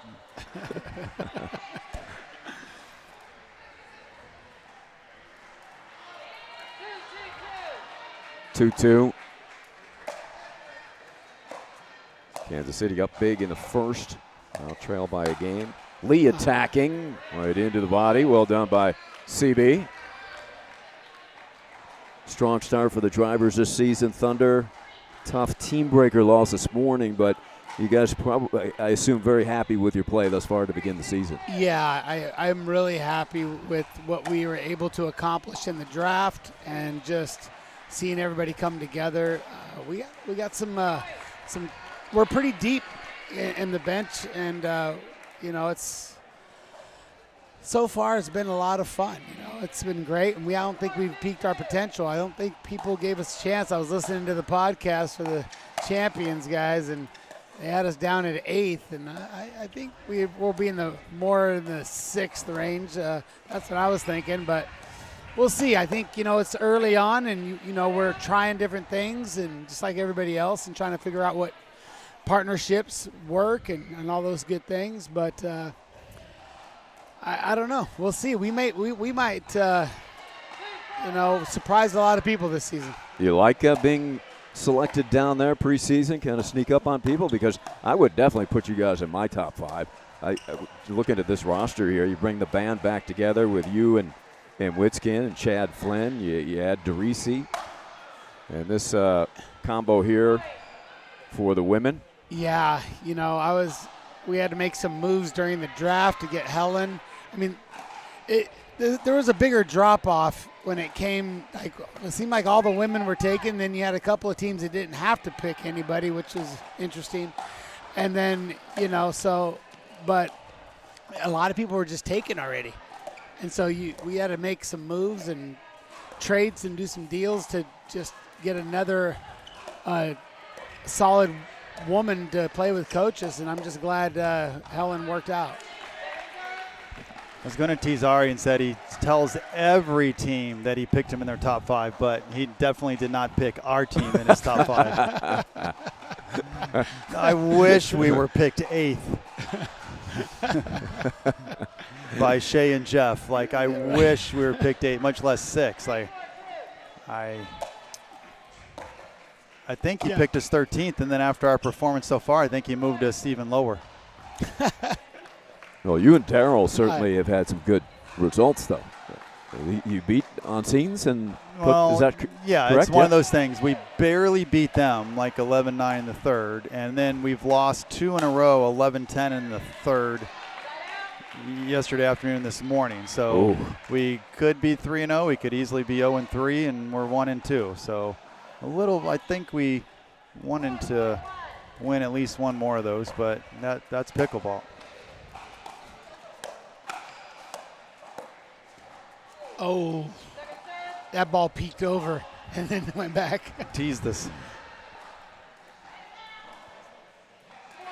Well, can't get any closer in this one. 11-10 in the first. We're locked up at 4 in the second.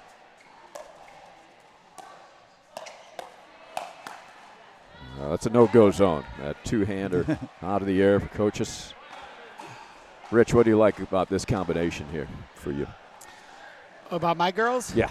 Oh, you know what? They're like coaches is an amazing coach. They both have their IQ. They have such good high IQs, and they drive. Helen starts stuff, and coaches finishes. So, as we were talking about our mixed match, that's what we did because I played with Helen, and they just feed off each other really well. So, yeah, that don't give up attitude.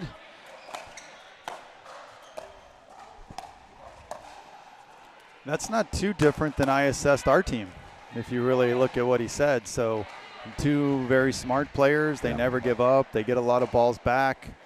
And Stacy has a little power to her. CB can step in and hit it. So we really got 4 kind of just all-around solid players that have played very smart. This is like a coin toss. Yeah. Well, that's look how at the score. Yeah, that's how I looked at it going in. I mean, when you look at all the lineups and everything and what the other team submits, and you kind of see the matchups, you kind of have your thoughts of, well, I think this could go this way, this could go that way, like just looking at it on paper, if you will.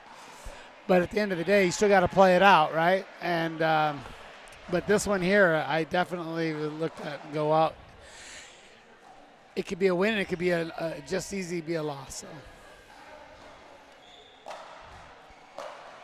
So timeout Kansas City here, trailing 6-4. What kind of leadership are they going to find in the corner there? Is anybody helping them out, or is this just a 2-player discussion? Professor, can you see? I don't know. Daryl's too busy talking with Tomer. He's kind of distracted. I'm usually the one that goes out there and talks to him. Yeah, we've got you locked up here. So, if you need to run out there, so Rich is holding you in. He's not letting you out. Yeah, I'm a bookend over here. I got him locked in. But I wouldn't tell them anything they don't already know. I mean, a few errors. They need to keep the ball in a little bit more, be a little bit safer with some of their shots.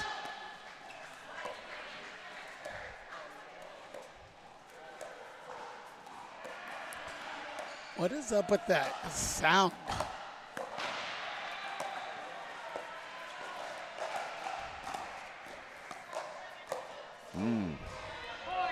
Zelensky's paddles has a nice hollow sound.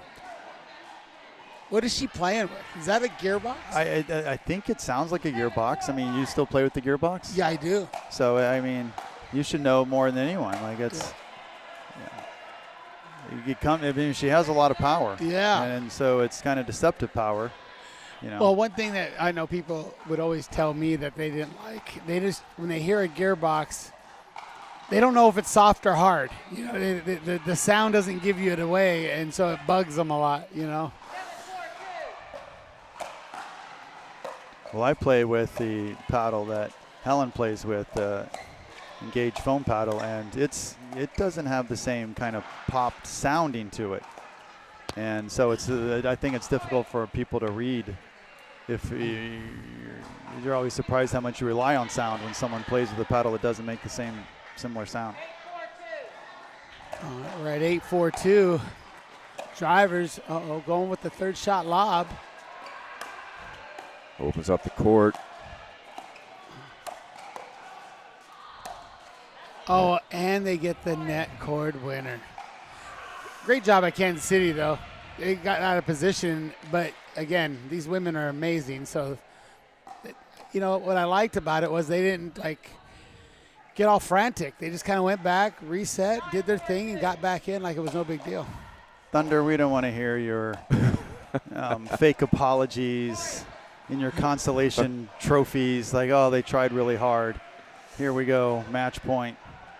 Match point, drivers. Can we see a big turnaround like we did in the first game? Kansas City, you guys were up at 10-4 in the first, and Indy stormed back.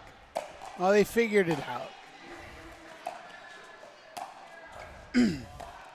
But, George, it wasn't for you. It was for the people at home to help them understand that just, you know, you don't have to go for the home run or strikeouts. Because people get frazzled in a situation. Well, like Ari said, we'll see. That was a really crucial point, obviously, match point, and they really had 3 chances to put that ball away. Yeah, tremendous defense to survive it. They get the ball back. They're going to have to As do Jose some work on would say, second. back to normal. I haven't seen Jose and Rick. Hope they're warming up. I'm going to have to.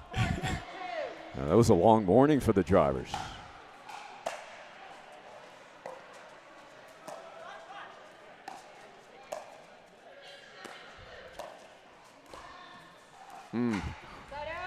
So a quick side out. Might want to check the net height on that. Whose idea was it to bring Thunder over here? Was it mine? Thunder and like, lightning. Yeah, bring Rich over. I don't know what I was thinking. Feeling the love. Ooh, nearly an ace. Ooh, just missing. A ball on. Yeah. It affected us. Does that count? It was really close anyway. I mean, Karen almost dug that. Oh, I'm on, guys. All right. I got to roll. Good to see you, Thunder. Good luck. Thank you.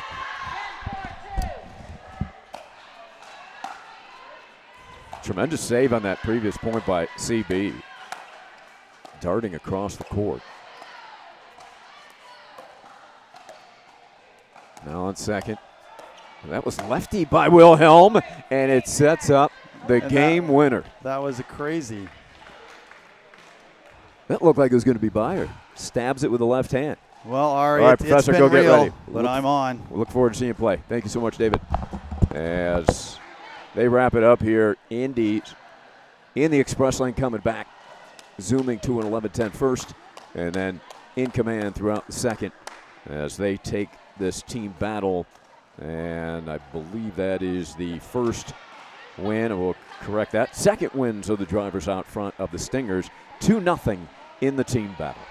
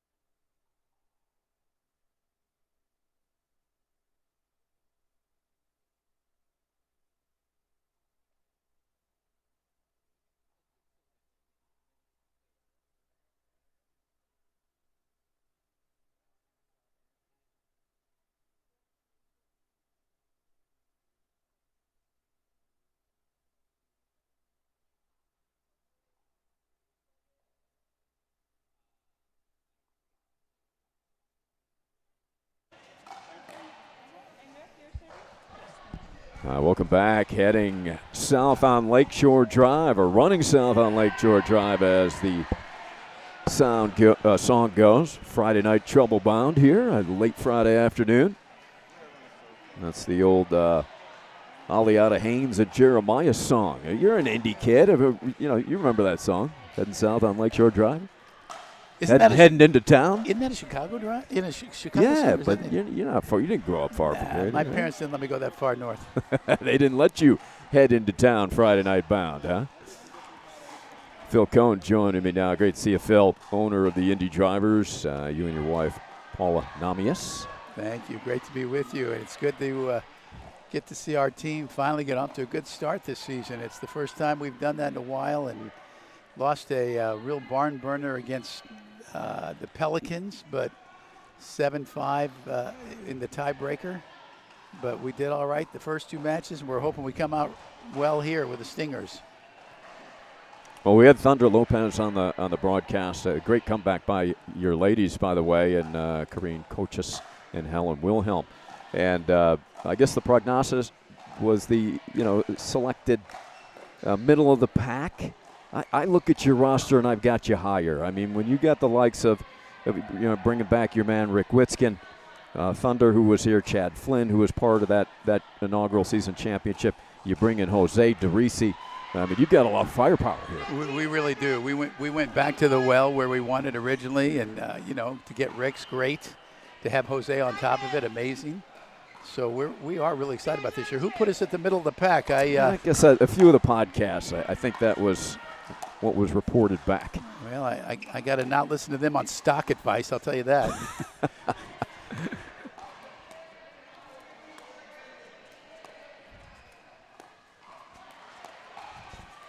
This should be a phenomenal match. I mean, Wyatt and David George.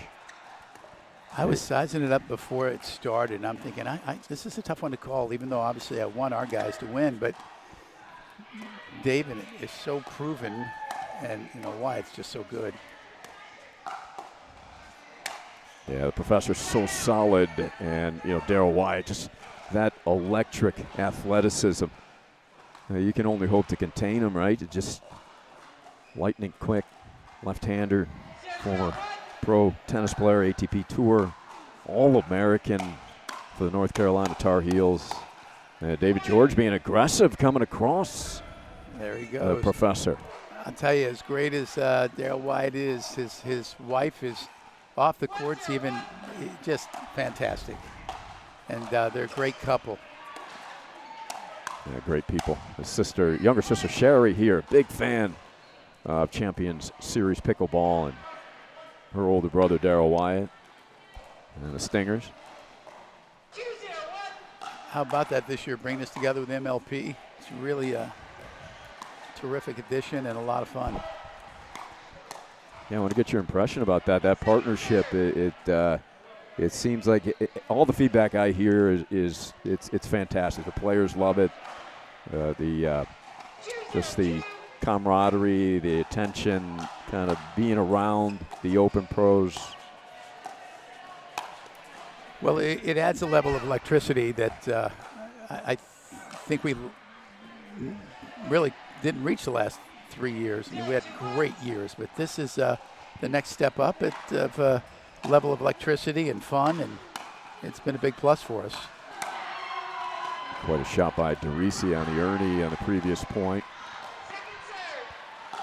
Well, they're getting off to a quick start on us. So 0-2-2.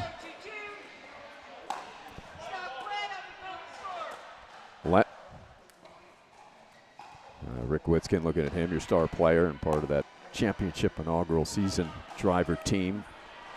He's got to be so proud as co-founder to see the growth now, Phil, and the partnership with MLP. Oh yeah, he should be. I told him we're not asking for much, just to deliver another championship this year. That ball hung up there for Wyatt. He overcooked it. What was it? How hard was it to get Witzkin back, and then you pair him up with DeRisi? Tell us how that came about. He took some real navigating through some trades, some horse swapping, and a lot of owners getting together, coming together, and making it work for everyone. And it's what we wanted. We were very happy to finally get it.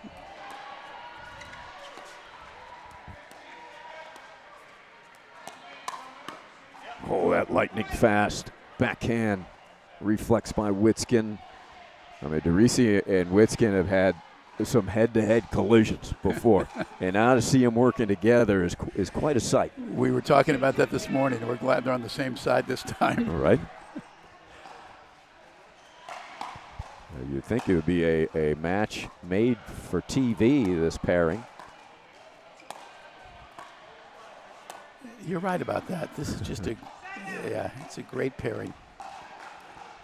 Are they still trying to find the rhythm together? I mean, you've watched them through the first few matches. You know, they've known each other through the tournaments all these years. They played against one another a lot, and they seem to pair up almost naturally. They know one another's game pretty well and the strengths. And, you know, when you get to that level and you're as good as those two guys, you just find a way to make it happen.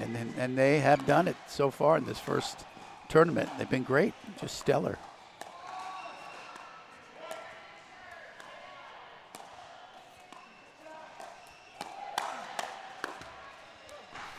Landed, and then Wyatt gets it somehow. What a shot. Nice shot there. Incredible stuff. DeRisi was shocked. That looked like it was going to drop for a winner. That is that burst of speed from Darrell Wyatt. Well, there's that athleticism you're talking about with Darrell. He's got to be, I mean, as great an athlete as Rick is, Darrell's just got to be one of the, if not the best athlete on this court, one of the very best in the whole league. No question. Taking into account his movement ability, Witskin upset with that winner from Darrell. Says, come on, that's not fair.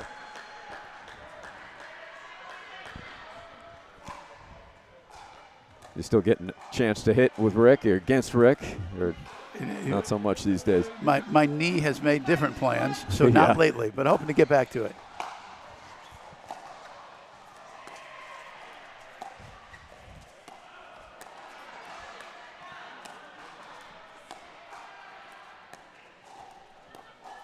Oh, that's unusual for Jose. Yeah, Jose needs a timeout, so he's going to call it. This has been a great first tournament for the Champions Series, hasn't it? Well, I think so, yeah. It's been a wonderful couple days of pickleball. Terrific enthusiasm, long matches, ton of 3-set matches, Phil. Great competition. You look at team-by-team rosters across the board. Talk about depth. Yeah, the league gets stronger and stronger every year, for sure.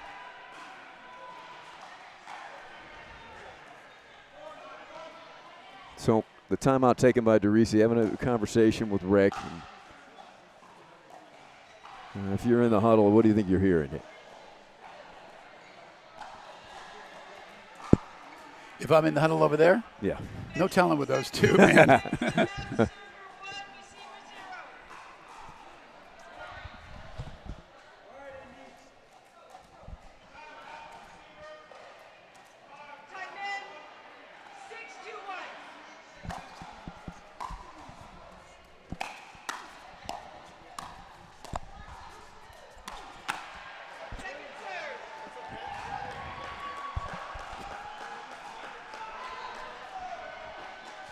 All right, so 6-2. Good look at Rick Witskin, co-founder. I just got a text that our GM wants me to do a little coaching on that quote over there. I may have to leave you shortly, but. Tough to run the show, Phil. Yeah, I think Matt Hale does a good job at that. Tell us about Matt Hale, what he does for your organization. Absolutely everything. You know, I think. Oh, is that all? I think that it's really difficult to find a GM that the entire team not only likes but gravitates toward really well. And he's well organized, very friendly, easy to talk to, and just carries the weight of the whole season on his shoulders if he has to.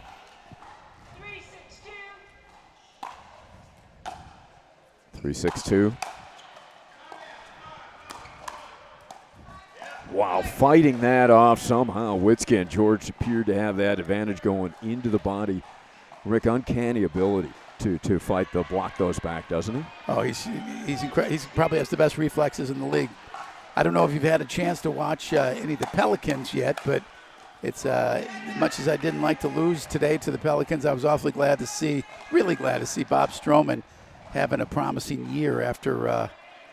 Yeah, a couple tough ones for Bob. Well, just about everyone. Tough year for him, and yeah. I'm really happy for him. It couldn't happen to a better owner and a nicer guy. He never hung his head, did he? He always kept that positive attitude. Yeah, oh yeah. He's one of the OGs, one of the original owners with us, and just still a great atmosphere amongst the owners. Talk about great. Watch this shot by DeRisi. I think he was just giving payback to Darryl going around the post like that. Backhand ATP. Jose's pulled the string on a couple of those. Just get a little head scratching, literally. Uncharacteristically, he's coming up on that and not staying down on those dinks. Yeah, he missed one or two in the team breaker, Phil. You wonder if there's some lag on that. And Witzkin's not missing. You know, once in a while, these guys, you can't blame them after a long, hard match, just a couple of days. They may need to bring their second wind about. It'll come about. These guys are in great shape. I don't know that anybody trains any harder than the professor, though. Is that right? He doesn't give me that inside info. Oh, yeah. He pokes fun at himself. He's selling himself short. He's really diligent. Although I said that as he's heaving as he walks by. It's all an act. Yeah, he's in great shape. Talk about improving every year, the professor. The first year he actually sent videos to everybody of how hard he was working out, and I wonder. Look at that get by Witzkin. Looks like his nephew, Ben Shelton, chasing that ball. Ends up earning his side the point. Look at the speed by Witzkin. Big man can move. There we go. 5-7-2. Nice drive, Jose. Yeah, Jose's finding his gear now. There he goes. Just missed, yeah. Jose looks like he's locking in. Travers right back in it. Down one. There's Rick. Most decorated senior pro in the sports organizational history, Rick Witzkin.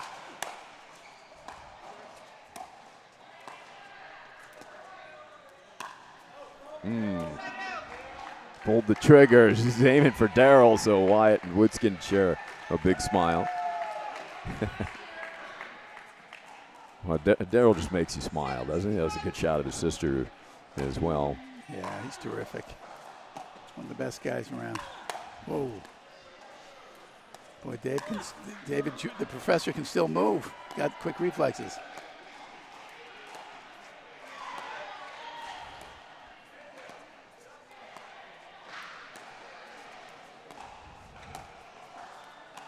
Nice scoop. Who does this short game advantage to, you think? Is this the way DeRisi and Witzkin want to play, or does it favor KC, you think? That slow short game. Right now, I think it favors KC. Yeah. I think our guys have to play that real attack game, and of course execute. Yeah, that's a shot DeRisi that will typically stick. He's still searching a bit for his rhythm.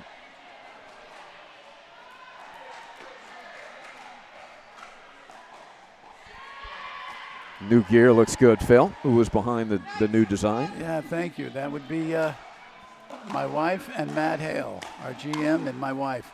They really put a lot into the thought for this, and it does look great. It I really love does. what they've done. Very sharp. Thanks for noticing. I'll have to hit you up for my new jersey. You got it. We'll get you the whole get up. Big smile for Rick Witzkin. A fabulous entertainer, too.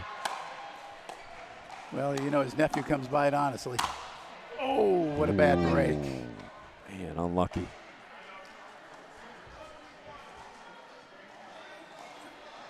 Game point, Kansas City. Well, they're looking terrific. They had a slow start this weekend, but you couldn't tell by this match. Well, George and Wyatt have been good. You know, I think the depth of KC being tested, and that is game one. There we go. 11-6. Kansas City wraps it up. All right, I'm going to head over to my the other court. All right, calling. Phil, got to go to work. Thanks for stopping by. You too. Thanks. Phil Cohn, owner of the Indy Drivers. 11-6 KC after one.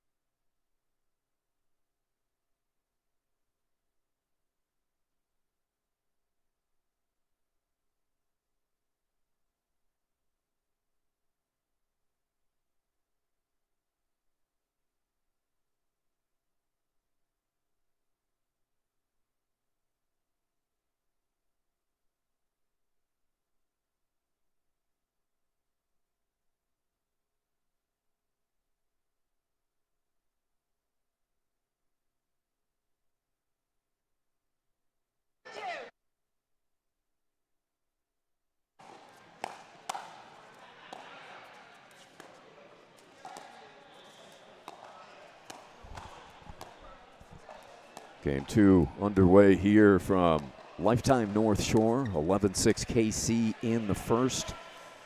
Indy looking to zero in here in game two. Darrell Wyatt, David George. A tough tandem for the Stingers. Speed up Darrell Wyatt, who had some highlight film type shots in the first, no surprise. Like to welcome in Ron Saslow and Ron, owner of the Chicago Slice.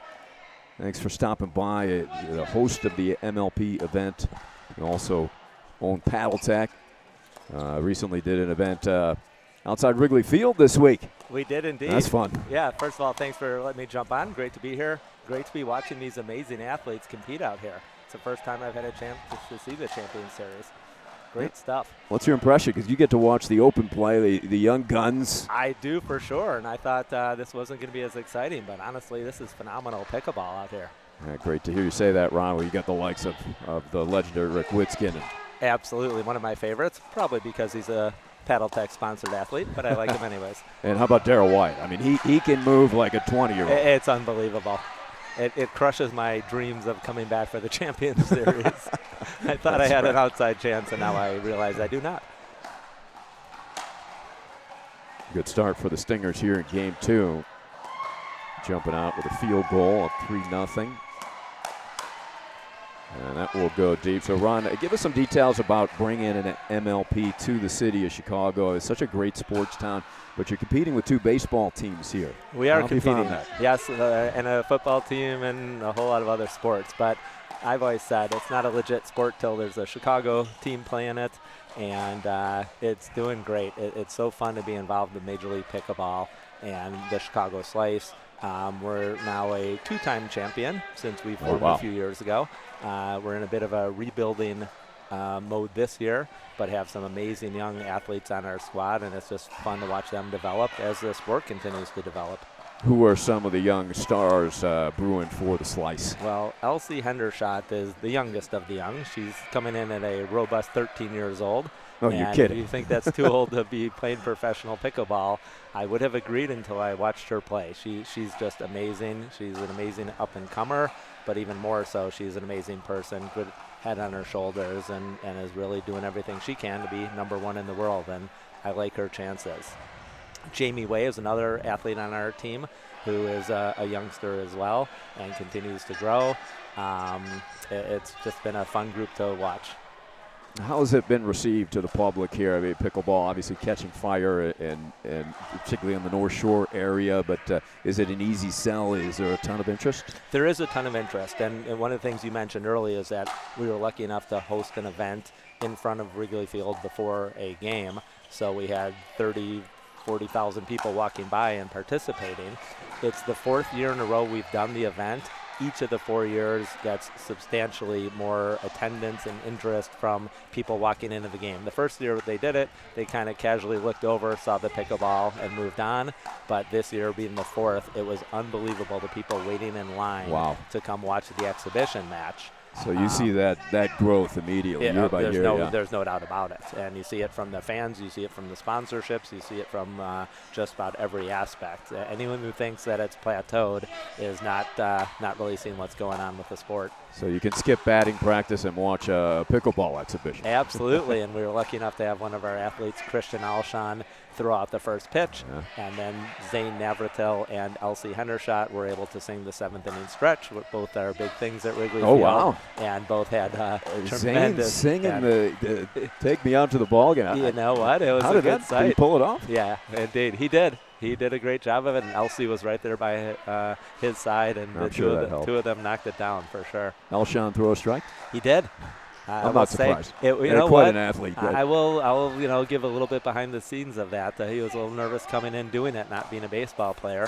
One of my sons was a great baseball player and took him out for 3 days before the first pitch, worked him in the park, threw 1,000 pitches, so he was prepped, and athletes, as athletes do, he gets in there and throws a beautiful strike right down the middle. Witskin just hit a tweener and a left-handed volley, but it's Darryl Wyatt in the end with the finish. That's a great pickleball point right there. So Ron hosting this event here at this beautiful facility, Lifetime North Shore here in lovely Northbrook, Illinois, and this place has been bombed. Yeah, this was unbelievable. Congratulations to Lifetime for doing such a phenomenal job with this. Great for them, great for the North Shore community, but really great for pickleball in general. To have a facility like this with as many indoor and outdoor courts, just incredible, and I'm glad they picked the North Shore of Chicago to do it. How's the interest been? Have you gotten much media attention? A lot of media attention, both for the exhibition at Wrigley, but for this event as well. I was lucky enough to be on 4 or 5 different radio outlets this week, and the interest has been strong, and the attendance has been even stronger.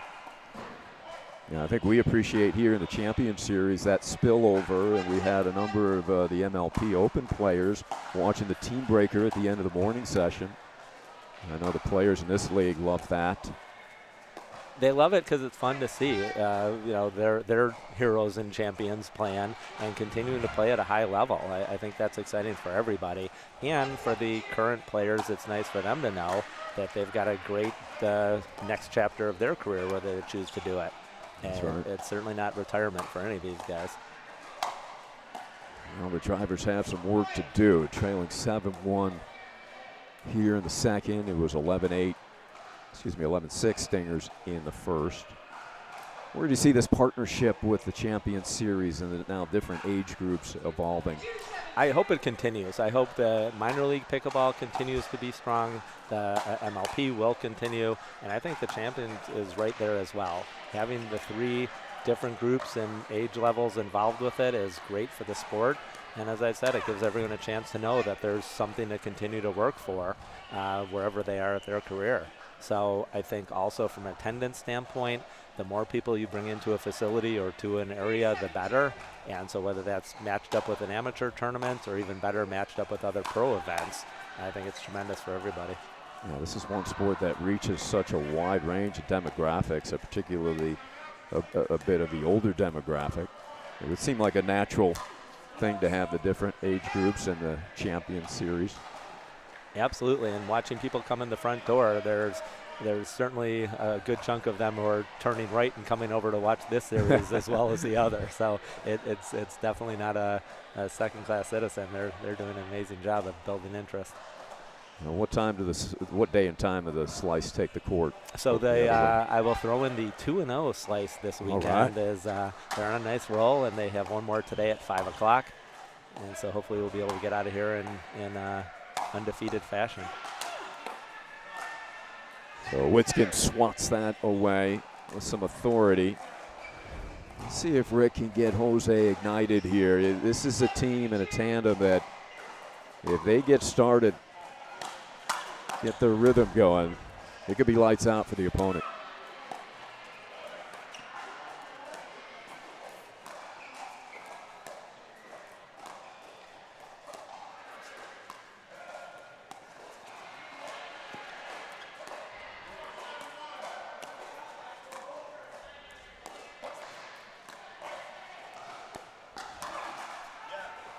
Misdirection by Rick, and did it land? I didn't see a call over there. That was blocked. I don't know if you caught it, Saslow. I think they said yes.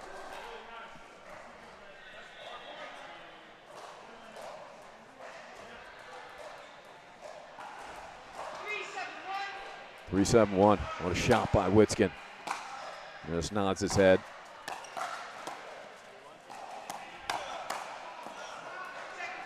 There's got to be a lot of excitement this summer. Both baseball teams doing well. That hasn't happened for a while, right? That hasn't happened for a while. And I'm a Cubs fan and part of that I'm a White team. Sox fan here, but that's okay. But I was going to say, listen, going from worst to first is an amazing accomplishment in any sport. So if they're able to continue, we'll see how long that lasts. Yeah, listen, it's past the All-Star break. It's not a fad anymore. They're earning their keep.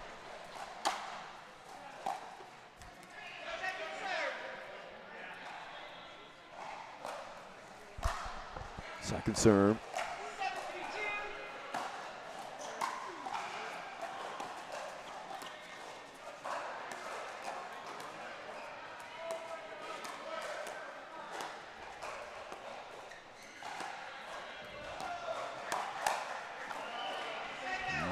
David Jordan had a good look there, overcooked a bit. What do you see the main differences? Not so much skill level, but the patterns that you see Champions Series over to open play, Ron. I think the champions are much more disciplined in their approach, and the skills are there for sure, but they're making a lot of really smart decisions on there. Not that that doesn't happen at the major league level, but I think people are learning and continuing to try to use the skills over the smarts, maybe. And here, there's such a talented group of people with so much great experience behind them.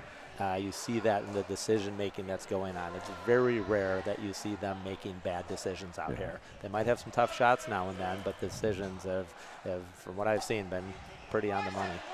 The wisdom of experience. Huh? Absolutely.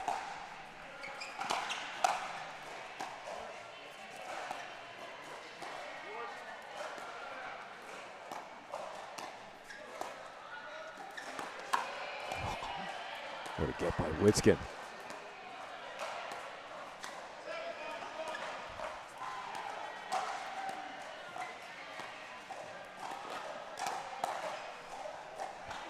Misdirection, DeRisi surprising Wyatt.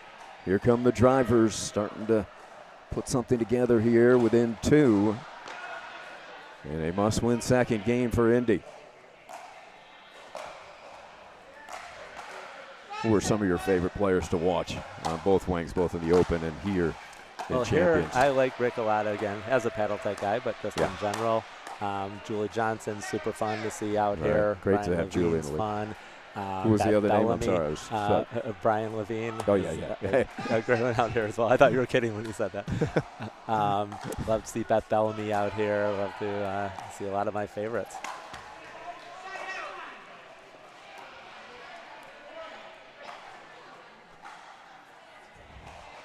You haven't had a chance to see Beth yet. I think she said she plays tomorrow. Tomorrow, I think OKC, or now with LA. They're playing with LA, formerly of OKC. Mm-hmm.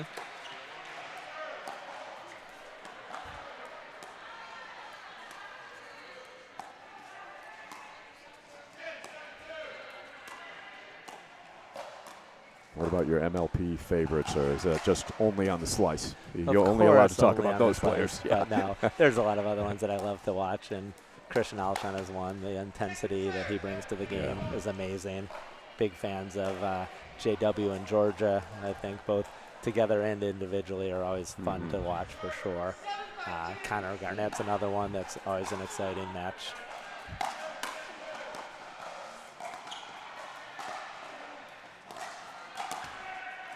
Climbs over.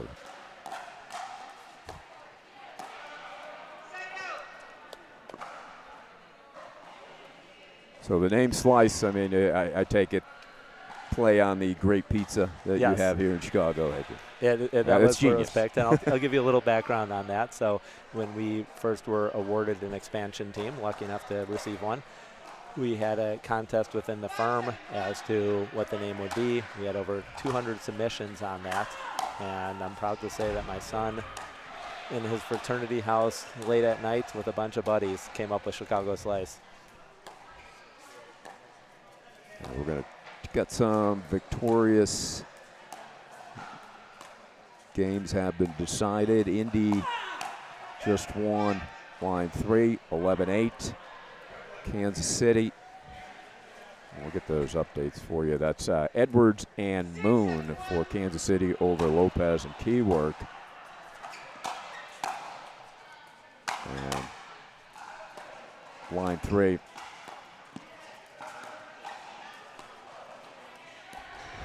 Victorious there, so head back to championship court where the drivers have made a comeback. Now within one.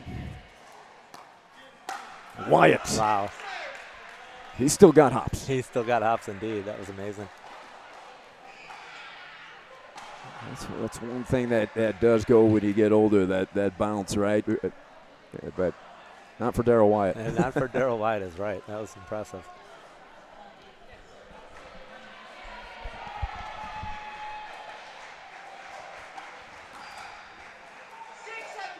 Six, 7-2.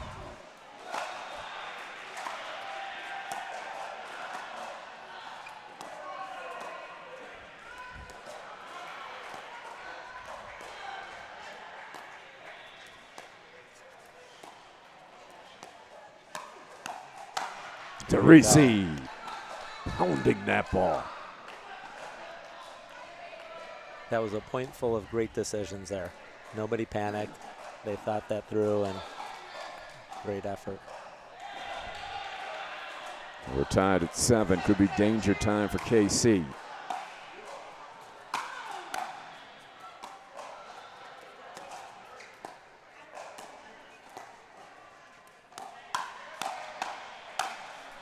And that was deep. No? They didn't see it?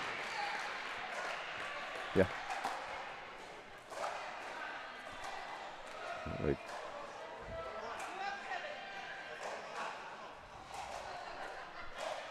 I guess they didn't see it, Ron.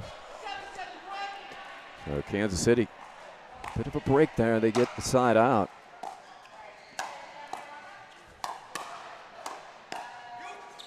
Ooh, a late call there. DeRisi aggressive. And that's tandem DeRisi and Witzkin more accustomed to playing against each other. And you would think that would go to the forehand, wouldn't you, Ron? Yeah, it would. That's usually a forehand shot. Scorpion from Witzkin. Nice. Effective. Not easy to scorpion when you're that big and tall.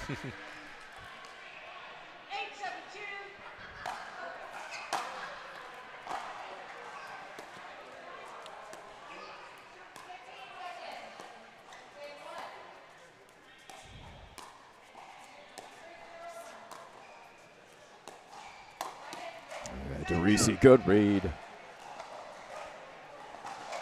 Rick Witzkin, such a great story. You know, his brother to late Todd Witzkin, former #1 ranked tennis player, who had wins over Connors and McEnroe at the U.S. Open.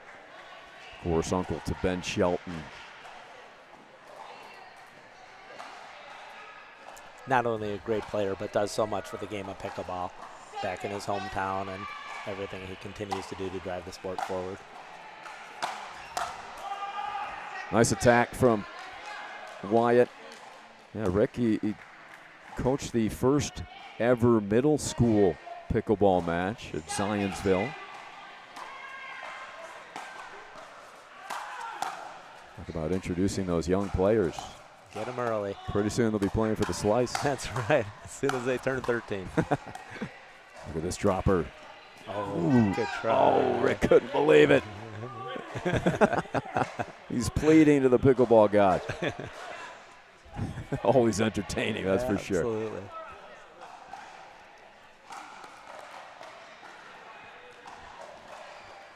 A great effort to get there, and then he can't believe he missed it. He's got Daryl's sister laughing. Sherry.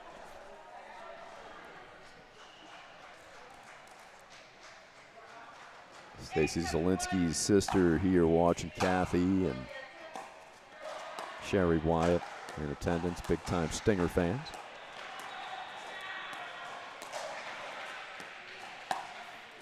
Ooh, right into that hip pocket.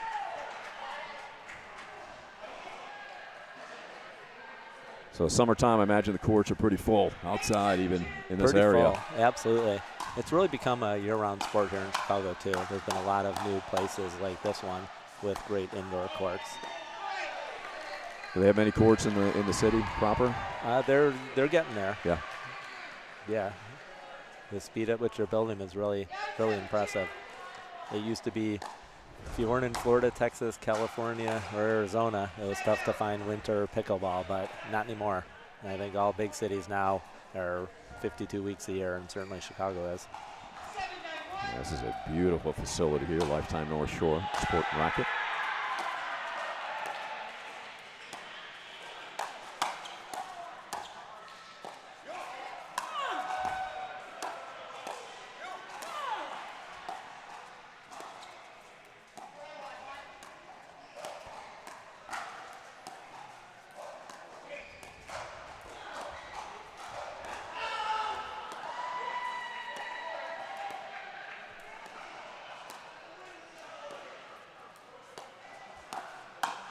Oh, wow. Bouncing again, DeRisi. Both feet off of the ground.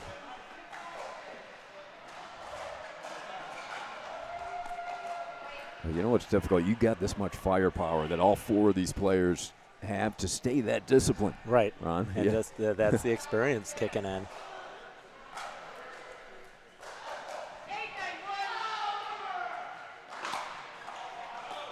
Just missed it. Look of pain on Jose's face. He wears his emotions on his sleeve, DeRisi.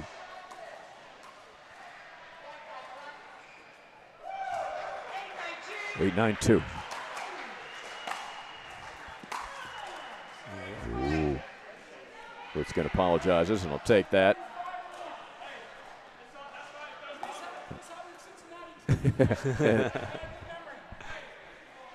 What's Rick saying to Dara? You owed me one or something of that nature? I think sounds like a return favor from Cincinnati, if I heard that correctly. Oh, is that funny? He'll never forget. Right.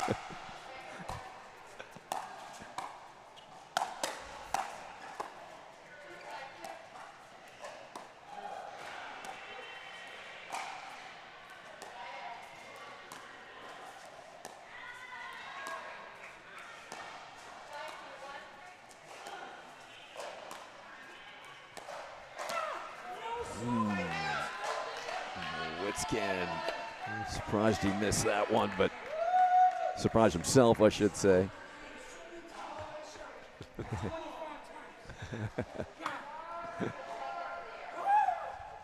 Got a brand new ball game at 9-9 here. This is getting good. Rick says you get what you wanted. He's frustrated with himself. He didn't execute it. I love watching his expressions and body language. And then you watch Ben Shelton play tennis, and you see so much similar body language. And Ben, an exciting young American tennis player. Must see TV like his uncle.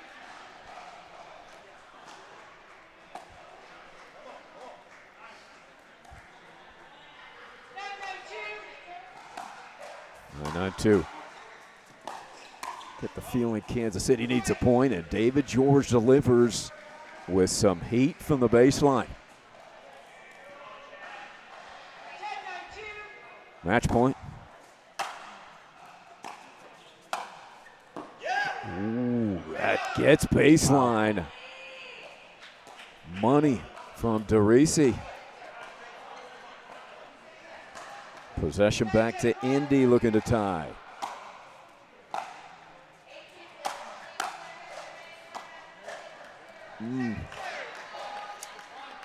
Pressure now on Rick's serve, needing this point.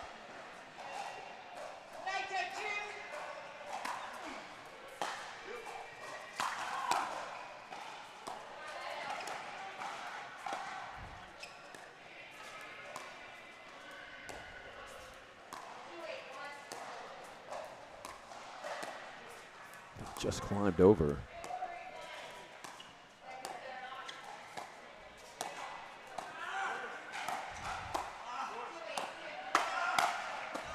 Wyatt closes the door. What a point.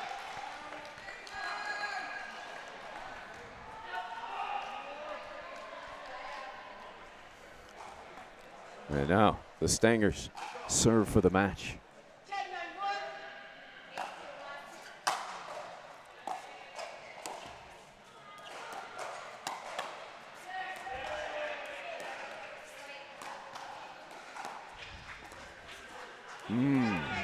Wicked slice cross-court dink by David George, and a sigh of relief on the face of the professor and Daryl Wyatt. Fun match to watch. Wow, great match indeed. 4 great players out there.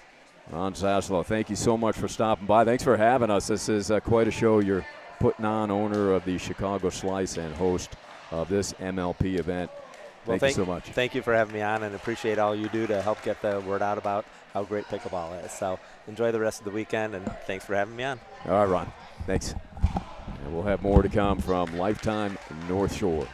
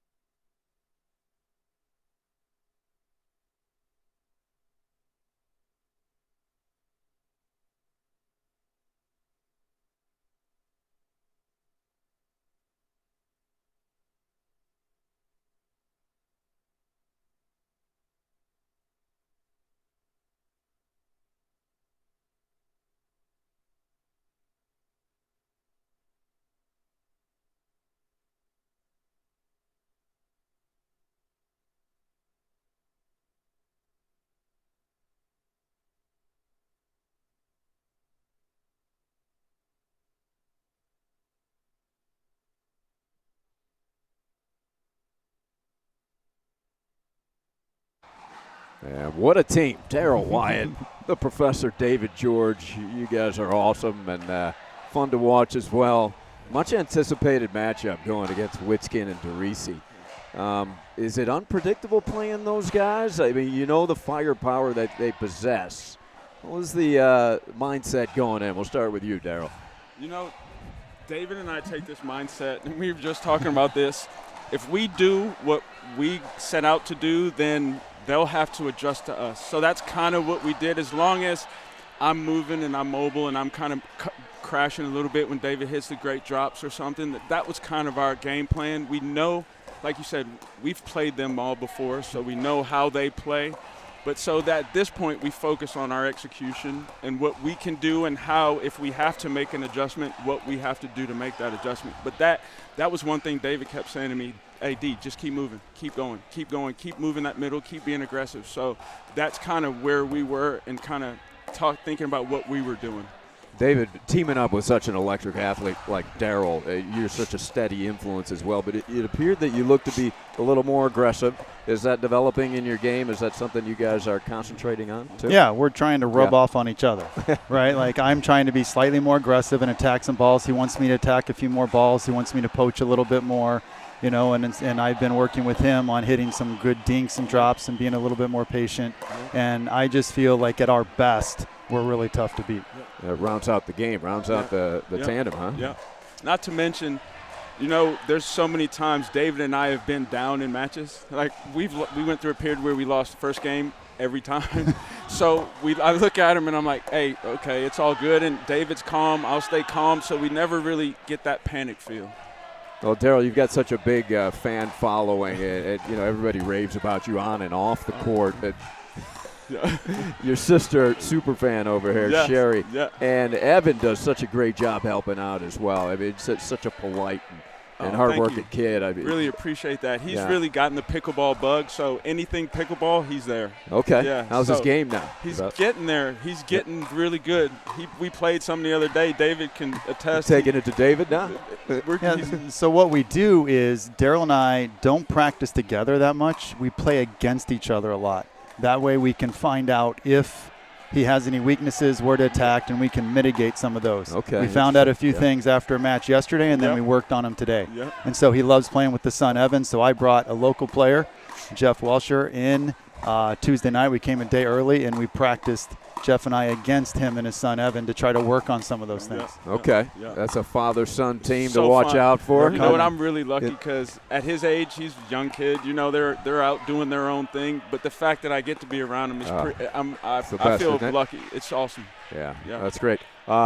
Stingers, you guys, David, you mentioned maybe a little top-heavy at the start with the talent you guys bring, and your number one females, very strong. Working on the depth, what do you envision this team and maybe how long it might take to really click for the Stingers this year? So for us, we've got a lot of new players. Some have never even been in the league, and it's overwhelming for them coming in this with all of the action. Going to tournaments is much different. It's a lot more controlled. For them, there's not as many. There's a ton of people, but you can stay focused on what you're doing. Now you're cheering for your team and doing all this other stuff that kind of you have to get adjusted to. So I think in the long run, our players, and David's been great working with our players a lot, and we talk to the players about what we can all work on and what we can do. So I think we're going to look great down the road. I think we're going to look really good because we've got a good, eager bunch that pick it up pretty quickly. It's just a matter of playing at this level a little more consistently. Yeah. Did you kind of arrange the team that way, any specific way, more on character as well when you thought about that? No doubt. There is a Stinger way from the very beginning when I first met Daryl and Julie at their pickleball club, convinced him to join the league, and then he's like, guess what, I bought a team. You know, and I've been with Daryl pretty much ever since, and there is a certain Stinger way. We value character a lot. We value work ethic and all those things, and the on-court success will come from that. So that's always been, you know, Julie's MO, and we'll work with them throughout the year, and we just see a bunch of talent, and we just get quality individuals, and we go from there. All right, David George, Daryl Wyatt. Thank you so much, guys. Thank you, brother. Love you, man. Love you, bro.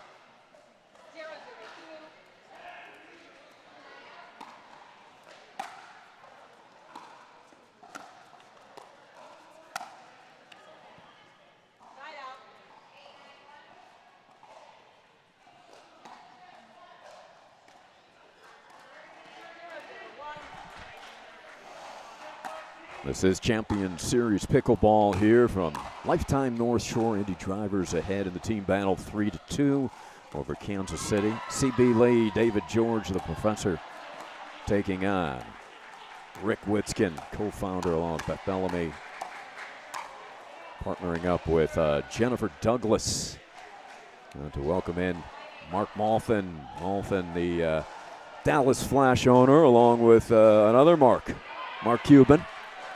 And great to have you. I appreciate you coming along. The 2024 MLP champion, Dallas Flash. And Mark, how much of the Champions Series Pickleball have you had a chance to see? Julie's been a big part of our team, Johnson, and I've had the luck of having Georgia and JW on my team, and so I get to see a little bit of it. So her and Brian Levine and that whole crew, Susie, followed a little bit through them. I got a couple of buddies that are playing on it too. I think Thunder plays on Indy. So he's Rich Lopez. Yeah, Lopez is a buddy of mine. He's a good guy. Great player and great person. He joined us on the broadcast table a couple matches ago. Good. He was giving David George, a little heckling, which the professor deserves every now and then. Johnson's a great people down from South Florida, JW in Georgia. And wonderful to have Julie as part of Champions Series Pickleball. Yeah. It's a big addition. Her pickleball brain is amazing. I call her the pickleball whisperer because she does such a good job with the kids and getting them in the right spot, making them understand a little bit deeper game. And Ola on and off the court, right? Doing a fantastic job.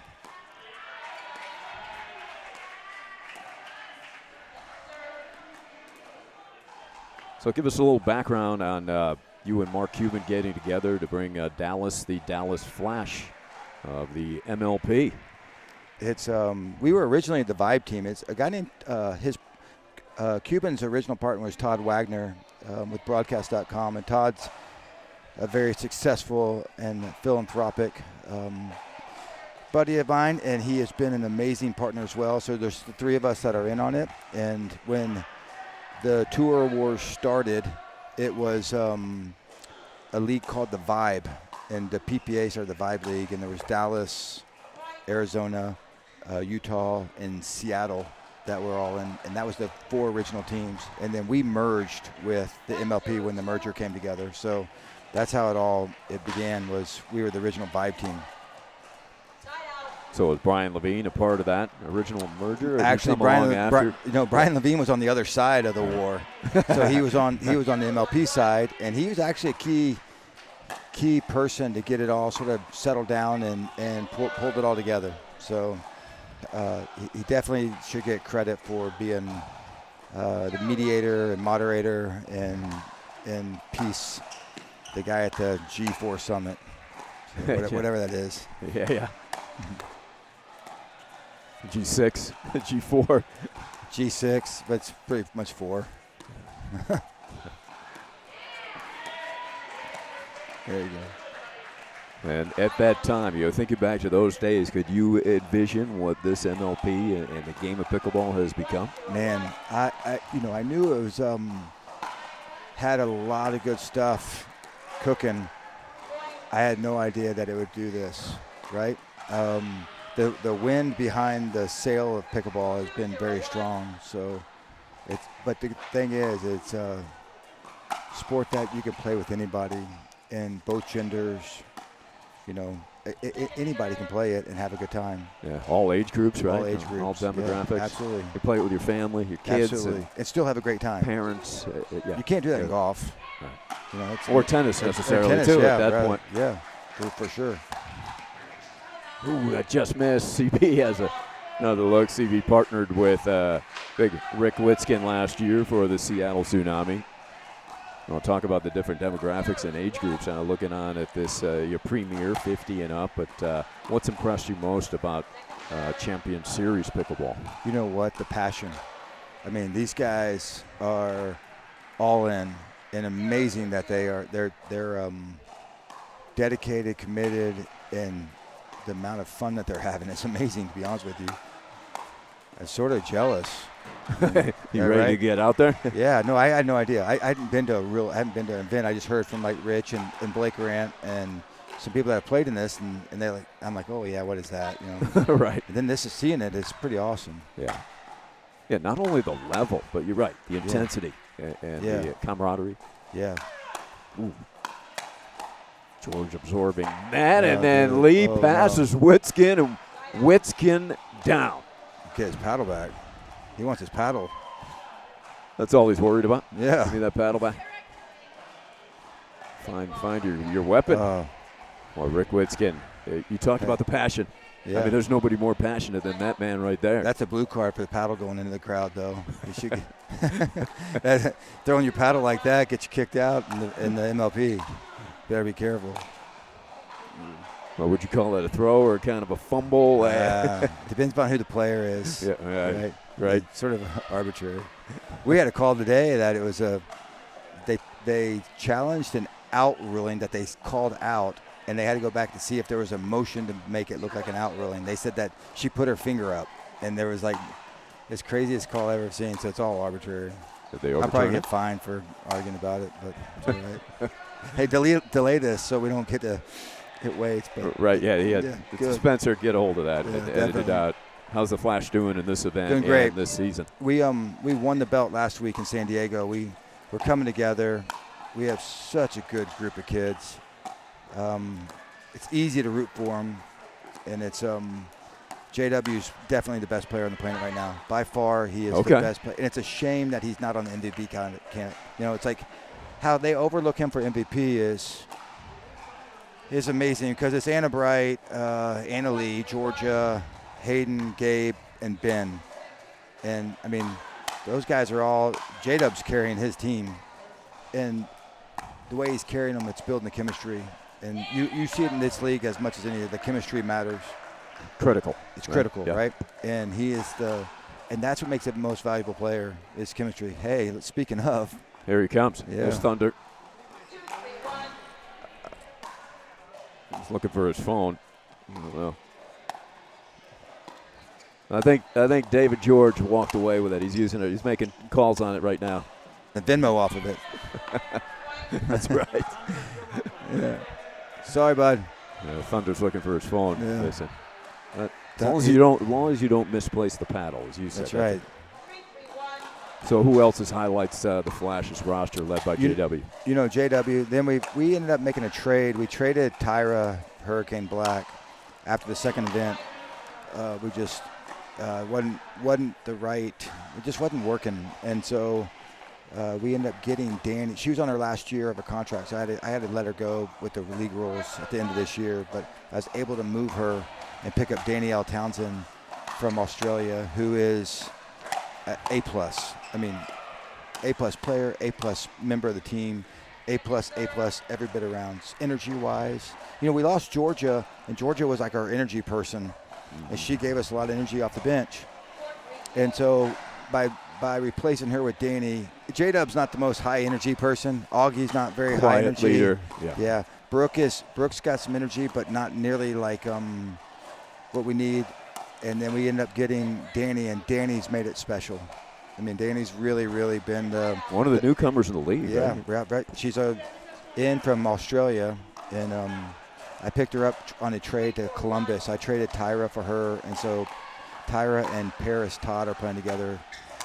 And then I went and got Alex Trong from Phoenix. She was sort of like on a couple of teams. How's she performed for you? And she's been great. Yeah. So she's playing women's, and then Brooke plays with J-Dub. And Brooke plays with J-Dub and mix. So we're playing 5 players on the rotation, which is not common. You're starting to see some more teams do it, but it's been great. What advantage does that give you? I would say that Brooke and dink, her cross-court dink, forehand dink is good. So Alex is really good, but she has a little bit more driving power. So if she gets the ball, she can hit the ball a little harder, and then lets Dub hunt more, where he can go poach and go attack. So it's working really well for us right now. How does that compare to your 2024 championship squad? So we had 2024. We had big attack by Witskin. That's great. Yeah, big man stepped over there and said game. we had J-Dub, Georgia, Augie, and Tyra. And at that time in 24, Georgia wasn't the Georgia she is. And Tyra was a new player. And the reps and the work that I think that Julie did, and Julie helped build that team, Johnson, she was coaching.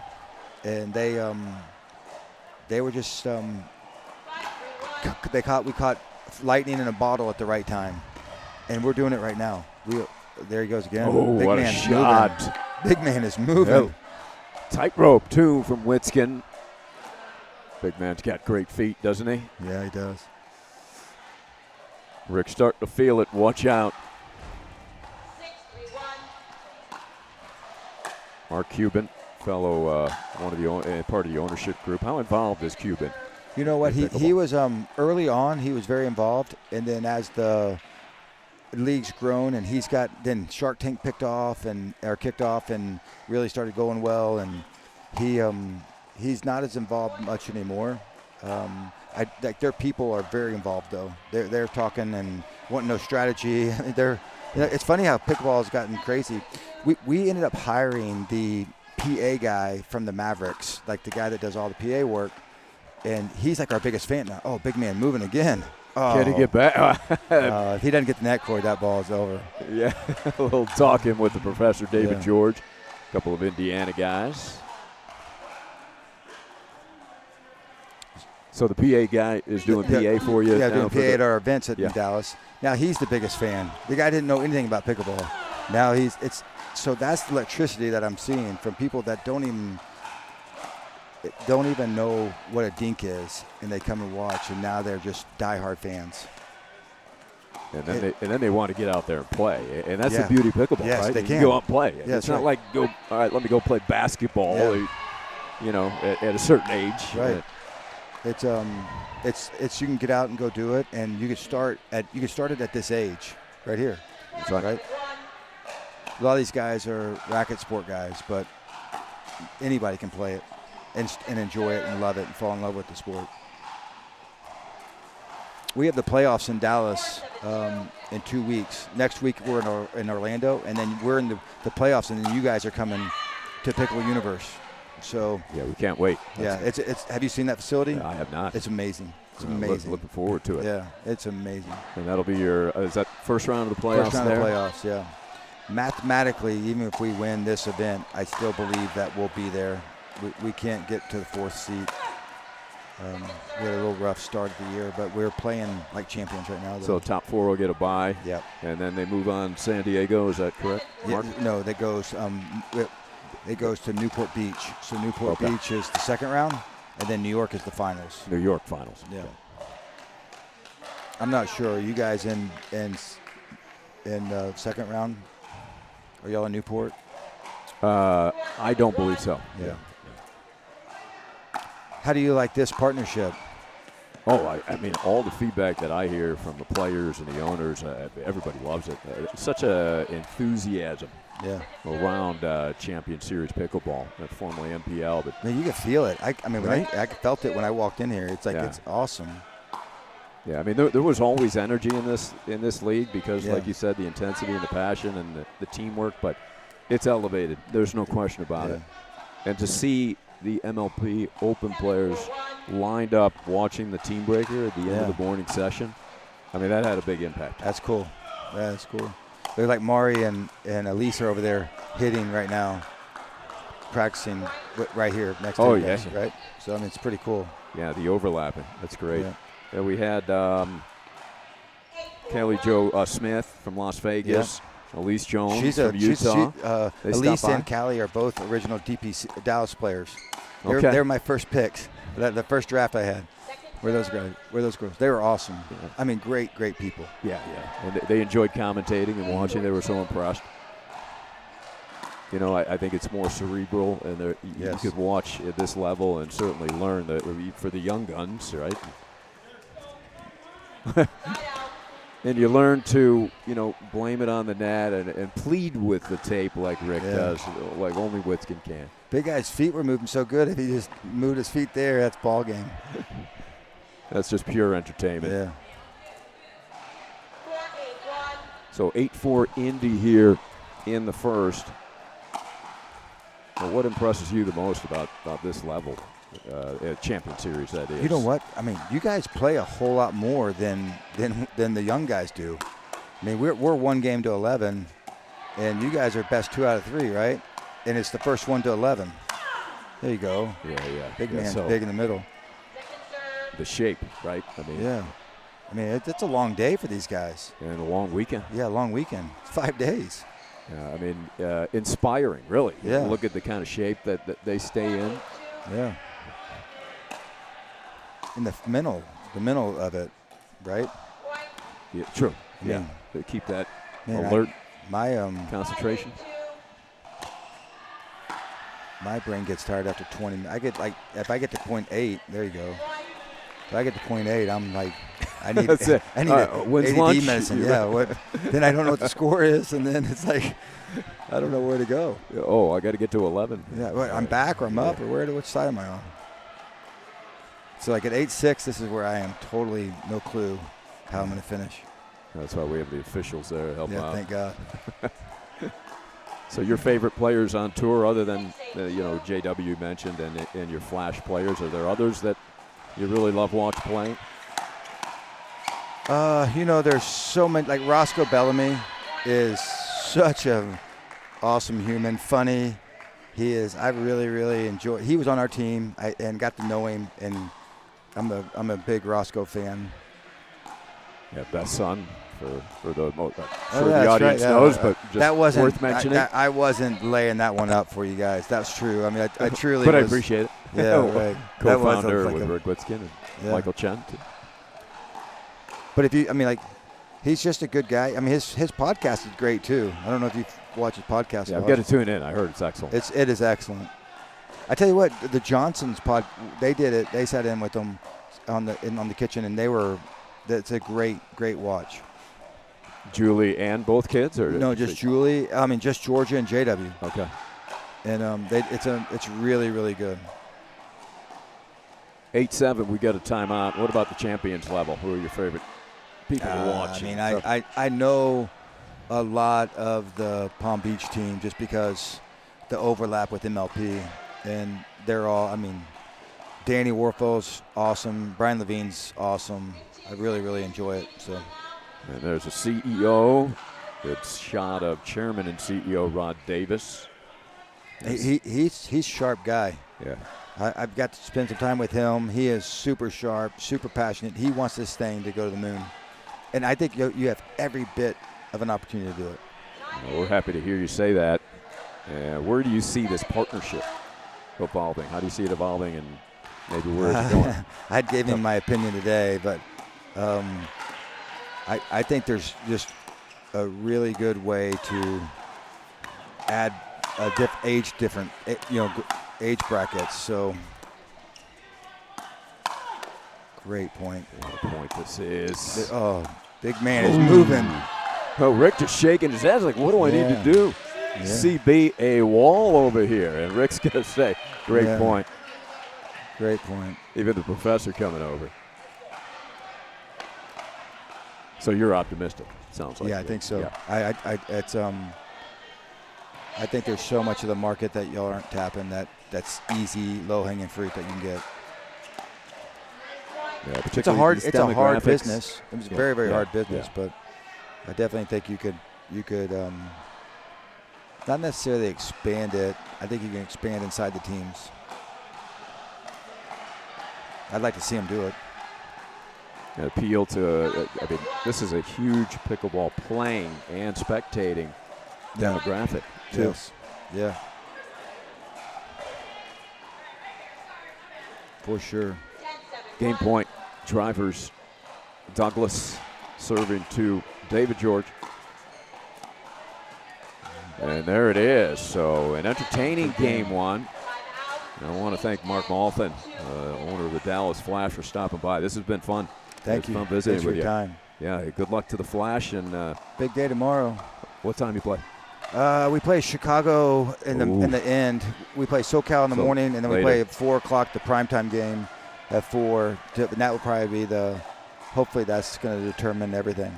So who going to play on the number 1 spot on Sunday? All right. Hopefully, I get time to check in over there on the other wing of the facility here. Okay, Mark. Great. Hey, thank you for having me. Thank you so much, Dallas Flash. Good luck to you. Yeah, good luck to you guys. This is awesome. That's something cool. I like it.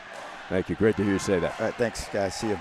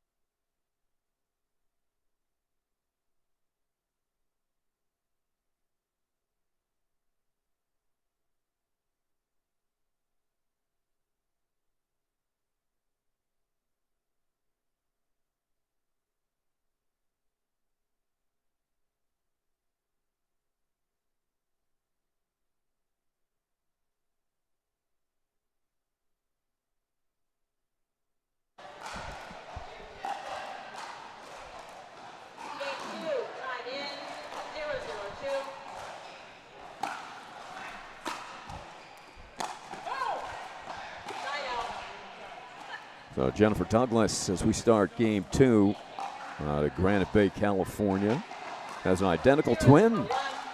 Jen does. Played basketball at Cal, Berkeley. That's big time. Also a National Collegiate Cycling Track individual champion back in '89. Number 2 ranked PPA Senior Pro Women's Mixed Doubles player. Wins at Newport Beach, Las Vegas Indoor, and down in Texas. Teaming up with Witskin. And they've been impressive going up against CB and David George.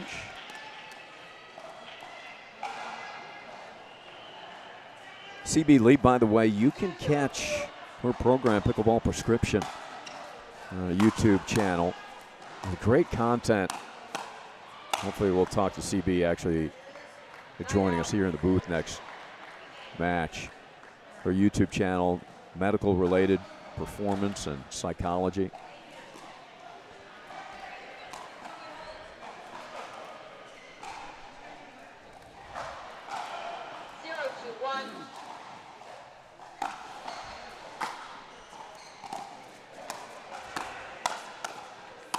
CB able to fight that off, and that earns them the point.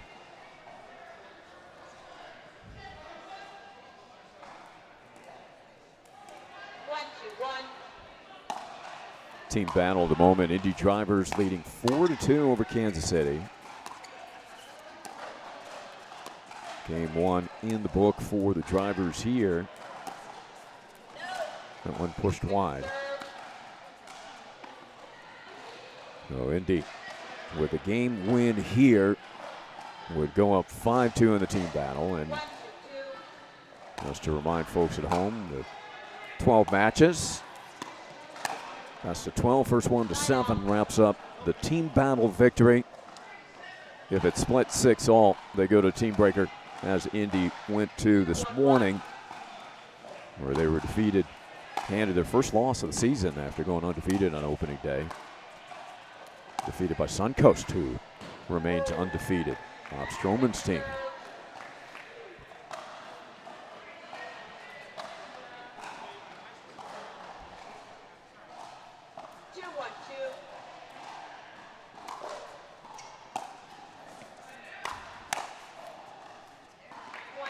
Nice touch by the professor.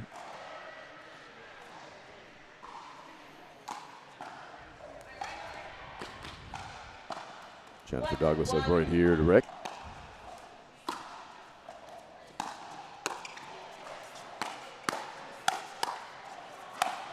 And Lee swats it past Witskin.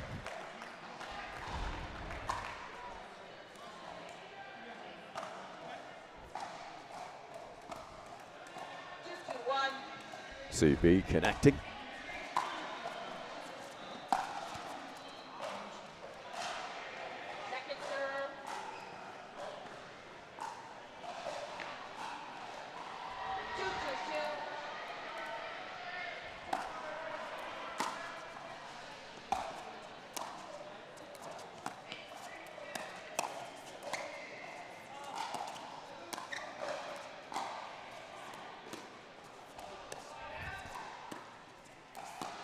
The ball moved by Douglas. What a save by Lee off the scorpion from Witskin.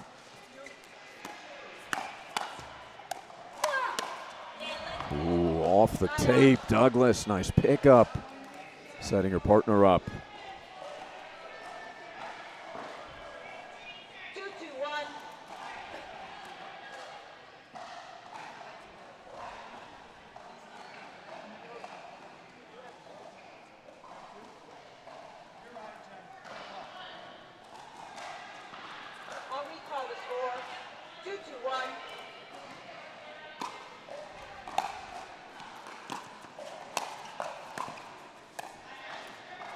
What a get from Witskin.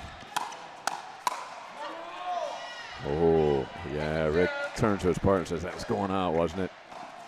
I think it was. Tough to lay off, though.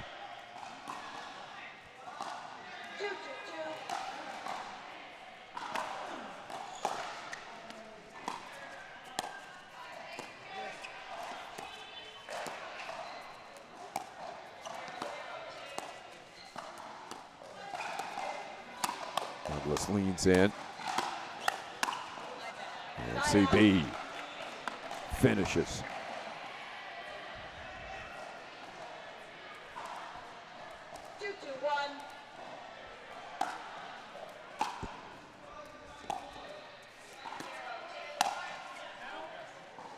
Ducking out of the way, Douglas.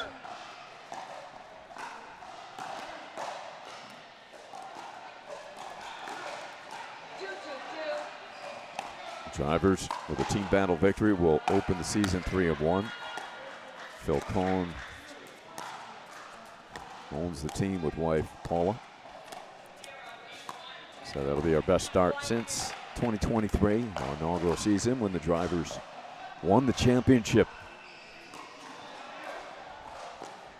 over Austin Ignite. They went into as the 2 seed.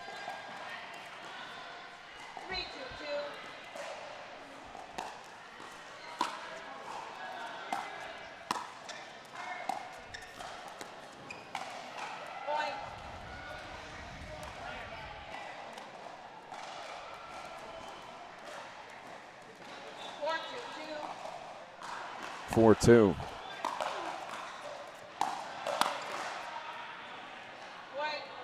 One deep. Kansas City enjoying their largest lead of the match here in the second.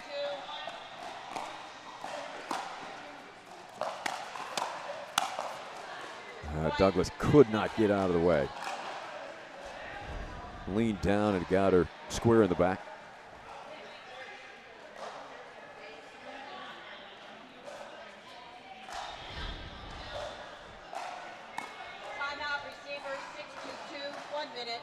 Jennifer Douglas asked Rick if they should get a timeout. I think he agreed. So 6-2 timeout, Indy in the second. Take a look around. 3 box on your monitor or screen. Line 2.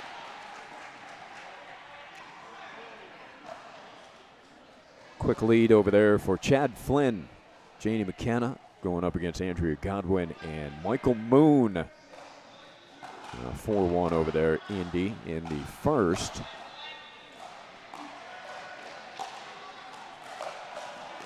On line 3.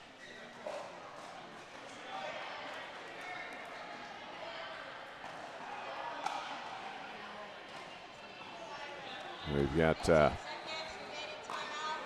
Rawlings and Keyword trailing Allerkamp and Phillip Edwards in the first.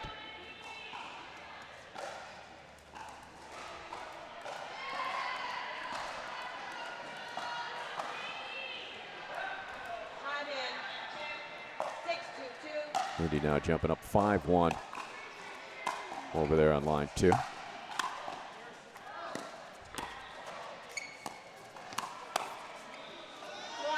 Quick recovery there by the professor.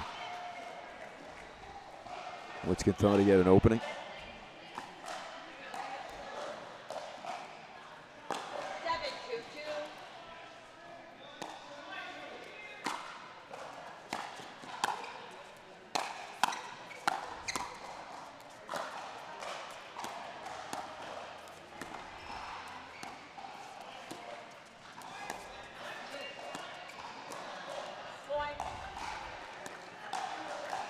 Late movement there.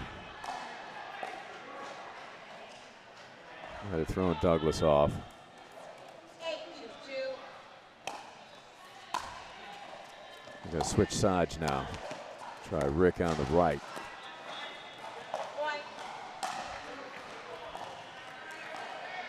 Right now, all Kansas City on court 1. As we look around Kansas City with a game point. Line 3. Rawlings and Keyword.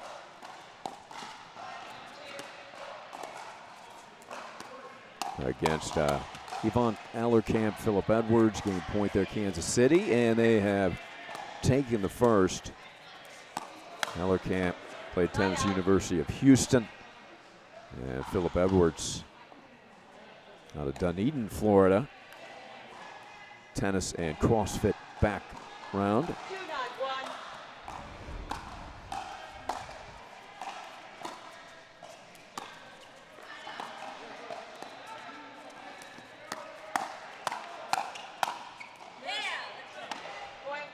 Good work there by Douglas.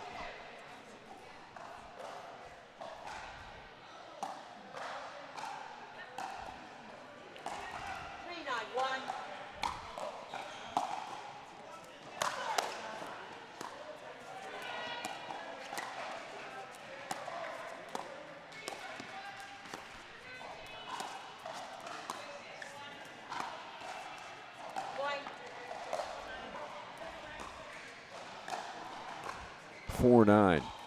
4-9-1.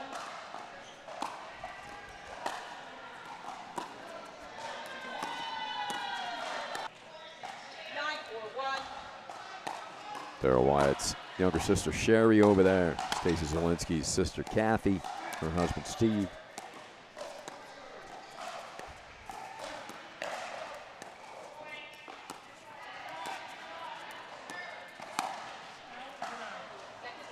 Ducking down in time, Douglas.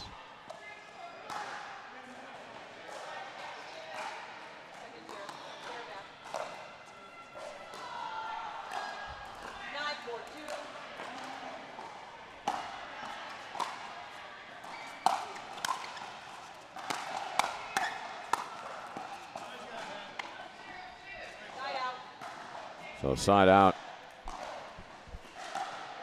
Indy hanging around here in the second. They trailed 9-2. Possession back. See if they can mount a run.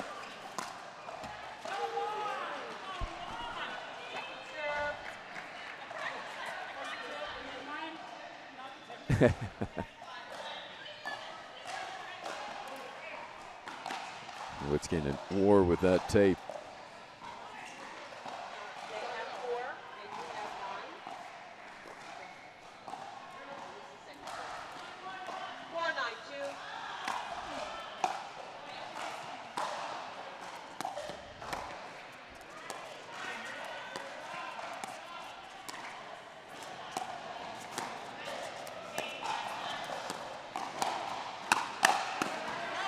Into the body, George prepared. Instant side out, and Kansas City an opportunity to close this second game. 9-4-1.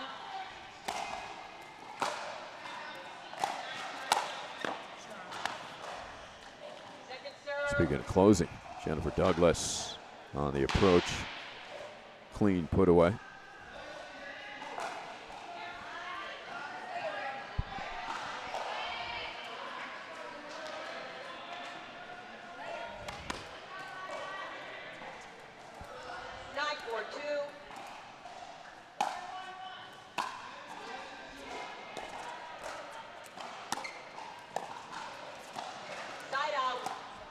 Another side out. So they exchange scoreless serving trips, both teams. Well, the window cracked open for Indy.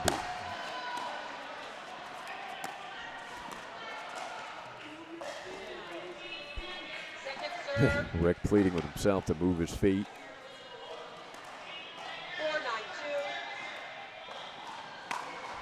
4-9-2.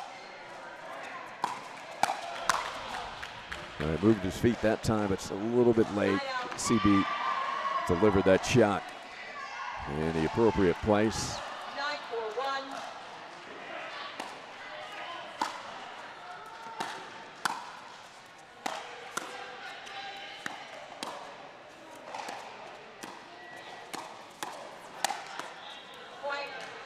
Lee attacking, and we've got a game point.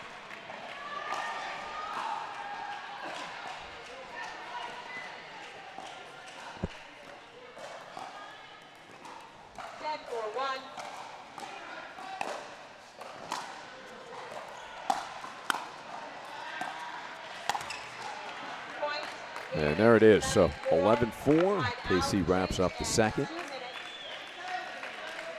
Check a quick look at line 2 now.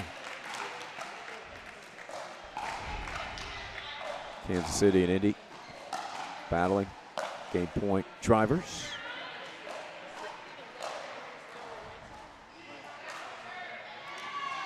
Janie McKenna, Chad Flynn. Tough tandem at line 2 for Phil Cohen's and Paula Namias drivers. And there it is. Janie McKenna, former touring tennis pro, D1 player at Indiana and Furman in the Furman Hall of Fame. Also in the Kentucky Tennis Hall of Fame. Coached at Georgia Tech. And Chad Flynn, marathon runner, triathlete, does it all. That's in great shape. Wife marries a television anchor. Daughter Bayless, outstanding soccer player, plays for the Texas Longhorns.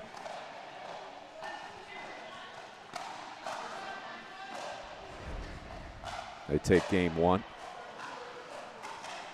Back to our court now, where we're going 3.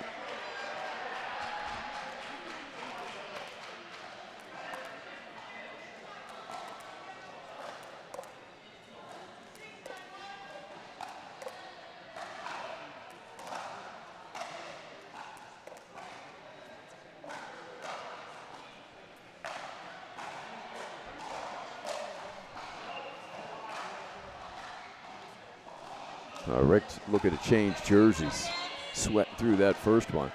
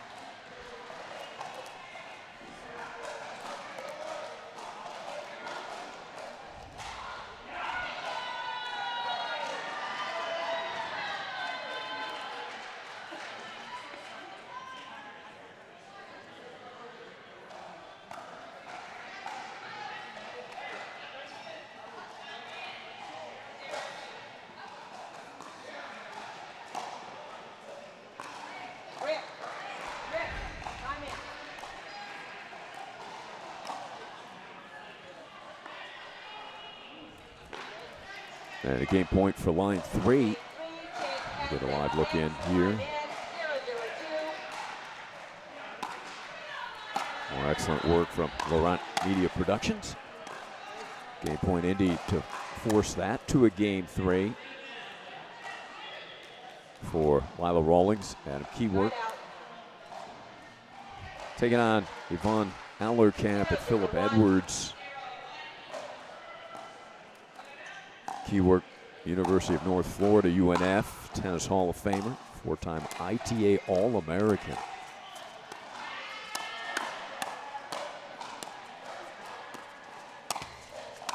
Teaming up with Lila Rawlings,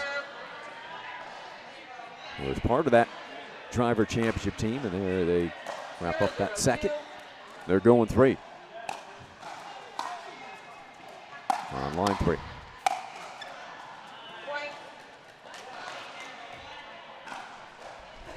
And back to our court. First point to KC.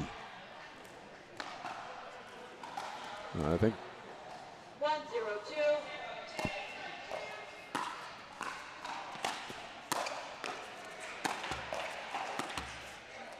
Oh, wouldn't climb over. Rick's disgust with the way the net has treated his side continues.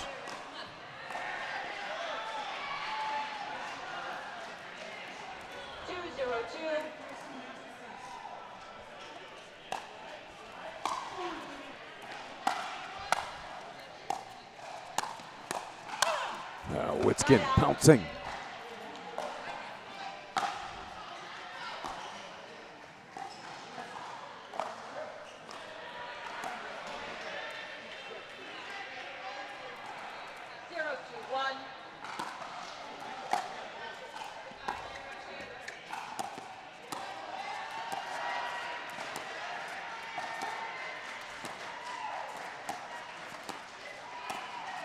Heavy spin taken from CB, but that one pulled just wide.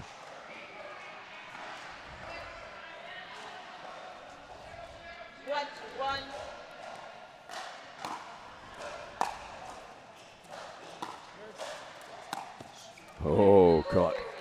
Witskin poaching. Lee lands it behind him. Pretty shot by CB. Rick takes off.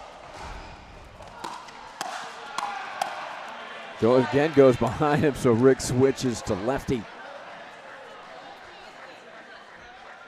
All part of the bag of tricks that Witskin possesses. Read that one right, and George got a paddle on it. Just could not keep it in fair ground.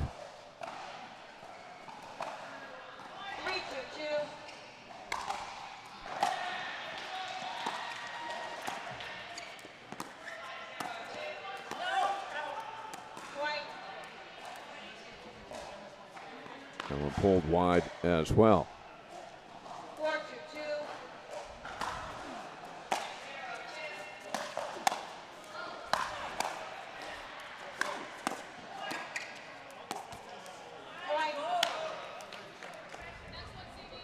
Witskin, relentless attacking.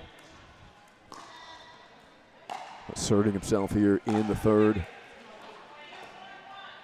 Opens up a 3-point advantage for the drivers.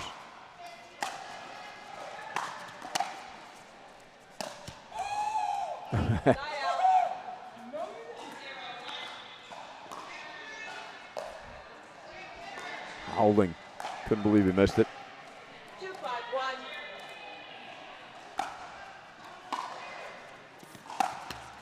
Second serve.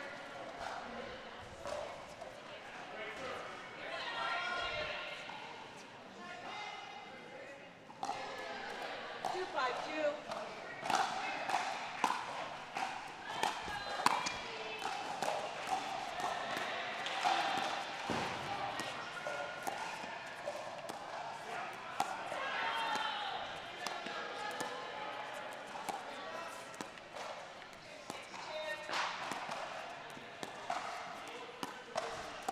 Douglas keeping the professor honest and then passes him down the line. Well executed by Jennifer Douglas. Sets him up. Gets him leaning. And the pass. Really well done. 5-2-1.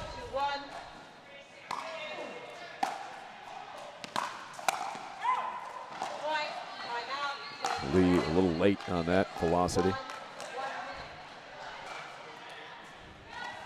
Coming down the stretch on all three courts.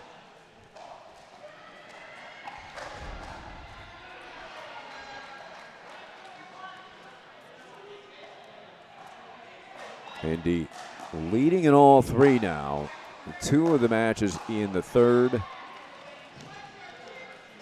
Flynn and McKenna in command in the second. Drivers, if they win all three, it's a team battle victory for Indy. 4-2 at the moment in the lead in the three matches that are on. 15 seconds.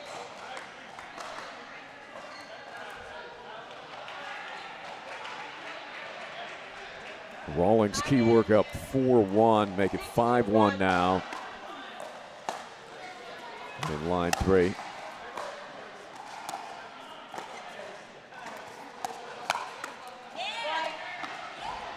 Witskin taking over on court 1 has extended this third game lead to 7-2.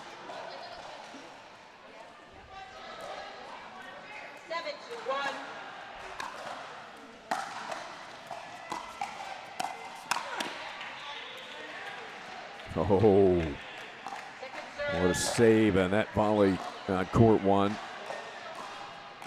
Court 2, McKenna and Flynn leading 7-3. Over Godwin and Moon.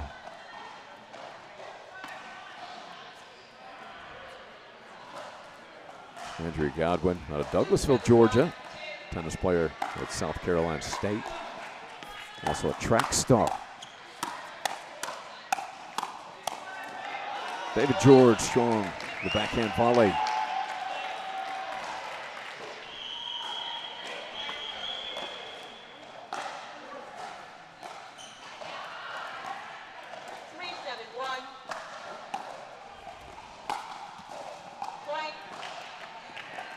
A couple positive points for Kansas City, trying to climb back here after trailing 7-2.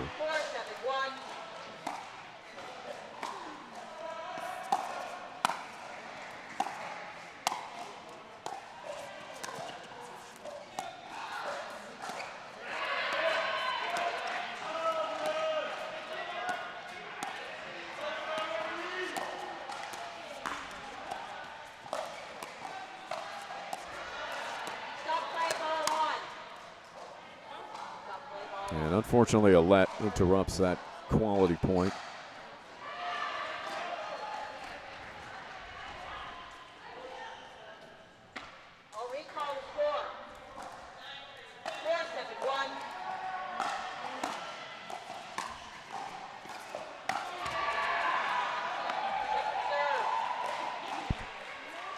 CB upset with herself, urging self-pep talk. 9-3, Flynn and McKenna.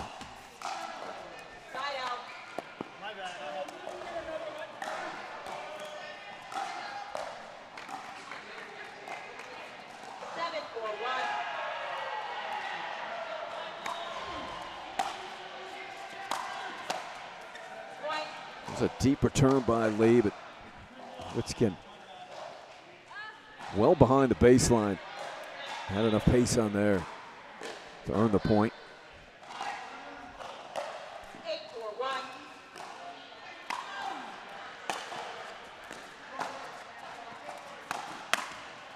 Witskin, anticipation. Savvy play by Rick. 2 points away. Stingers will talk it over.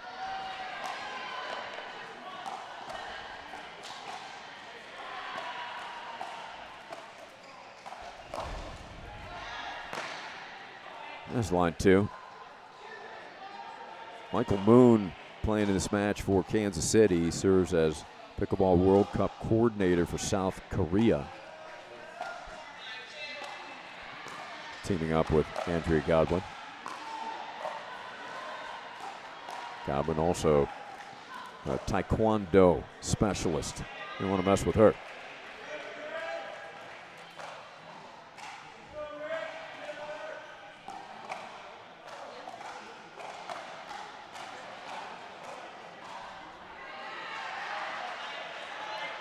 Chad Flynn serving.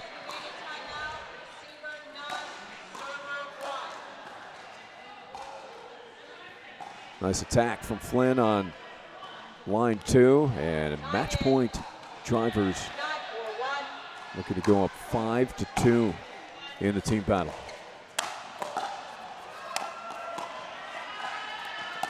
And going behind, nice execution there by Moon.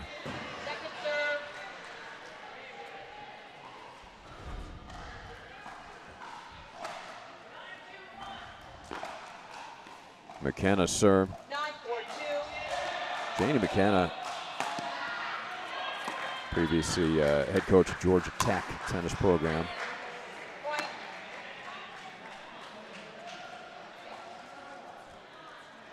So Indy with 10 on all 3 courts. Let's see who closes the door first.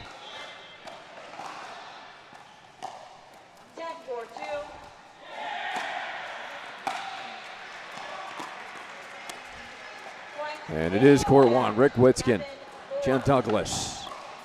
Victorious in 3, 11-7. Kansas City flipped them 11-4 in the second, and then Indy reverses it 11-4 in the third.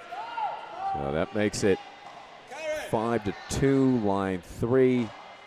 Also in the books with Rawlings and Keywork finishing 11-2 in the third.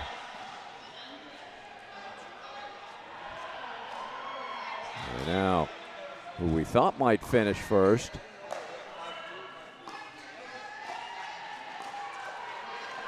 With Flynn. And now can win the team battle.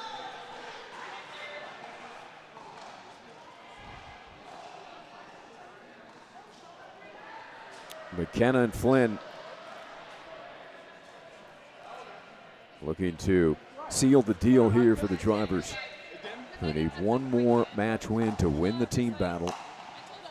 6-2 as it currently stands.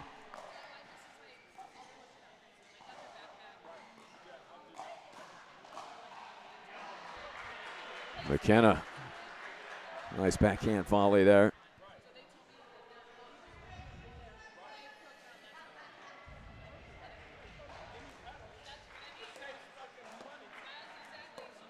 Serving for the match, serving for the team battle victory. Janie McKenna.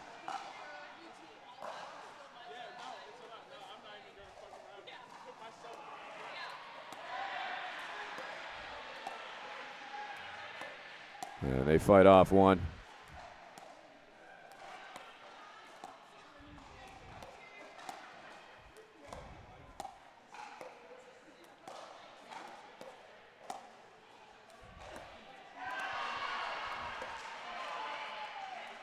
Another match point here for Indy.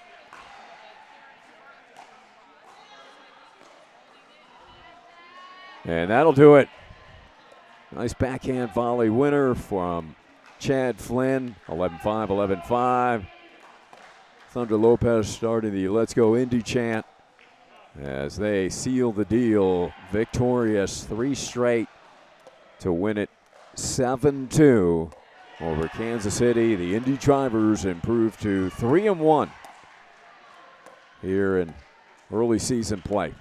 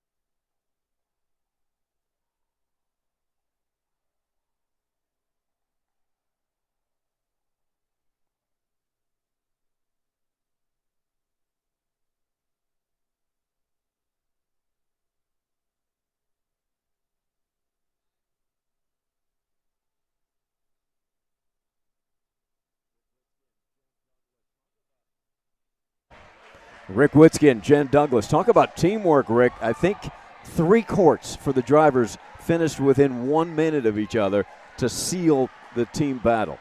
Is that what you guys call unity? You know what? It certainly is rolling to victory, isn't it? but Ari, it's good to see you. It's good to see this CSP grow, and honestly, so many players, over 400, 40s, 50s, 60s, and quite frankly, I didn't know Jen very well. And she texted me last night and said, hey, I like to do this, and you know me, Ari. I kind of like play on a vibe, float like a butterfly, sting like a bee, and sometimes I have no stinger against the stingers in men's doubles. But no, in reality, Jen's a blessing. She set me up a lot, and I'm really excited to be on the Indy Drivers again. And we had a pretty successful weekend, 3-0-1. We'll take that, and thanks to Jen. So you're saying this is the first time you played together? Yeah. Amazing. Not even a practice. Yeah, just some notes over to Rick saying this is what I like to do. Well, he in all adapted fairness, quickly. the first thing I said was, what can I do to make you successful? But if I have, but anyways, all good. Well, you certainly were a steadying force. It comes from a basketball background. Very interesting to be now at this level of pickleball. Well, I did play tennis since I was 6 up until college and then after college, but chose that in college, so. Oh, Rick, as a co-founder, you and Beth, building this league and to see it now reach this level, this type of growth, and now the partnership with MLP, what does this all mean to you? Is this something you envisioned? I knew that we were onto something special when we were creating our own home for age-bracketed pros. I knew that. But the quality of athletes, her background, yesterday I played a Heisman Trophy winner, and I played a guy that was #1 in the world in professional tennis. I'm like, and the list just keeps growing of phenomenal people in our league. And now that we're at 16 teams, 12 players, there's never an easy match. But to answer your question, we have gotten 4 new teams in the league. We'd love to have more teams next year. We'd love to have sponsors. This league costs a lot of money to run. And even though we're at a deficit, we have a lot of sponsors knocking on our door.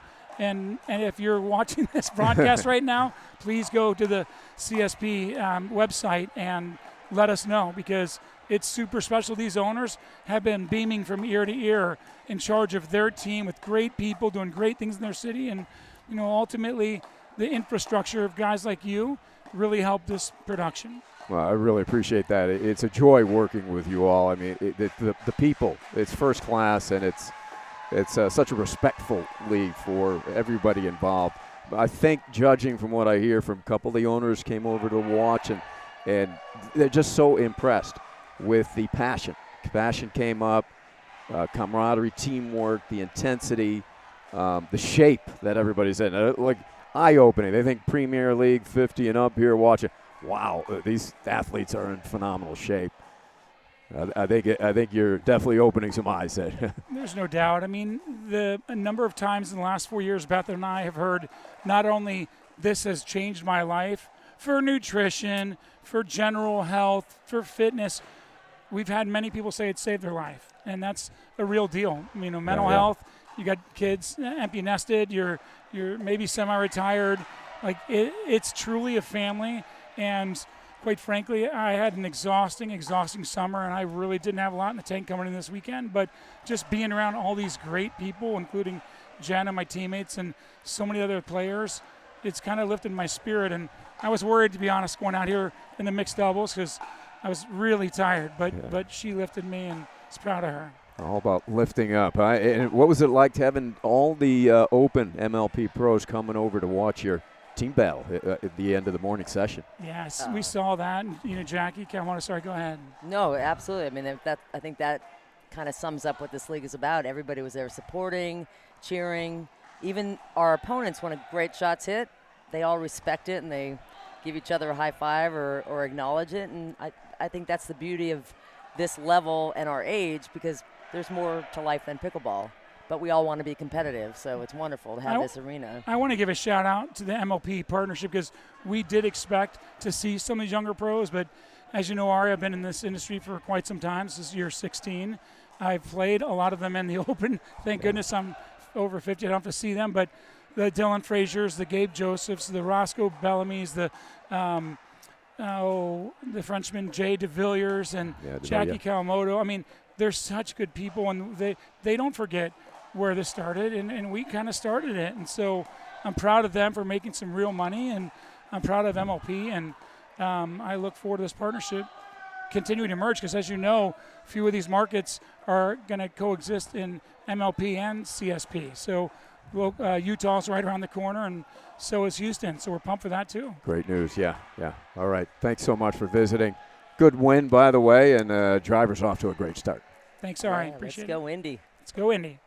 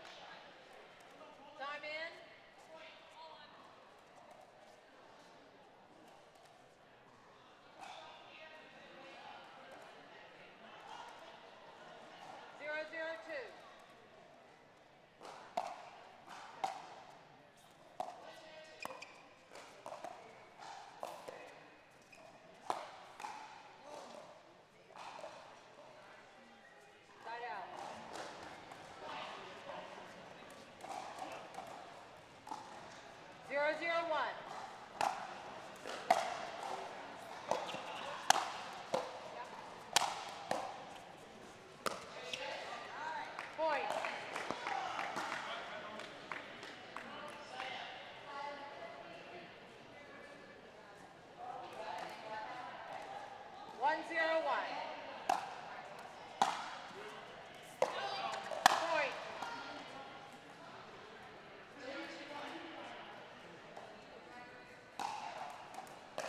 2-0-1.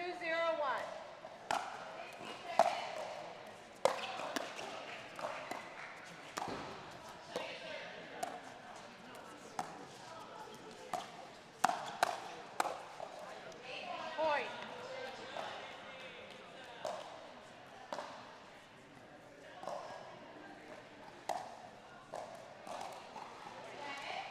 3-0-1.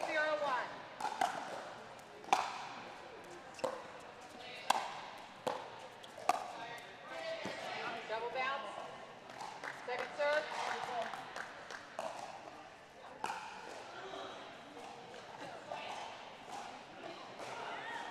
Three. 3-0-2.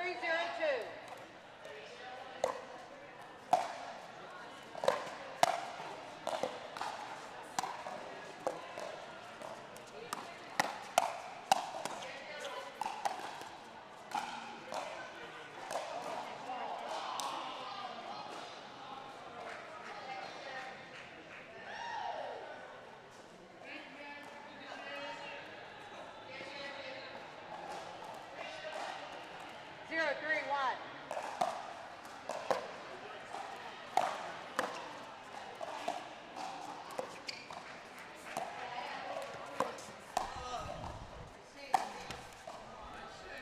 Point.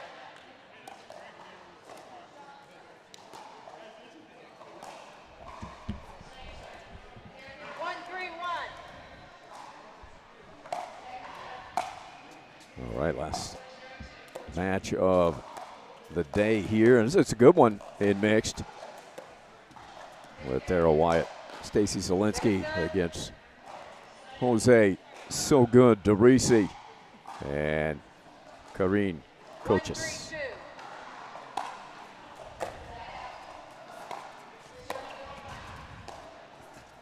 The professor joins me. Thanks, David George. Working late night, both on the court, off the court, in the broadcast booth. We appreciate the help. Yeah, it's great to be back. It's kind of a stinker we laid in that third game. It's a competitive match, back and forth. What do you think ultimately decided it? It was a really weird game. Like, they rolled us, we rolled them, and then they kind of rolled us. I mean, we didn't really have a very competitive game. It was kind of each team won easily, and I thought I figured them out, and then they adjusted to our adjustments, and then the different, like, so the match really came down with who's going to pop it up more in the middle, right? Like, they popped it up, I hit a winner. We popped it up, Rick hit a winner. So who could keep it away from the middle the best? And ultimately it was them. And Indy has taken the team battle 7-2. Thanks, Ari. Just full of good news. That's why I brought you over. Just rub it in. Just to make sure you were aware. Thanks to your loss, it's official now. We have lost the team battle. That's just great. 2-3-2. So going up against DeRisi, we touched on it when Daryl, nice victory over DeRisi and Witskin, but is it strange to see those two playing together? They've had so many, not confrontations, but they do head-to-head with such intensity and ferociousness, and now seeing them on the same side, is it? Well, do you think Jose or Rick are going to hear our conversation? I can give you the right answer. Okay, yeah, they might. No, I won't say it. But it was a little surprising when Rick told me that he's going to go back to Indy with Jose. I was a little surprised because they've just had so many epic battles on the court over the year. I don't know. I didn't know whether they get along off the court or not, but I know on the court, and it's got a little testy. And it's been a war. Both of them go at it hard, and they really want to win. And when I first came to Senior Pro like 4 years ago, they were the two teams, right? Like Jose played with Eva Welsher, and Rick played with Beth Bellamy, and ultimately they founded, our league. and they were in the finals almost every time. So in my first tournament, in Cincinnati, when I played Rick Witzkin in the singles final, they were in the mixed final, and they were just chirping and chatting and going at it, and they couldn't stand each other. You know, someone would win, someone would lose, and they would literally just walk off the court. They wouldn't stay for pictures or medals or anything. And so that was my first, introduction to senior pro, and it was those two. Yeah, kind of fire in their eyes. It was a little surprising to see them now teamed up, but, pickleball is like that. Pickleball just brings people together, Ari. It does. No question about it. It's one of the points that Rick made in the post-match interview about, particularly at this age group, how important it is to people's lives.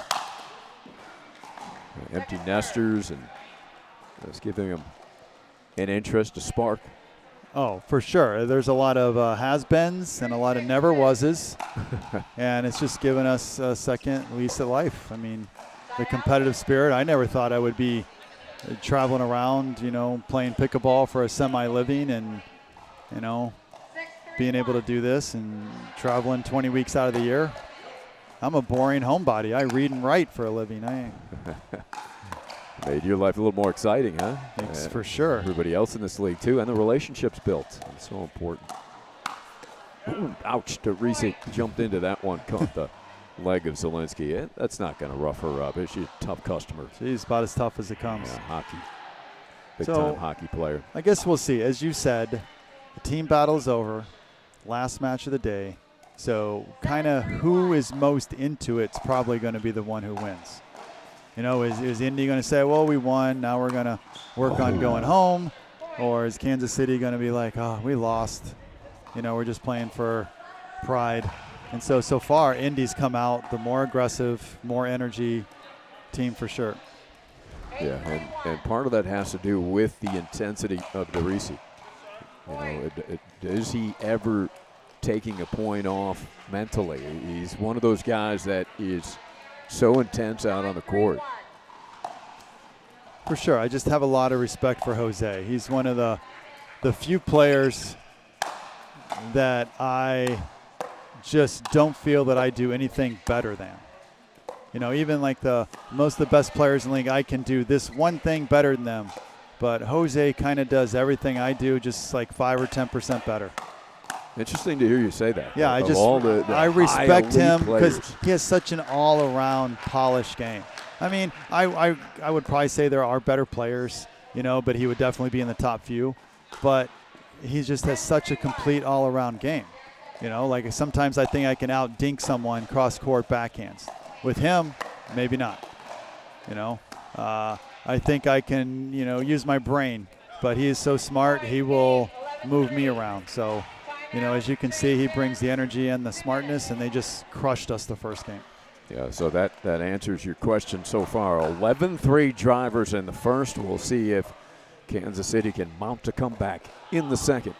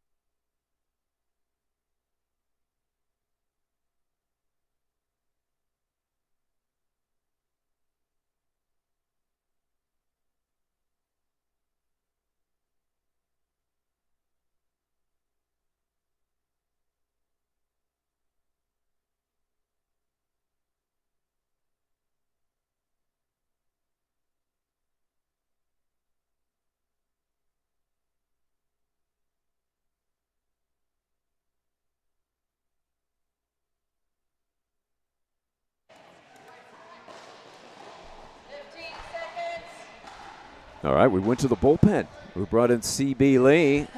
we sent David George, the professor, to the showers. Good to see Ari. Yeah, great to see you too, CB, and bit of a rough one for your Stingers. The Yeah. competitive matches, but I think that's been the story so far That at has the start of the season, right? Close Yeah. matches. For sure. I mean, it's been a tough weekend, but the first weekend is getting to know people, looking at partnerships, moving things around. So, yeah. Having talked to Daryl Wyatt, he's so optimistic about this team. He thinks that, like you said, whoa, watch out.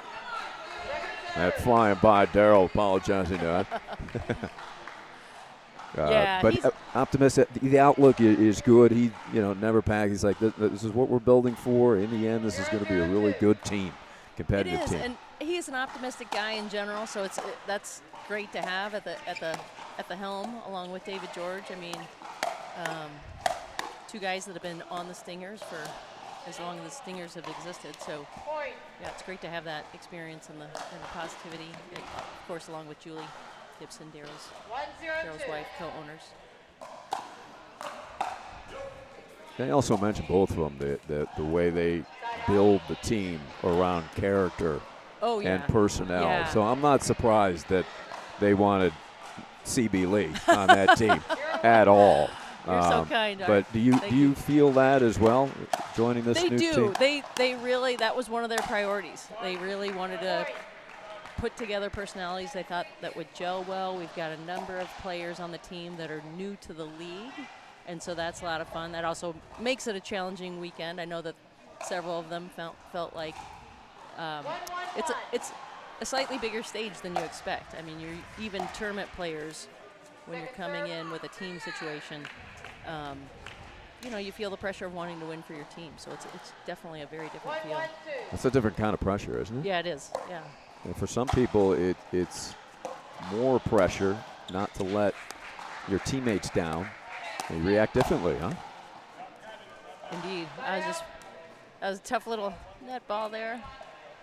Daryl played it well, but then Karin got the best of him. But this is stuff that you know, and you can pick it up at your Pickleball Prescription YouTube channel, medical-related performance, psychology. Sports psychology, yes. Been doing some health and fitness type things for specifically over the last few months for some senior women. That's called Pickleball Prescription. Pickleball, yep, Pickleball Prescription. So 3-1 Indy. Now the professor thought that, with team battle, pretty much all the way already in the books, who would have more incentive here to come out late in the day. Yeah. It's been a long day. Yep. Thus far, it looks like Indy, with Jose's intensity, maybe. Well, when you have Jose and you have Karin, I mean, they're two of the toughest competitors. They're not going to let down just because the team battle's done. They're here to play. That won't put a dent in coaches. Zelensky apologizes. There's not much you can do about that, right? It's going to happen. Yeah, Stacy's just countering, the pace that she got from the ball that was coming to her. So it just happened so quickly you can't. It's hard to avoid the person sometimes, or sometimes you don't want to avoid the person. Not yet, go into the body and Good idea from that's your Darryl point.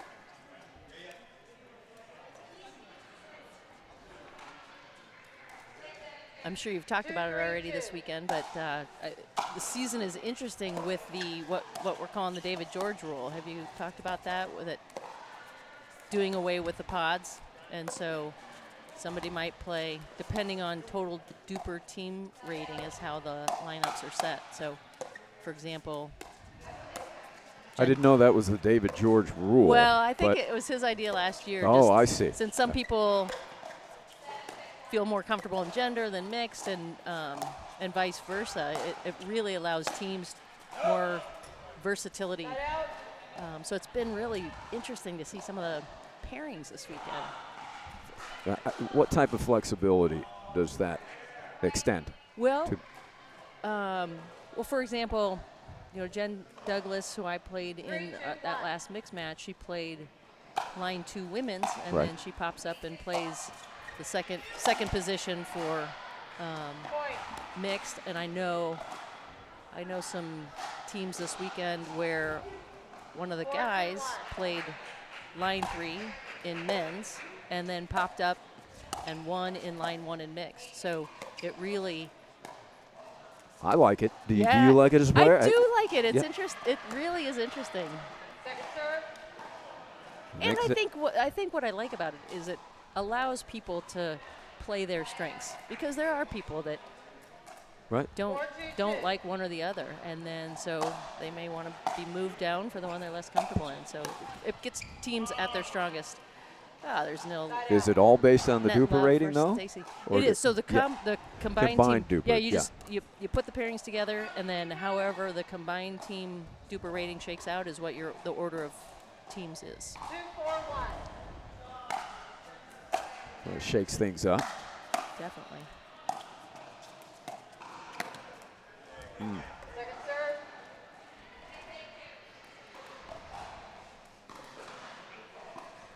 DeRisi's going to towel off. 2-4. 2, 4, 2. Second serve.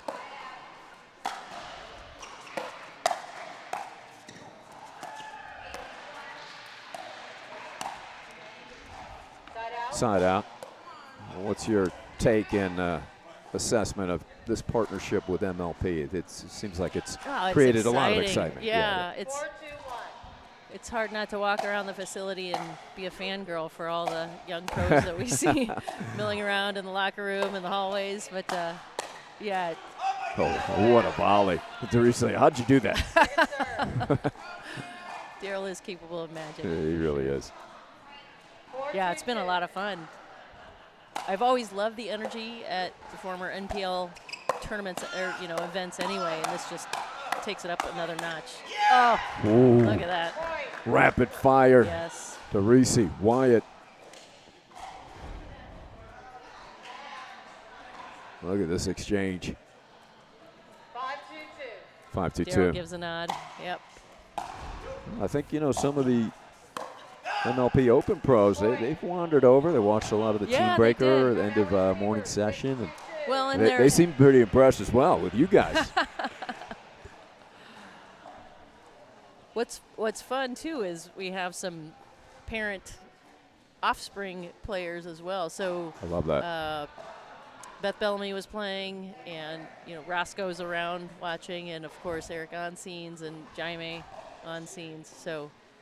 Yeah, Julie Johnson. Oh, of course. Yeah. Yeah, of course. Well, we had a number of owners visit from Dallas Slice, Chicago Slice, Dallas Flash. Oh, that's we great. We had Mark Malfin over here, Ron Zaslow, who's hosting the event with the Chicago Slice. It sounds pretty good right now. I'm getting hungry. Chicago, a good slice of deep dish. Yeah. Oh, my gosh. But, and you said in awe of them. They were a little in awe of the level here. You think good. Premier 50 and up, and then you watch, and you think, I think a lot of the impression is also, wow, these players are really fit, too. They play all day. They play long matches, long weekend, and they just keep going at it with passion. That's good to hear. Yeah. I mean, certainly feel that to be true living it, but it's great to hear the young pros appreciate it. Side out. I don't mind that. Missing a serve, that is. They're up. He can take some chances. We always say that one's in the budget in a game. Yeah, is that about it, though? Budget of one? Well, Ooh, clean winner by Zielinski. Yeah, that was a great shot by Stacey. I like my mixed partner to really go for it because it sets up the next shot.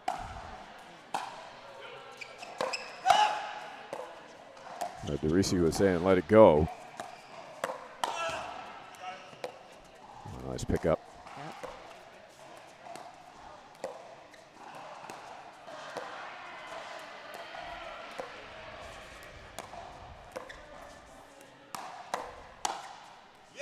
Firefight, and it's good. Yeah. So good, as Jose would say. I haven't heard him say that yet. I'll give it to him. Oh, really? He hasn't said it yet. I'll give Give it to him on that one. That was so good. 3-6-2.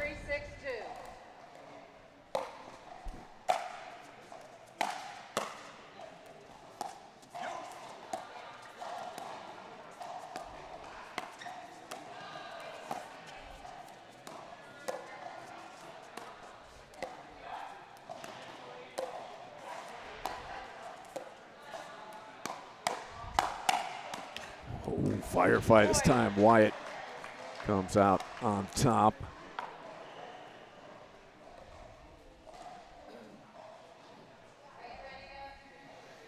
Have you had much of a chance to watch the Open? You know, unfortunately, pros? I haven't. Yeah, me either. We've been busy over here. Yeah. Open 2 in the next day. When you see the differences, you know, obviously age, you're a little more agile, CB, when you're nice and young, but what else stands out to you? You know, differences of play style. With the young pros? Between the Open and here at Premier. Yeah. I think it's just how aggressive they are. But I think there are similarities. I think men's and the young pros similar to men's and senior, where it's long dink rallies and just really waiting for the opening, waiting for the opening, waiting for the opening. And that women are going to be a bit more aggressive. I think the impressive thing about the young pros is so few unforced errors. I mean, that's really what distinguishes, I think, the young pros. Yeah, is that just consistent drilling? Because with that high level and that high of skill package, it's tough to be disciplined. Yeah. I think it's just really putting in the work, having the confidence in the pressure situations. That's a big part of it as well. That's right, a good with the setup. hip, yeah, That's Stacy. good. Yeah, I mean, great shot by Karin to get Daryl across and then open up the middle. I mean, he didn't need the middle, but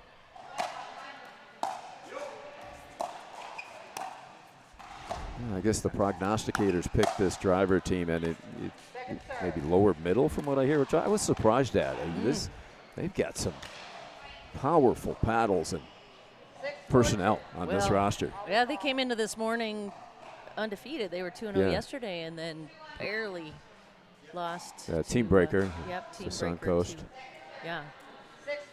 So, no, this is a strong team. There are so many strong teams. I mean, the depth, again, we say it every year, but it's true. Yeah, even with expansion going to 16.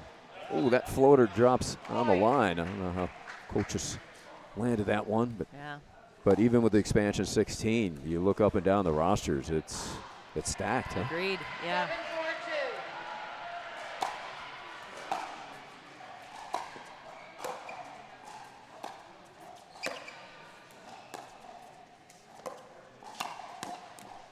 They're playing really well. They're really getting into the kitchen.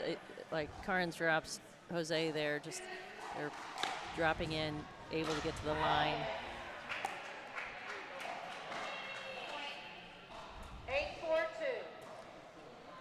8-4-2.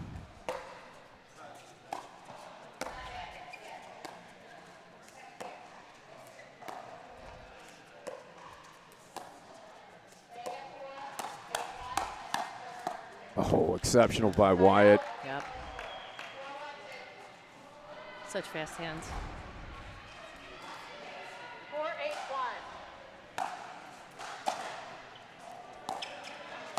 So the pairings with Stacy with Daryl and you with Professor, was that Duper related, or what was the strategy behind those pairings? We've just been switching it up a little bit. Again, experimenting the first weekend. I played 3 this weekend with David and 1 with Daryl this morning. And I think what's fun is Stacy and I both are comfortable playing the left side mix or playing the right side. So the versatility and so it's just seeing what works, seeing how the chemistry shakes out.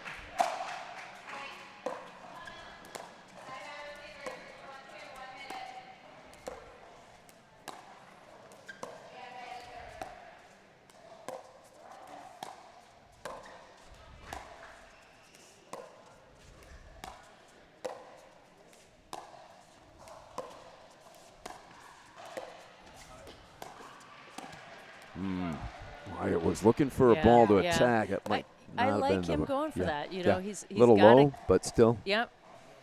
Or just getting involved. He's got to step across and get himself involved. 8-5-1. 8-5-1.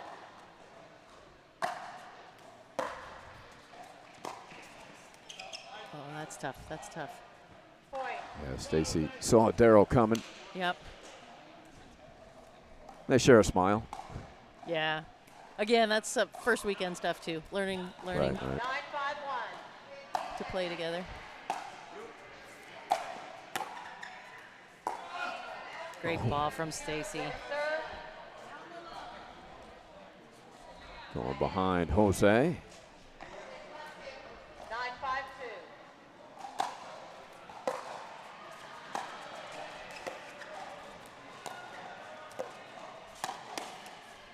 Point.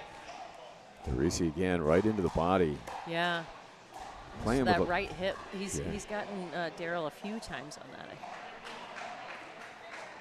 Playing with a ton of Oh, confidence left in this hip. match. I'm confused, left and right. Daryl's a lefty. He's hit his.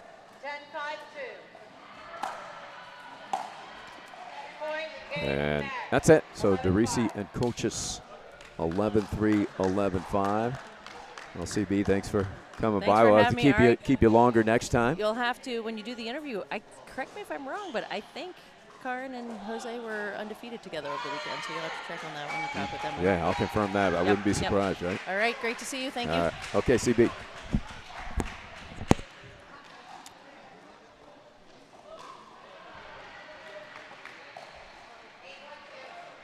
So the Indy drivers